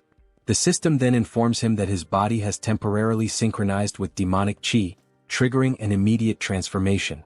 The commander, covered in armor made of intertwined plants and vines, watched his opponent from a safe distance. His eyes were fixed on the hero Andrew, who held his sword with unwavering determination. The commander could feel his energy waning. He was already near his limit, and he looked at his opponent with growing concern. The demon beast he was using as a shield, a towering creature with alabaster skin and razor-sharp claws, bore several deep wounds across its body. Its breathing was labored, its legs trembling. Neither the beast nor the commander could hold on much longer. Andrew, steady with his sword in hand, broke the silence that had settled over the forest like a heavy fog. His voice was calm but laced with contempt. He said the commander had nothing special aside from his ability to run away, and even that would end right there and then. A dark smile curled on Andrew's lips as he boasted of his imminent victory, claiming that heroes like him grew stronger every time they killed a beast or demon. He concluded with a smug tone, pointing out that his current level was 983. Once he killed the beast shielding the commander, he would easily ascend to level 1000, a milestone few had ever reached. Without further warning, Andrew lunged forward, striking at the commander with deadly precision. The commander barely managed to defend himself, using the long whip coiled at his side to parry the attack. Concern was now etched into his face. He was clearly at a great disadvantage against this overwhelming force. He knew that unless he came up with a solid plan he would be defeated right then and there.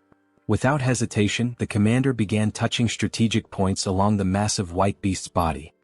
His fingers moved swiftly with practiced accuracy, and from his hand, small red sparks erupted with each contact. These sparks flickered like embers, tracing cryptic markings along the beast's skin. He continued the sequence even as Andrew relentlessly pressed forward with fierce, calculated blows. The battle intensified, yet the commander stayed focused, gambling everything on the seal he was about to complete. Andrew, thirsty for victory, advanced on the commander, who kept blocking the transferred blows while clinging desperately to another part of the beast's massive body. The weight of each strike forced the commander to retreat little by little, his defense beginning to falter. After another powerful blow sent him tumbling backward, scraping against the forest floor, Andrew gripped his sword with both hands, raising it high above his head. His eyes burned with anticipation as he prepared to stab the weakened demon beast. He warned the commander, his voice dripping with arrogance, that once he killed the beast and gained a boost to his attributes, dealing with someone as weak and desperate as him would be nothing more than a formality. But before Andrew could deliver the final blow, the commander, still catching his breath, spoke firmly. He hadn't been running around for no reason. His words cut through the tension like a blade. At that moment, the intricate marks left by his hands on the beast's skin began to glow, igniting into beams of radiant red light. The symbols pulsed with energy, and from them, several thick metal chains erupted, snaking out in all directions. Red sparks danced in the air around the demon beast, crackling like fireflies caught in a storm. Then the scene revealed a new technique, an advanced movement restriction skill. The commander, ignoring his injuries, focused his energy and curled his fingers into a circle, completing the final gesture needed to activate the seal. The red glowing chains, now shimmering with intensity, surged forward and wrapped themselves around Andrew from behind, just as he was about to drive his sword into the beast once more. The narrative then shifts to a memory, showing the commander and Choi discussing the second part of their plan in a quiet moment before the battle. Choi, barely able to contain his excitement, suggested they name the plan Kill Steel. The commander raised an eyebrow and crossed his arms, clearly skeptical, and asked if that was some sort of code among the heroes. Choi grinned and continued with the plan's outline, explaining that he would first take care of the rest of the group before the demon beast fell. The commander, always cautious, asked what would happen after that. With a confident smirk, Choi concluded that the commander would keep buying time, just like he was doing now, and when the right moment came Choi would return to help finish off the beast. The two shared a look that said they both understood the risks, even if they didn't speak them aloud. The commander scratches his head with an awkward laugh, accepting that they had no other options anyway, but he points out that Choi's plan has two glaring flaws. 1. Would he really be able to come back in time? 2. Even if he did, could he actually defeat that guy after leveling up? Choi, with his usual blunt honesty, admits that the chances of everything going according to plan are less than 1%. But, he adds with a sharp glint in his eyes, if they gave up now, the chances would be exactly 0. Choi clenches his fist with resolve. If those were his only options, he'd bet everything on that 1%. There was no room left for fear, only for action. The scene jumps forward to the battle's turning point, where Andrew is suddenly restrained by several glowing chains wrapping tightly around his legs, wrists, and even the sword he had just raised, now frozen mid-air. His expression twists in frustration, eyes burning with rage. He demands to know what the commander was thinking. using such a cheap trick to restrict his movement. His voice echoes through the battlefield like a growl. Unfazed, the commander keeps forming hand signs, controlling the magical chains with precision. His face remains calm, his gaze steady. He simply advises Andrew to wait and see, because they also have a hero who can level up. Suddenly, Choi appears on the scene in his awakened demonic form. His body radiates power, dark horns protrude from his head, and his muscles are tense with raw energy. The air itself seems to crackle around him. Andrew's face shifts from anger to disbelief. He can't believe what he's seeing. His voice falters as he asks what that thing is and whether Choi is actually a demon. Choi says nothing. Instead, he charges at the demon beast with nothing but his bare hands, landing a brutal blow that sends a shockwave through the battlefield. His strength is so overwhelming that the chains wrapped around both the beast and Andrew shatter instantly. The hero system interface lights up, confirming that Choi has successfully leveled up, just as the demon beast lets out its final breath and collapses with a thunderous crash. The commander, kneeling with one fist on the ground and catching his breath, lets out a tired laugh. He jokes that there couldn't have been a better time for Choi to show up, even if the timing was clearly cutting it close. Choi, his fist still dripping with the blood of the beast he had just brought down, gives a slight nod and thanks the commander for holding the line. His tone is firm, but there's a flicker of genuine respect in his voice. Without wasting another second, Choi turns sharply and raises his arm, pointing straight at Andrew. Now, he declares with unwavering confidence, the hero will be defeated by me. Andrew lifts his sword, his expression darkening. He scoffs at Choi's boldness, dismissing his claim as nothing more than overconfidence. In his mind, no one could possibly defeat him just because they managed to kill a weakened demon beast. He tightens his grip on his blade and prepares to crush Choi's foolishness with overwhelming force. In the next scene, the air vibrates with tension as Andrew's newest skill is revealed, a high-level sword technique in Form 3, ominously titled Dragon Slayer. Energy flares around the blade, forming arcs of blue light as the hero steps forward, each movement heavy with the confidence of someone who has never lost a battle. Then with a roar he strikes. Choi doesn't flinch. He braces himself, raising his arms and crossing his wrists above his head. The massive blade crashes down, but he holds firm, stopping the strike with raw power. The ground cracks beneath him from the impact, yet he remains standing. Andrew's eyes narrow. In that instant he understands, this wasn't just a brute. Choi is a close-range combatant with terrifying physical strength. If he lets him close the distance again, his sword advantage might not be enough. On the other side, Choi's eyes glow with intense white light, sharp and calm, reflecting not just power but total composure. His gaze pierces through Andrew, void of fear. He's not impressed by the glowing sword or the title of hero. He's here to finish what he started. Andrew begins delivering a series of strikes with his sword skill, one after another, tirelessly forming blue beams around Choi. Yet Choi defends against all of them effortlessly. Worried that level 3 won't be enough, Andrew pushes the skill to level 7. He charges again to land another blow, but before he can finish, Choi retaliates with absurd force, releasing violet lightning that sends Andrew flying. He crashes down from atop the demon beast, stopped only by a wall of rocks that cracks under the impact. Blood drips from Andrew onto the ground. His teeth are clenched, his eyes wide in a desperate scream. He wonders what the hell Choi is, and if he truly is a demon. Choi, now standing on the forest floor, radiates a violet aura. He walks toward where Andrew fell and calmly states that every opponent he's faced until now had been stronger than him. Then, with a powerful kick to Andrew's stomach, he makes the hero gasp in pain. Suddenly, Choi grabs Andrew's face and slams him into the ground. Still holding him down, Choi speaks, his voice unwavering even as Andrew begs him to stop. As he advances on the enemy, Choi delivers each blow with brutal precision. In the brief pauses between attacks, he murmurs words almost like a mantra, as if each strike were meant to engrave a single truth into his opponent. That level in the end is just a number. With fists wrapped in energy and determination, Choi finishes his declaration with one final punch, more powerful than any of the previous ones. It is this final blow that ends the confrontation, leaving behind only the certainty that he had proven his point. At the end of the battle, Choi leveled up several times, and with that, a new hidden attribute was unlocked. The attribute is called Fighting Spirit, capable of increasing resistance to mental debilitation and adding focus during combat. Choi starts with 10 points in this new attribute. A few moments later, Choi is lying on the ground, agonizing from having used Promote once again, but this time with fewer side effects. He takes the opportunity to be dramatic, saying that he's going to die, although clearly he's not that bad. While Choi cried in his exaggerated reaction, the commander approached, asking if the hero was still alive. Choi replied that no, he was dead. Suddenly, the commander poured a red liquid over Choi's face, catching him by surprise and ordering him to drink it. Choi reacted by sitting up and complaining about the terrible taste of the potion, asking where it came from.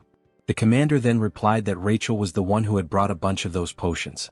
Rachel then appeared, explaining that it was a high-level potion while holding another potion bottle. She offered more of the potion, and the system informed that the potion, in addition to healing, also restores a bit of mana. Choi then turned directly to Rachel, asking where she got so many potions from. Rachel replied that she obtained them from defeated heroes, saying they drop everything they have when they die. Choi was surprised to hear this detail. Choi then looked at Andrew and declared that heroes in this world are far too strange. Rachel didn't understand the meaning behind Choi's words. He then explained that heroes are supposed to be righteous people. They should face evil and save the world. However, in this world there is no punishment for taking down another hero. On the contrary, by doing so you can gain XP and items. Choi reflected that even though he is a hero, he's been acting like a villain for some time. He does exactly what a villain would do, but suffers no kind of retaliation. The commander, after hearing Choi's words, responded. He said that this concern makes sense from a human's point of view. However, as an ally, Choi's actions are analogous to those of a good hero. After all, he saved him. Finally, the commander said that it's not worth getting too attached to human morality, as there are two sides to everything, and judging only between right and wrong doesn't work, because those points of view are not absolute. Choi carefully observes the commander's words. However, one detail catches his attention. Was the commander trying to comfort the hero? When Choi asks this, the commander responds with kicks, ordering Choi to shut up and go rest. Choi, still suffering from side effects, complains about the aggression, saying his bones hurt. The commander then stops and begins to explain that he requested help before the signal was lost due to the attack. So, it's likely that reinforcements are on the way. Choi smiles, relieved that the situation is over, but he remains defensive, bracing for more attacks from the commander. The scene then moves to the moment Riadrun appears. He is responsible for creating a portal that will be used by everyone to return. The commander gives Choi a hand to enter the portal, and it works perfectly. Everyone crosses through the portal and arrives at the Dark Fortress. Choi is delighted and announces his arrival. But as soon as he opens his eyes, he notices something catastrophic. The entire scene before him is one of destruction. The structures are in ruins, and Choi reacts with surprise upon realizing that his safe zone is no longer safe. His despair grows as he sees that his house is on fire. He becomes furious, trying to find out what caused all the destruction. Riadrun and the commander notice the calamity, and the three of them quickly realize the source of all the chaos. All the destruction came from Hemis herself, who was still there, driven by rage, her face expressionless. Hyunna is desperate, she is the one under Hemis's wrath. The heroine tries to make Hemis see that continuing with the destruction isn't worth it, especially considering that the attack makes no sense. At this moment, it becomes clear that Hemis believes Hyunna is the traitor, even though the heroine vehemently denies it. Hemis, at this point, no longer cares whether Hyunna is a traitor or not. She is enraged, and that alone is enough to keep her going. Hemis is determined not to let anyone complicit with the Demon King live in peace. She smiles sadistically as she prepares another attack. Hyunna, with no other option, prepares to defend herself. She is appalled that Hemis, even with all the evidence proving the heroine is not a traitor, still insists on destroying everything. Hemis's attack is brutal, but something strange happens, interfering with the trajectory of the attack. A massive curtain of smoke rises, and a creature slowly reveals itself amid the chaos, leaving everyone unsure of who it is. Someone with an appearance similar to Riadrun calls out to Hemis, wearing a serious and unyielding expression. He is Uzgaze, another commander of the Demon King's army. He brings a message from the king himself, ordering Hemis to stop the commotion immediately. Hemis reacts with curiosity as one detail stands out. How could Uzgaze have found out what was happening? It's nearly impossible that he had enough time to arrive at that moment, even if he had been alerted as soon as the attack began. In other words, the Demon King knew before everything started and sent Uzgaze. Hemis then realizes that Hyunna was just a decoy, and that someone else was actually tasked with spying on the commander. When she says this, confronting Uzgaze, he replies that Hemis is being paranoid and giving exaggerated importance to something in her own head. That response is interpreted as mockery, and Hemis prepares to give Uzgaze the attention he deserves by directing her next attack at him. Hemis hesitates for a moment and lowers her guard, descending to the ground to speak with Uzgaze. She approaches him, recognizing that she may be overreacting. Then she begins to mention that she was unjustly punished for saving Rotak from the humans and was confined for 100 years in the Dark Fortress. With this, she reveals her interpretation of Uzgaze's words, asking if he truly thinks she is arrogant and paranoid. Hemis begins casting a spell that spreads across the ground. As the magic advances, Hemis declares that perhaps saving Rotak was a mistake. Uzgaze, sensing the threat, is surprised by Hemis's offensive move. As the dark aura surrounds Uzgaze, Hemis finishes her speech by asking if he agrees with that statement. He, in turn, remains still, standing, almost as if he knows that nothing bad could happen. Suddenly, a voice echoes through the scene. It's Riadrun who shouts, drawing Hemis' attention and asking her not to proceed with the attack. Uzgaze acknowledges Riadrun's presence, showing that the two share a certain familiarity.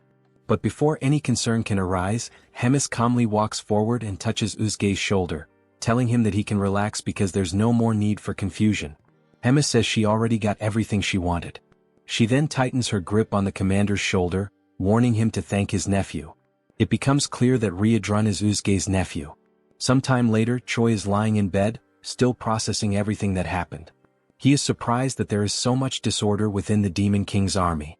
Abelson is once again by his side, helping with his recovery. She takes the opportunity to ask if he plans to continue in the Demon King's army, considering he is about to be promoted to commander of a battalion. Choi replies that he probably will, since there is an official war declared between the Dark Fortress and the Gartran Empire. He also adds that even if he wanted to leave, it would be practically impossible to live among humans now.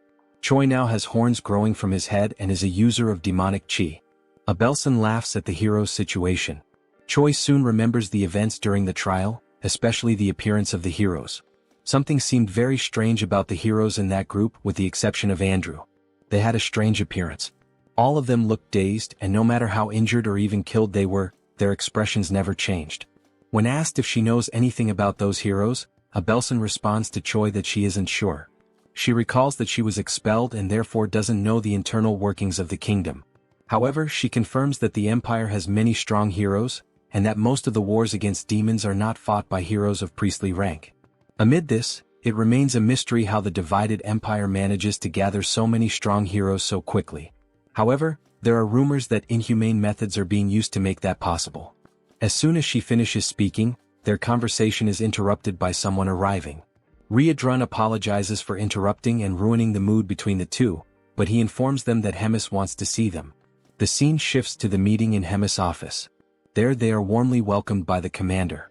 She happily announces that they have a new mission. There is a need to install a spatial interference magic shield. Choi is confused about what that is. Hemis then explains it simply, asking him to think of it like a barrier capable of preventing unauthorized teleportation. She argues that it's important so that he doesn't wake up with an assassin waiting in his room. Hemis explains that only the Second Corps can carry out such a task. Choi then understands where she is going with this, and Hemis continues by saying they will go on a work trip, under the cover of being a messenger and the messenger's personal medic. Hemis states that this is basically to protect them from humans so it won't be hard to fulfill a simple task. Moreover, she will send a trusted guide to lead the two. And that guide is, once again, Commander Roy, who reads the travel order with fire in his eyes, irritated at being dragged into another ridiculous task. The room where the group gathered was wide and imposing, bathed in the vibrant light of a flaming structure at the center, whose presence not only illuminated the space but also reinforced the grandeur of the place. On its sides, swords meticulously positioned on the walls reflected the firelight, symbolizing both the opulence and the power of those present. In front of the flame, a long solid wooden table stretched out, with 7 chairs designated for the members present, although only 5 were occupied. At the head of the table rested the most ornate chair of all, occupied by the host of the meeting, a figure of authority and command. One of the seats, however, remained empty. The absence was notable but not surprising. It was just another one of Rotaka's recurring absences. The 5th commander, named Uzgaze, who wore the head and hide of a bull, shrugged, knowing that Rotak never showed up to the meetings. Dorichigus, the 1st commander, dressed in purple armor, was irritated by Rotaka's absence, even though the meetings weren't mandatory. Hyuna, who until that point was comfortably lounging in one of the chairs, resting her arm over her bent leg, claimed carelessly that if Rotak had come, he would just be talking nonsense. Hemis, who was right in front of the fourth commander, observed the conversation without being able to add anything more to what the others were saying. Tigrid, the Supreme Demon King commander, had imposing, wavy horns that grew from his forehead. He had a serious expression when he finally announced to the other commanders present that they would begin the meeting. The reason for the meeting was revealed. They had gathered to talk about Commander Hemis. She had carried out a major event without reporting it. Scenes are then shown of the battle between Choi in his demonic form and Andrew. Tigrid continued explaining that the border had been left exposed, and the humans had created an ambush that resulted in severe consequences. Uzgaze then interrupted the Demon King's speech to specify that the effects of that battle were 97 dead, 100 wounded, and an even greater number missing. Tigrid had his black claws resting on the armrests of his golden throne. His expression was calm as he continued speaking about Hemis attacking the fourth commander for no apparent reason and, according to the rules, battles between commanders require prior approval. Then, with a serious look, Tigrid announced the beginning of the discussion regarding the punishment that would fall upon Hemis, based on her actions. At the moment he opened the floor for objections, Hemis promptly interrupted, wishing to express her side. She raised her hand and requested attention to object. With no resistance from the others, Hemis began to speak, aiming to defend herself against the claim that she had acted without cause. She then explained that everything happened because there was someone acting as a spy against her. She explained that the attack on the fourth commander happened because she thought he was the spy, given the circumstances. With that, Hemis raised a question, suggesting that the ideal would be to find out who was trying to harm her, not try to punish her for defending herself from something so sneaky. Tigrid's expression changed. He was irritated by the question, seeing it as an affront. He then asked if such a proposal was a way of challenging his authority. Hemis simply replied that it was nothing more than a humble suggestion. She smiled, and her bold expression spoke louder than her words. Such an attitude only raised Tigrid's indignation, who was stunned by the commander's boldness and clenched his fists on the armrest of his throne. Some time later, Uzgaze, Dorichigus, and Hyuna gathered in the corridors, in front of the meeting room, discussing what had just happened. Uzgaze pointed out how terrible the emotional outburst of both commanders had been in front of them, rendering the meeting useless. Hyuna expressed her frustration, irritated by the possibility that Rems and the Demon King would never be friends again. Dorichigus commented that he thought it impossible for them to be as united as they once were, and Hyuna declared that she didn't like the direction things were taking. In the end, the group decided to put these events aside and not give them much importance, as situations like this would probably repeat themselves frequently from then on, and the only thing left to do was to choose a side to stand on. Meanwhile, in the magical tower of the fourth command, Shai's group approaches, and the hero is soon mesmerized by what he sees. They are then received by the fourth commander's bodyguards, who immediately request everyone's identification. Roger introduces himself as the commander of the 3rd Regiment and notes that he is accompanied by 2 humans. The guard receives the referral sent by Hemis, reads the contents of the paper, and greets everyone enthusiastically, declaring that the commander is waiting for them, and then guides the group to the meeting. Meanwhile, Rotak is in his office, relaxed in his chair, reflecting on the human who can use dark mana and who, furthermore, has a body in the process of transforming into a demon. Even though he finds the situation interesting after receiving warnings from Hemis, he ultimately reminds himself that the human is still just a human. Soon, the group arrives at the room and greets Commander Rotak, who receives them and immediately jumps toward Choi, who barely has time to greet him and is caught off guard. While analyzing Choi's body, he is surprised that he doesn't feel anything and then begins the infusion of energy into one of the hero's arms, warning that it will hurt a little, but that Choi needs to endure it. Choi doesn't understand the situation, and the only option is to endure the discomfort caused by the energy emitted by Rotak, flowing through his body without understanding what is happening. As soon as it ends, Abelson expresses her concern, asking if the hero is okay, while he is on his knees trying to recover from what just happened. The saint approaches Choi, ready to help him, while Rotak declares he is impressed with Choi's evolution. As the hero raises his head, Rotak asks if he knows about the future that awaits him, and only then informs him that if Choi continues at the pace he's going, he will be dead in about 3 months. This information leaves the hero stunned, surprised by such an unexpected future. Rotak then explains what is happening in the hero's body, and that, since he is rapidly transforming into a demon, he can consider himself fortunate, as only small parts of his body will undergo alteration. However, it won't be long before, sooner or later, his organs will be corrupted by dark mana, and the moment Choi's heart or lungs are corrupted, he will die instantly. Choi doubts it, claiming that he doesn't feel anything, and Rotak turns his back to retrieve something, while simply warning that if Choi doubts it, he just needs to wait and see. He then picks up one of the papers on his desk and presents it to Choi, informing him that it is something called the Demon Contract, whose function is merely to reveal the truth. This surprises Choi. The Demon Contract then confirms the conversation, stating that Rotaka's certainty about Choi's death in 3 months is genuine, and outlining Rotaka's intention to take care of the hero Choi, foreseeing that Choi will agree to participate in Rotaka's experiments, which will also be conducted using methods that will not result in Choi's death, and that the hero will not contest possible deformations during the treatment. Also, if his intelligence or ego fades during this treatment.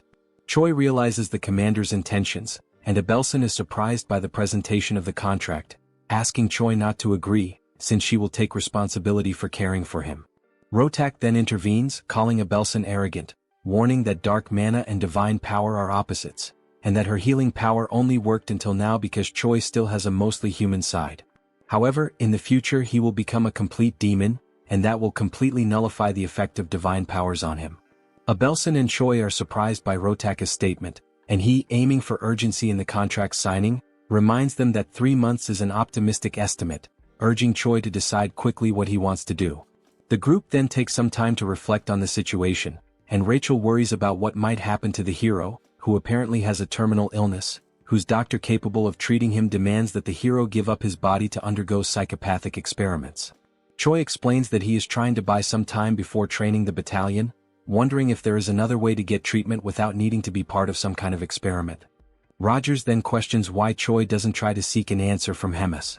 Choi is surprised by the suggestion, and the commander then replies that there is an unofficial ranking among the commanders, where Hemis is at the top of the hierarchy, while Rotak is at the bottom, and that she can easily exert some pressure and make the second commander yield on the conditions. The group then knocks on the door to return, requesting authorization, and Rotak promptly allows everyone to enter. Thus, Choi presents himself again, holding something covered by a cloth in his hand, asking permission and entering the room. Rotak then notices the artifact and asks what the hero is holding.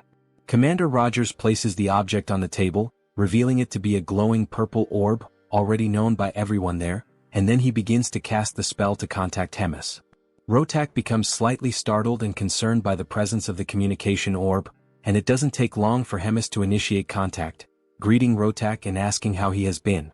Rotak, with a trembling voice, greets Hemis, highlighting how long it's been since they last saw each other. Hemis recalls that the last time they met was at one of the meetings with the Demon King, and Rotak, even more nervous, repeats and confirms that it is indeed true. Hemis then goes straight to the point, stating that she is there only to ask for a favor. In a threatening tone, she asks him to write a few things into the contract, starting with a demand that Rotak do his best to treat Choi. Secondly, that the hero will not suffer any harm. Rotak realizes the direction of the requests and is stunned, unable to argue. Hemis wastes no time and adds the third point, requesting that he include in the contract that nothing in Choi's body can be altered without permission, and that the hero must not die before the contract is finalized. Rotak becomes enraged with the list of changes to the contract, questioning why Hemis would care so much and why he should follow that for a human. Hemis, with a neutral expression, calmly calls Rotak's attention, and he straightens up in submission upon hearing Hemis recall the moment when she took him in and fed him after he had been abandoned by his people 350 years ago, that she also helped him win the commander selection tournament 200 years ago, and that she also saved him from being killed by humans 100 years ago. And with each reminder, Rotak's pride sank further. Hemis finishes by saying that, lastly, she ended up paying the price for having interceded for Rotak, and gives him the ultimatum. If he remembers all that, there is no other choice but to sign everything, leaving Rotak with no alternative but to obey. Sometime later, he expresses his anger, cursing the humans and Hemis, and then calls one of his subordinates to bring him a communication device, as he has something to do in retaliation for the humiliation he suffered. Time passes, and the next day Rotak receives Choi again in his laboratory, which he also uses as an office, and informs the hero that there is quite a lot to talk about. He decides to go straight to the point without much beating around the bush. Choi simply observes the seriousness in Rotak's gaze. But with a calm look, the scientist commander asks if Choi knows why demonic chi is altering his body. The question, combined with Rotaka's posture, surprises Choi, considering that this indicates that for him, something like that happening is perfectly fine. Confident that they are both aligned in the goal of preparing him, he feels free to respond to the question sincerely. And, as an answer, he says that the transformations in his body happen because it is an outrage for a human to use demonic chi. Rotak promptly declares that this answer is wrong. Then he explains that, just as Choi says, humans cannot handle demonic chi, and a normal human should explode and die as soon as demonic chi is imbued in their bodies. However, apparently fate, mixed with a bit of coincidence, made it possible for demonic chi to take root in Choi, thus becoming part of his body. And this allowed the evolution of the demonic Shin, to the point where it is causing alterations in Choi's body. It is remolding him not just physically but in his being as a whole, making him something more flexible for the demonic Shin, allowing it to root itself even deeper. Choi is surprised by the explanation and asks Rotak if there is any way to stop the changes that are happening in his body. And Rotak, once again being direct, responds that it is not possible to stop the transformation. However, he adds that Choi may be able to create a way to guide the direction the transformation is taking. And for that, Rotak is planning to transfer parts of a demon or a magical creature into Choi's body. The hero does not take the news very well, imagining how grotesque it would be to become part human and part demonic beast. Choi then asks if there is a possibility for him to say no to this idea, since all the substitution options seem bizarre. Rotak simply responds that if he does not accept the idea, the other option is to continue living like someone with a terminal illness until he dies. Furthermore, Rotak explains that there is nothing to worry about, as he intends to maintain the hero's appearance and his main organs intact, doing the transplant only with things that wouldn't be noticeable. Once the subject is closed and sometime later in the training arena, the commander and Choi gather for a noblesse demonstration. Rotak asks him to demonstrate the ability, and Choi promptly begins to focus, and it doesn't take long until the channeled energy displays a purple aura, signaling the start of the transformation. Rotak watches Choi's preparation attentively. He notices that the hero is producing an incredibly efficient output through the combined use of demonic chi and mana. Above all, he notices that Choi has obtained enough physical strength and mental sanity to overcome the result. He is surprised at how talented Choi is for achieving such an outcome. At the end of the noblesse preparation, Rotak quickly asks Choi to activate Promote, and it doesn't take long before the horns grow again on the hero's head. Rotak notes that this is the only major physical difference between Choi's noblesse and Promote characteristics. Rotak then reflects that Choi was perhaps lucky and confirms that this transformation was efficient in the sense that it protects his internal organs. Internally, Rotak despairs at the desire to study more about this and replicate it in his test subjects and future research. He laments that if it weren't for Hemis, he could dissect the hero to better analyze these results. He also regrets not being able to mass-produce the abilities in chimeras, which would make him an unreachable target for his enemies. But the only chance he has to make that possible is through a scroll pact. Choi notices that Rotak has entered a spiral of thoughts and brings the commander's attention back. Shortly after, he asks what he should do after using Promote. Rotak refocuses and informs him that there's no need for further demonstrations today and internally, reflects that he already has all the information he wanted. Then he tells Choi that, starting tomorrow, he will begin working on fixing the hero's body and abilities one by one, and advises that it's best for him to get some rest. After that, the hero performed more Promote demonstrations and also engaged in some physical training, pushing himself to the point of exhaustion. Once he reached that limit, he was subjected to physical interventions by Commander Rotak, causing changes and pushing him to surpass new limits with his altered body, which in turn generated more and more needs and modifications. He was always accompanied by Commander Rogers and Abelson, who monitored everything at all times. The scene then shifts back to a conversation between the hero and Rotak, and it's noticeable that Rachel is also in the room, enjoying some cookies. The system shows some improvements in the hero's status, who in turn, is so tired that he wishes for death, until he realizes he feels so bad that it's very likely he's already dead.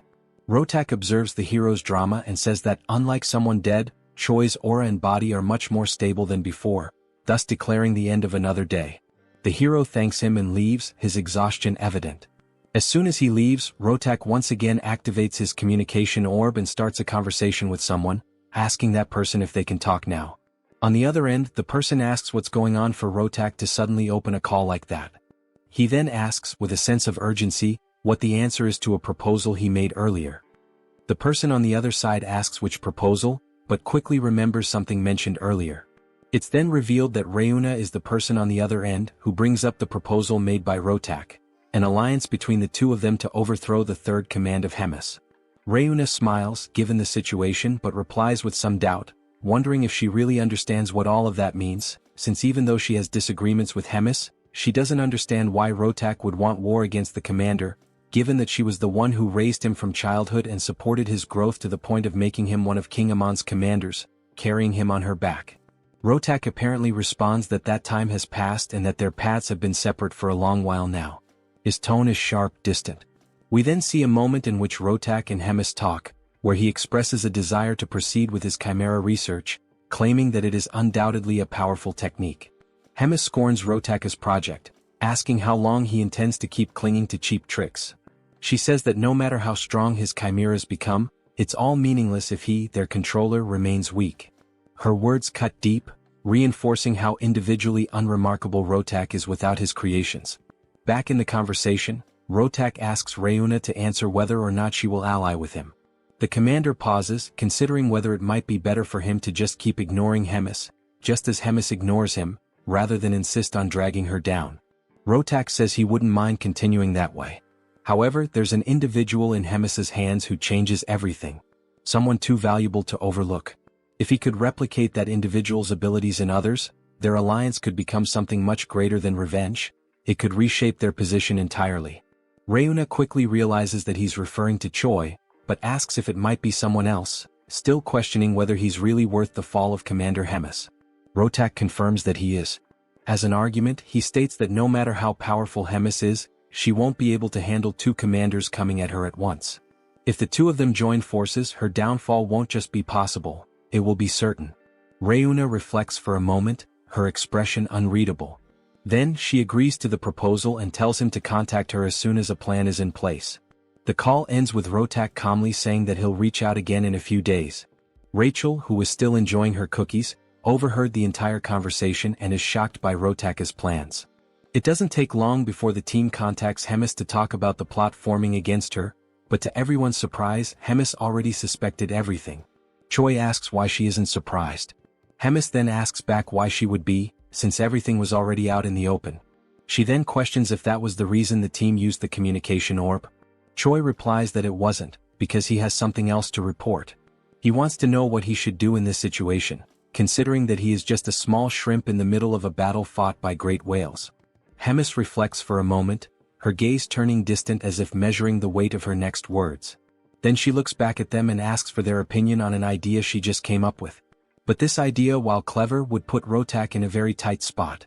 Sometime later, in front of Rotak's laboratory, we see Rogers and Choi knocking out one of the guards, with Commander Rogers leading the way and locating the room where the final objective of the mission is.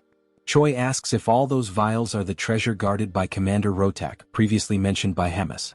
Rogers replies that yes, they are vials of demonic chi extracted from ancient beasts, all of them extinct, which can no longer be obtained no matter what someone does. He adds that some of these were collected over centuries and stored under tight protection for a reason. And one in particular is theoretically the most powerful of all. While holding a vial with a red liquid in his hand, Rogers asks Choi to wait a bit before taking any action, and warns that if something goes wrong, he'll make sure to arrange a good funeral for the hero. Choi reacts with unpleasant surprise, saying that he's very moved, and sarcastically thanks the commander. Then, without much hesitation, the hero takes the vial from Rogers and asks if it's the right time to drink it, as he begins to consume the potion. Moments earlier, still during the call between Choi and Hemis, the detailing of the plan that would follow began, an unexpected strategy meant to help Choi take better advantage of his encounters with Commander Rotak. The instruction was short and clear, yet jarring. Hemis told Choi to hurt himself. The simplicity of the order contrasted sharply with its implications. Naturally, the plan left the hero stunned, confused, and hesitant. He couldn't help but wonder why he would do such a thing to himself, especially considering that Hemis had previously gone out of her way to force Rotak to include strict rules in their pact, rules that ensured Choi's physical integrity at all times. The contradiction unsettled him. Hemis, noticing the hesitation and fear building in Choi's expression, softened her tone slightly. She clarified, with calm but firm seriousness, that this wasn't a joke or some kind of twisted training exercise. It was a direct order. A strategic one. She had learned through her own sources that Rotak had been lazy and half-hearted with Choi's treatment.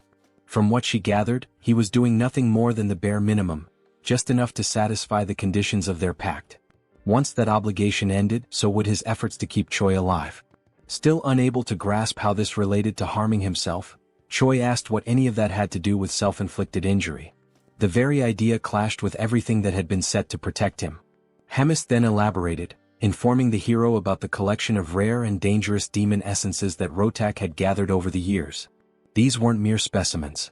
They were remnants of power from ancient beings, each carrying immense, raw potential.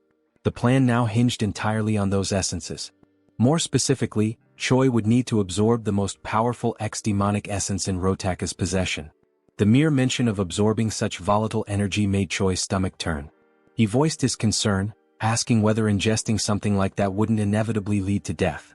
It was a fair question, one Hemis had clearly anticipated. With the same composed authority, she reminded him of the Pact's power. Because of it, Rotak would be magically and contractually bound to do everything possible, and impossible, to keep Choi alive no matter what. That was the very leverage Hemis had counted on when she forced the terms.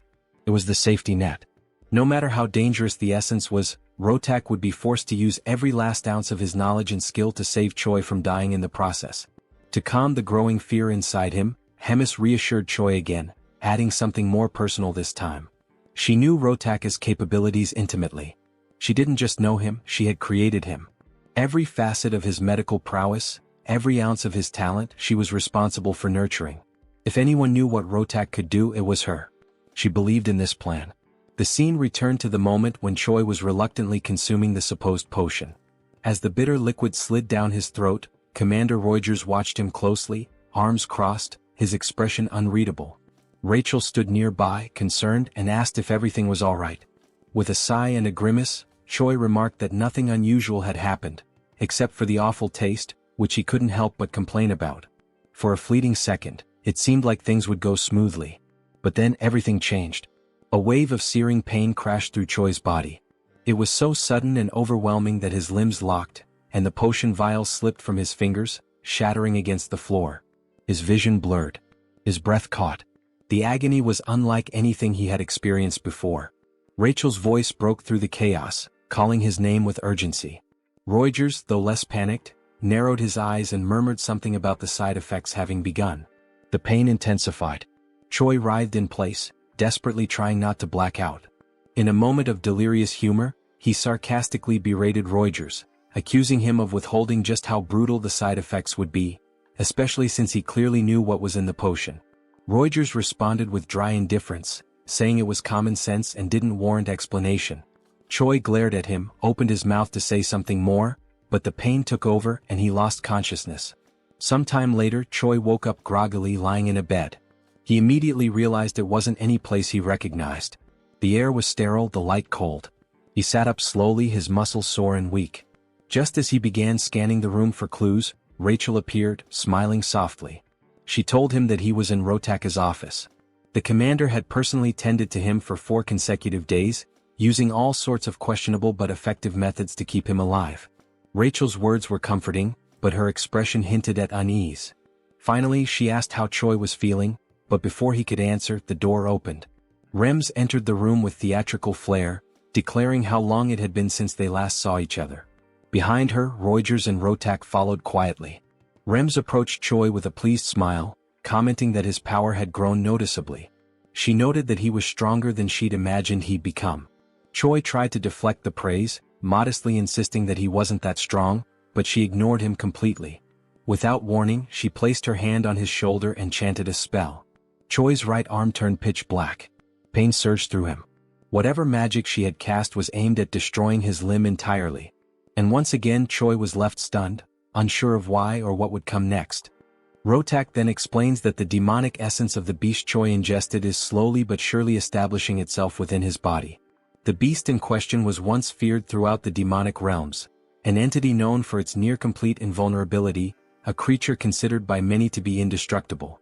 Now, that same property was beginning to manifest within Choi's body, granting him the terrifying durability of that ancient being.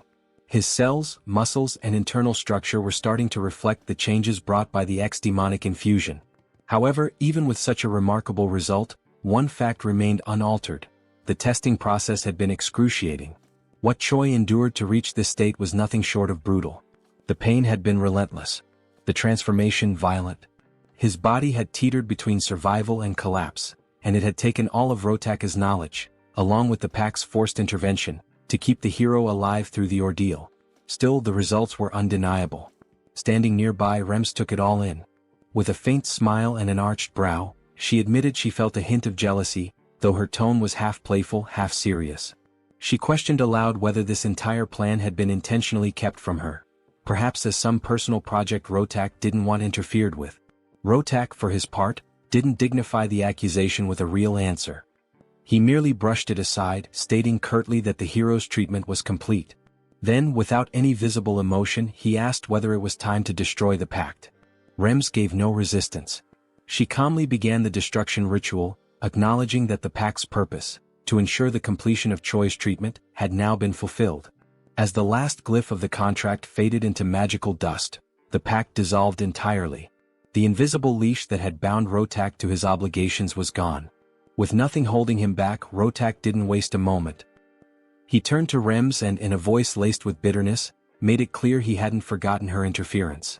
In a tone more threatening than professional, he promised she would regret everything. His eyes, cold and unblinking, burned with silent fury. Rems, unfazed, merely smiled. Her voice carried a touch of amusement as she questioned if she truly would be the one to regret anything. Her answer was cryptic, a layered warning rather than a rebuttal.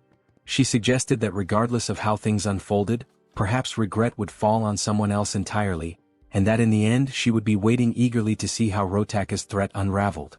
The scene shifted to the training grounds, where Choi and Ryodrun stood amid the dust and sweat of daily drills. The sun hung high in the sky as their sparring session intensified. From the very first strike, Ryodrun noticed a difference. Choi's posture, his timing, the pressure behind each attack, it had all improved. The young hero had indeed become stronger. Choi launched a fierce punch, one that Ryodrun blocked with minimal effort. But the hero didn't stop there. He pressed on with a series of rapid strikes, chaining his movements together with surprising precision. Ryodrun watched carefully, analyzing each blow, studying the trajectory of Choi's fists, the positioning of his feet, the way he adjusted his breathing to manage exertion. There was real progress here. And then, a breakthrough, Choi landed a solid punch to his mentor's abdomen. Ryodrun didn't even try to block it. He took the blow, let it connect. The smile that flickered on Choi's face afterward said everything. For the first time, he had struck his teacher cleanly. All his pain and effort were beginning to bear fruit. But the celebration was short-lived. In a sudden motion, Ryodrun brought his massive elbow down on Choi's head, knocking him flat onto the dirt with a dull thud. The world spun for a moment. Choi lay there dazed, his skull pounding, once again reminded that there were levels to power, and he still had a long way to go.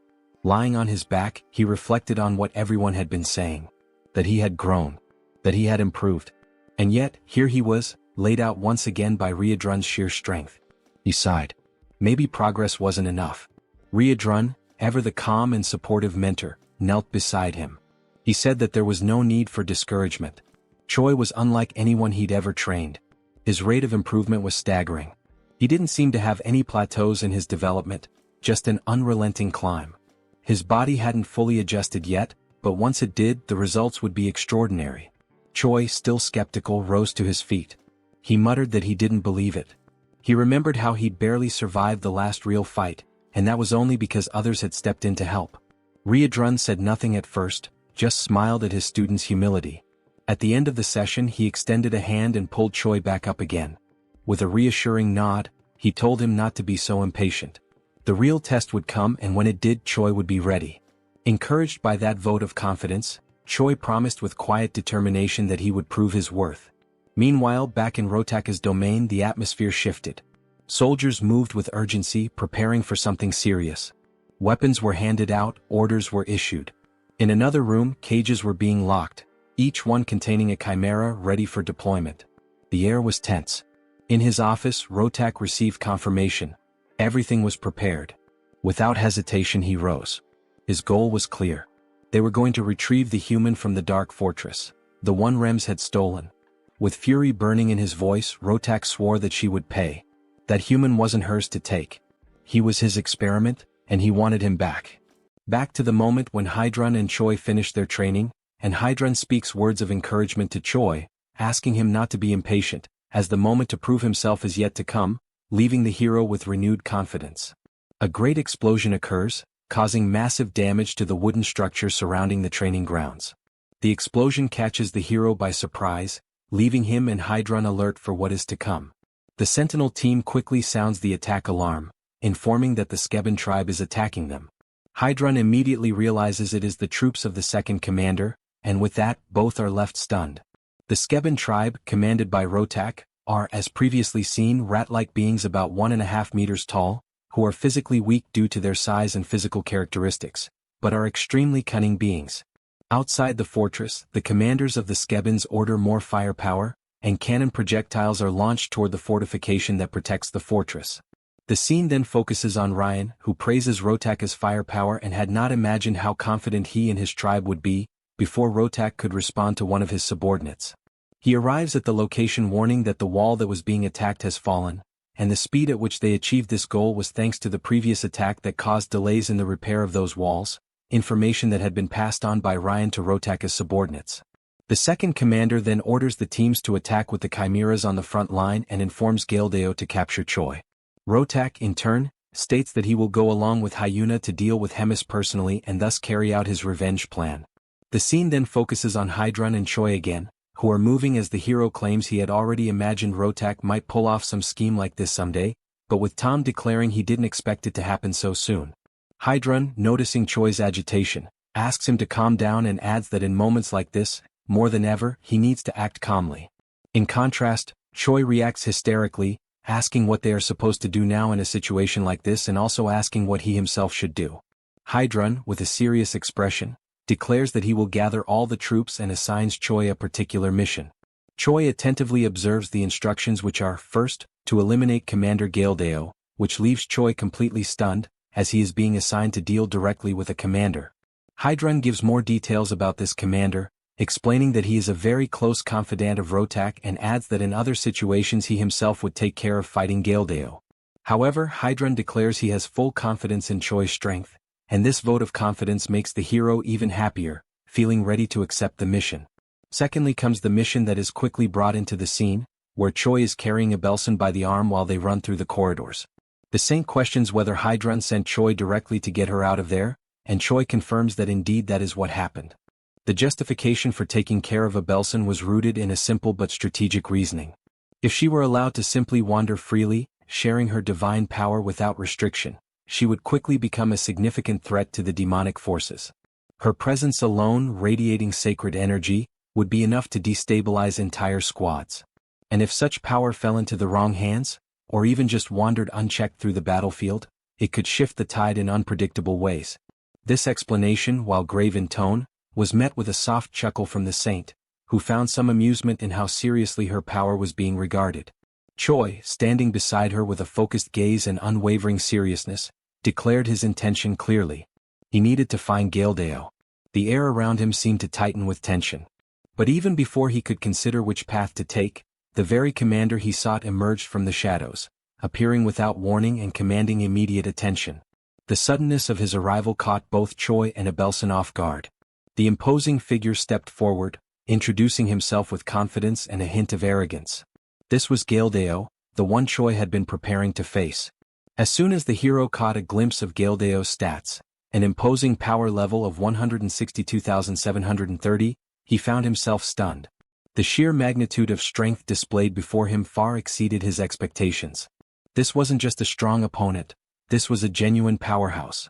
The realization drew a comparison in Choi's mind. He couldn't help but recall Taylor, the enemy hero whose raw power had proven incredibly difficult for both him and Rogers in a previous battle. It was a grueling confrontation, one that tested their limits. Now, standing before Galdeo, Choi couldn't help but question whether he had the strength to emerge victorious on his own. Before he had the chance to assess his surroundings or think of a strategy, Galdeo made the first move. With a snap of command, he unleashed his hellhounds. The monstrous beasts lunged forward with ferocity, aiming directly for Choi and Abelson. Reacting instinctively, Choi placed himself between the Saint and the oncoming danger. Snarls and growls filled the air as the hellhounds sank their teeth into him from every direction. The pain was sharp, but he stood firm, shielding Abelson from harm. Gildeo, observing with malicious satisfaction, claimed that he had successfully restrained the hero. He began charging what appeared to be one of his most devastating attacks, boasting that this would end the battle swiftly and leave nothing of the hero behind. However, just as he prepared to strike, Choi interrupted. His voice rang out with firm resolve. He stated that the hound's bites were insignificant, their power greatly exaggerated. As their fangs pressed against his skin, he felt nothing, not even a scratch. With that, he activated his transformation, a blinding surge of energy engulfing him as his body pulsed with raw force. In an instant he ascended directly to level 3. The sudden shift in power stunned everyone. The hellhounds, sensing the danger, instinctively backed away. Gildeo himself was caught off guard, his confidence visibly shaken. But Choi gave no pause. Wasting no time, he darted forward, his speed immense, his body a blur as he charged at the commander with everything he had. Then, with a thunderous impact, Choi's fist collided with Gildeo. The strike reverberated through the air like a shockwave. The confrontation had officially begun, a direct clash of strength. Gildeo snarled, claiming once again that he possessed the finest technology on the entire continent, and that there existed no reality in which he would be bested by a mere human. Fueled by pride and desperation, he shouted for his entire army to converge on the battlefield. The ground trembled as more enemies approached. Abelson, who had remained in the rear, now sensed the danger escalating. Her eyes widened as she witnessed the arrival of the chimeras, grotesque, powerful creatures bred for war. The threat level rose dramatically. In a moment of resolve, she dropped to her knees and began chanting. She focused all of her divine energy into a single incantation, trying to delay or, if possible, repel the monstrous advance. Within moments, the battlefield was illuminated by an immense explosion of sacred energy. Her power surged across the terrain like a tidal wave of light, radiating from her in every direction. The brilliance of the spell could be seen from every corner of the Black Fortress. It was an awe-inspiring sight. But Choi's admiration was quickly replaced with concern. He knew the toll such a spell would take. Abelson, breathing heavily, confirmed that she wouldn't be able to keep going.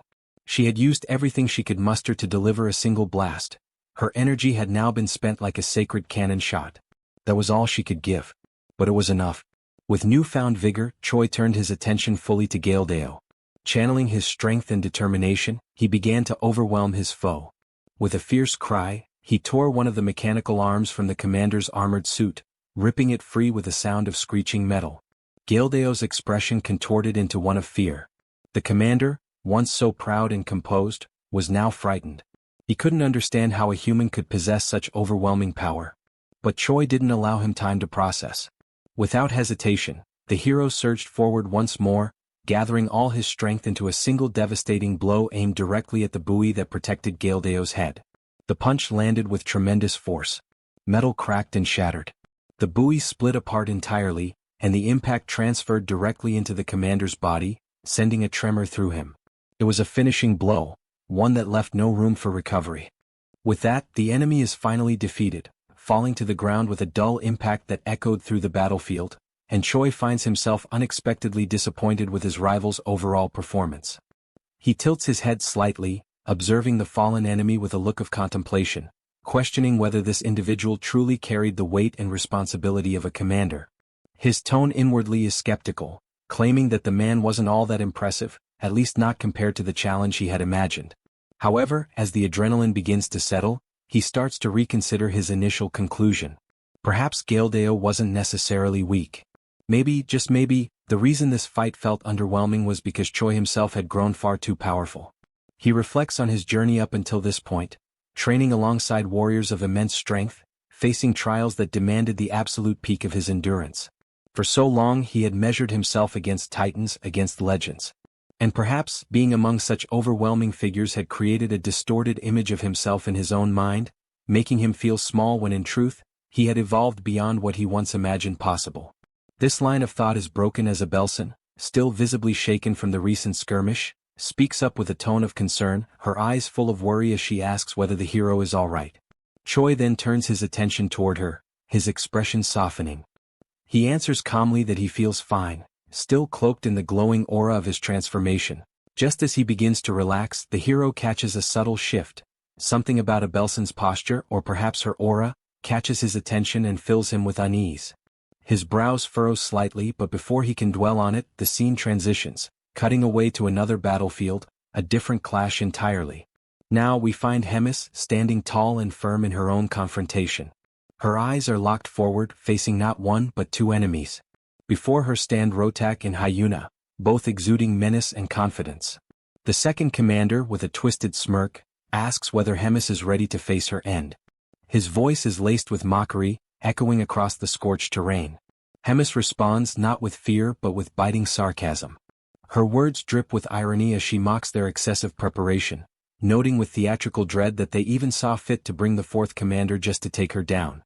The absurdity of it almost amuses her, and she scoffs at what she calls cowardice taken to an entirely new level.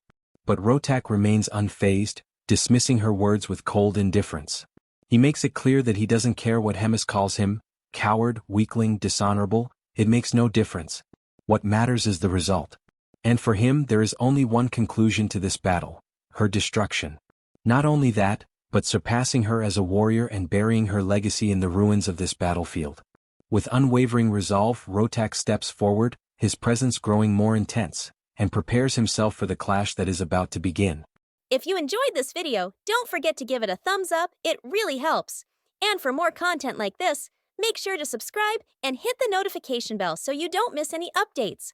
Let me know in the comments if you'd like to see another part. I'd love to hear your thoughts. See you next time. Bye-bye.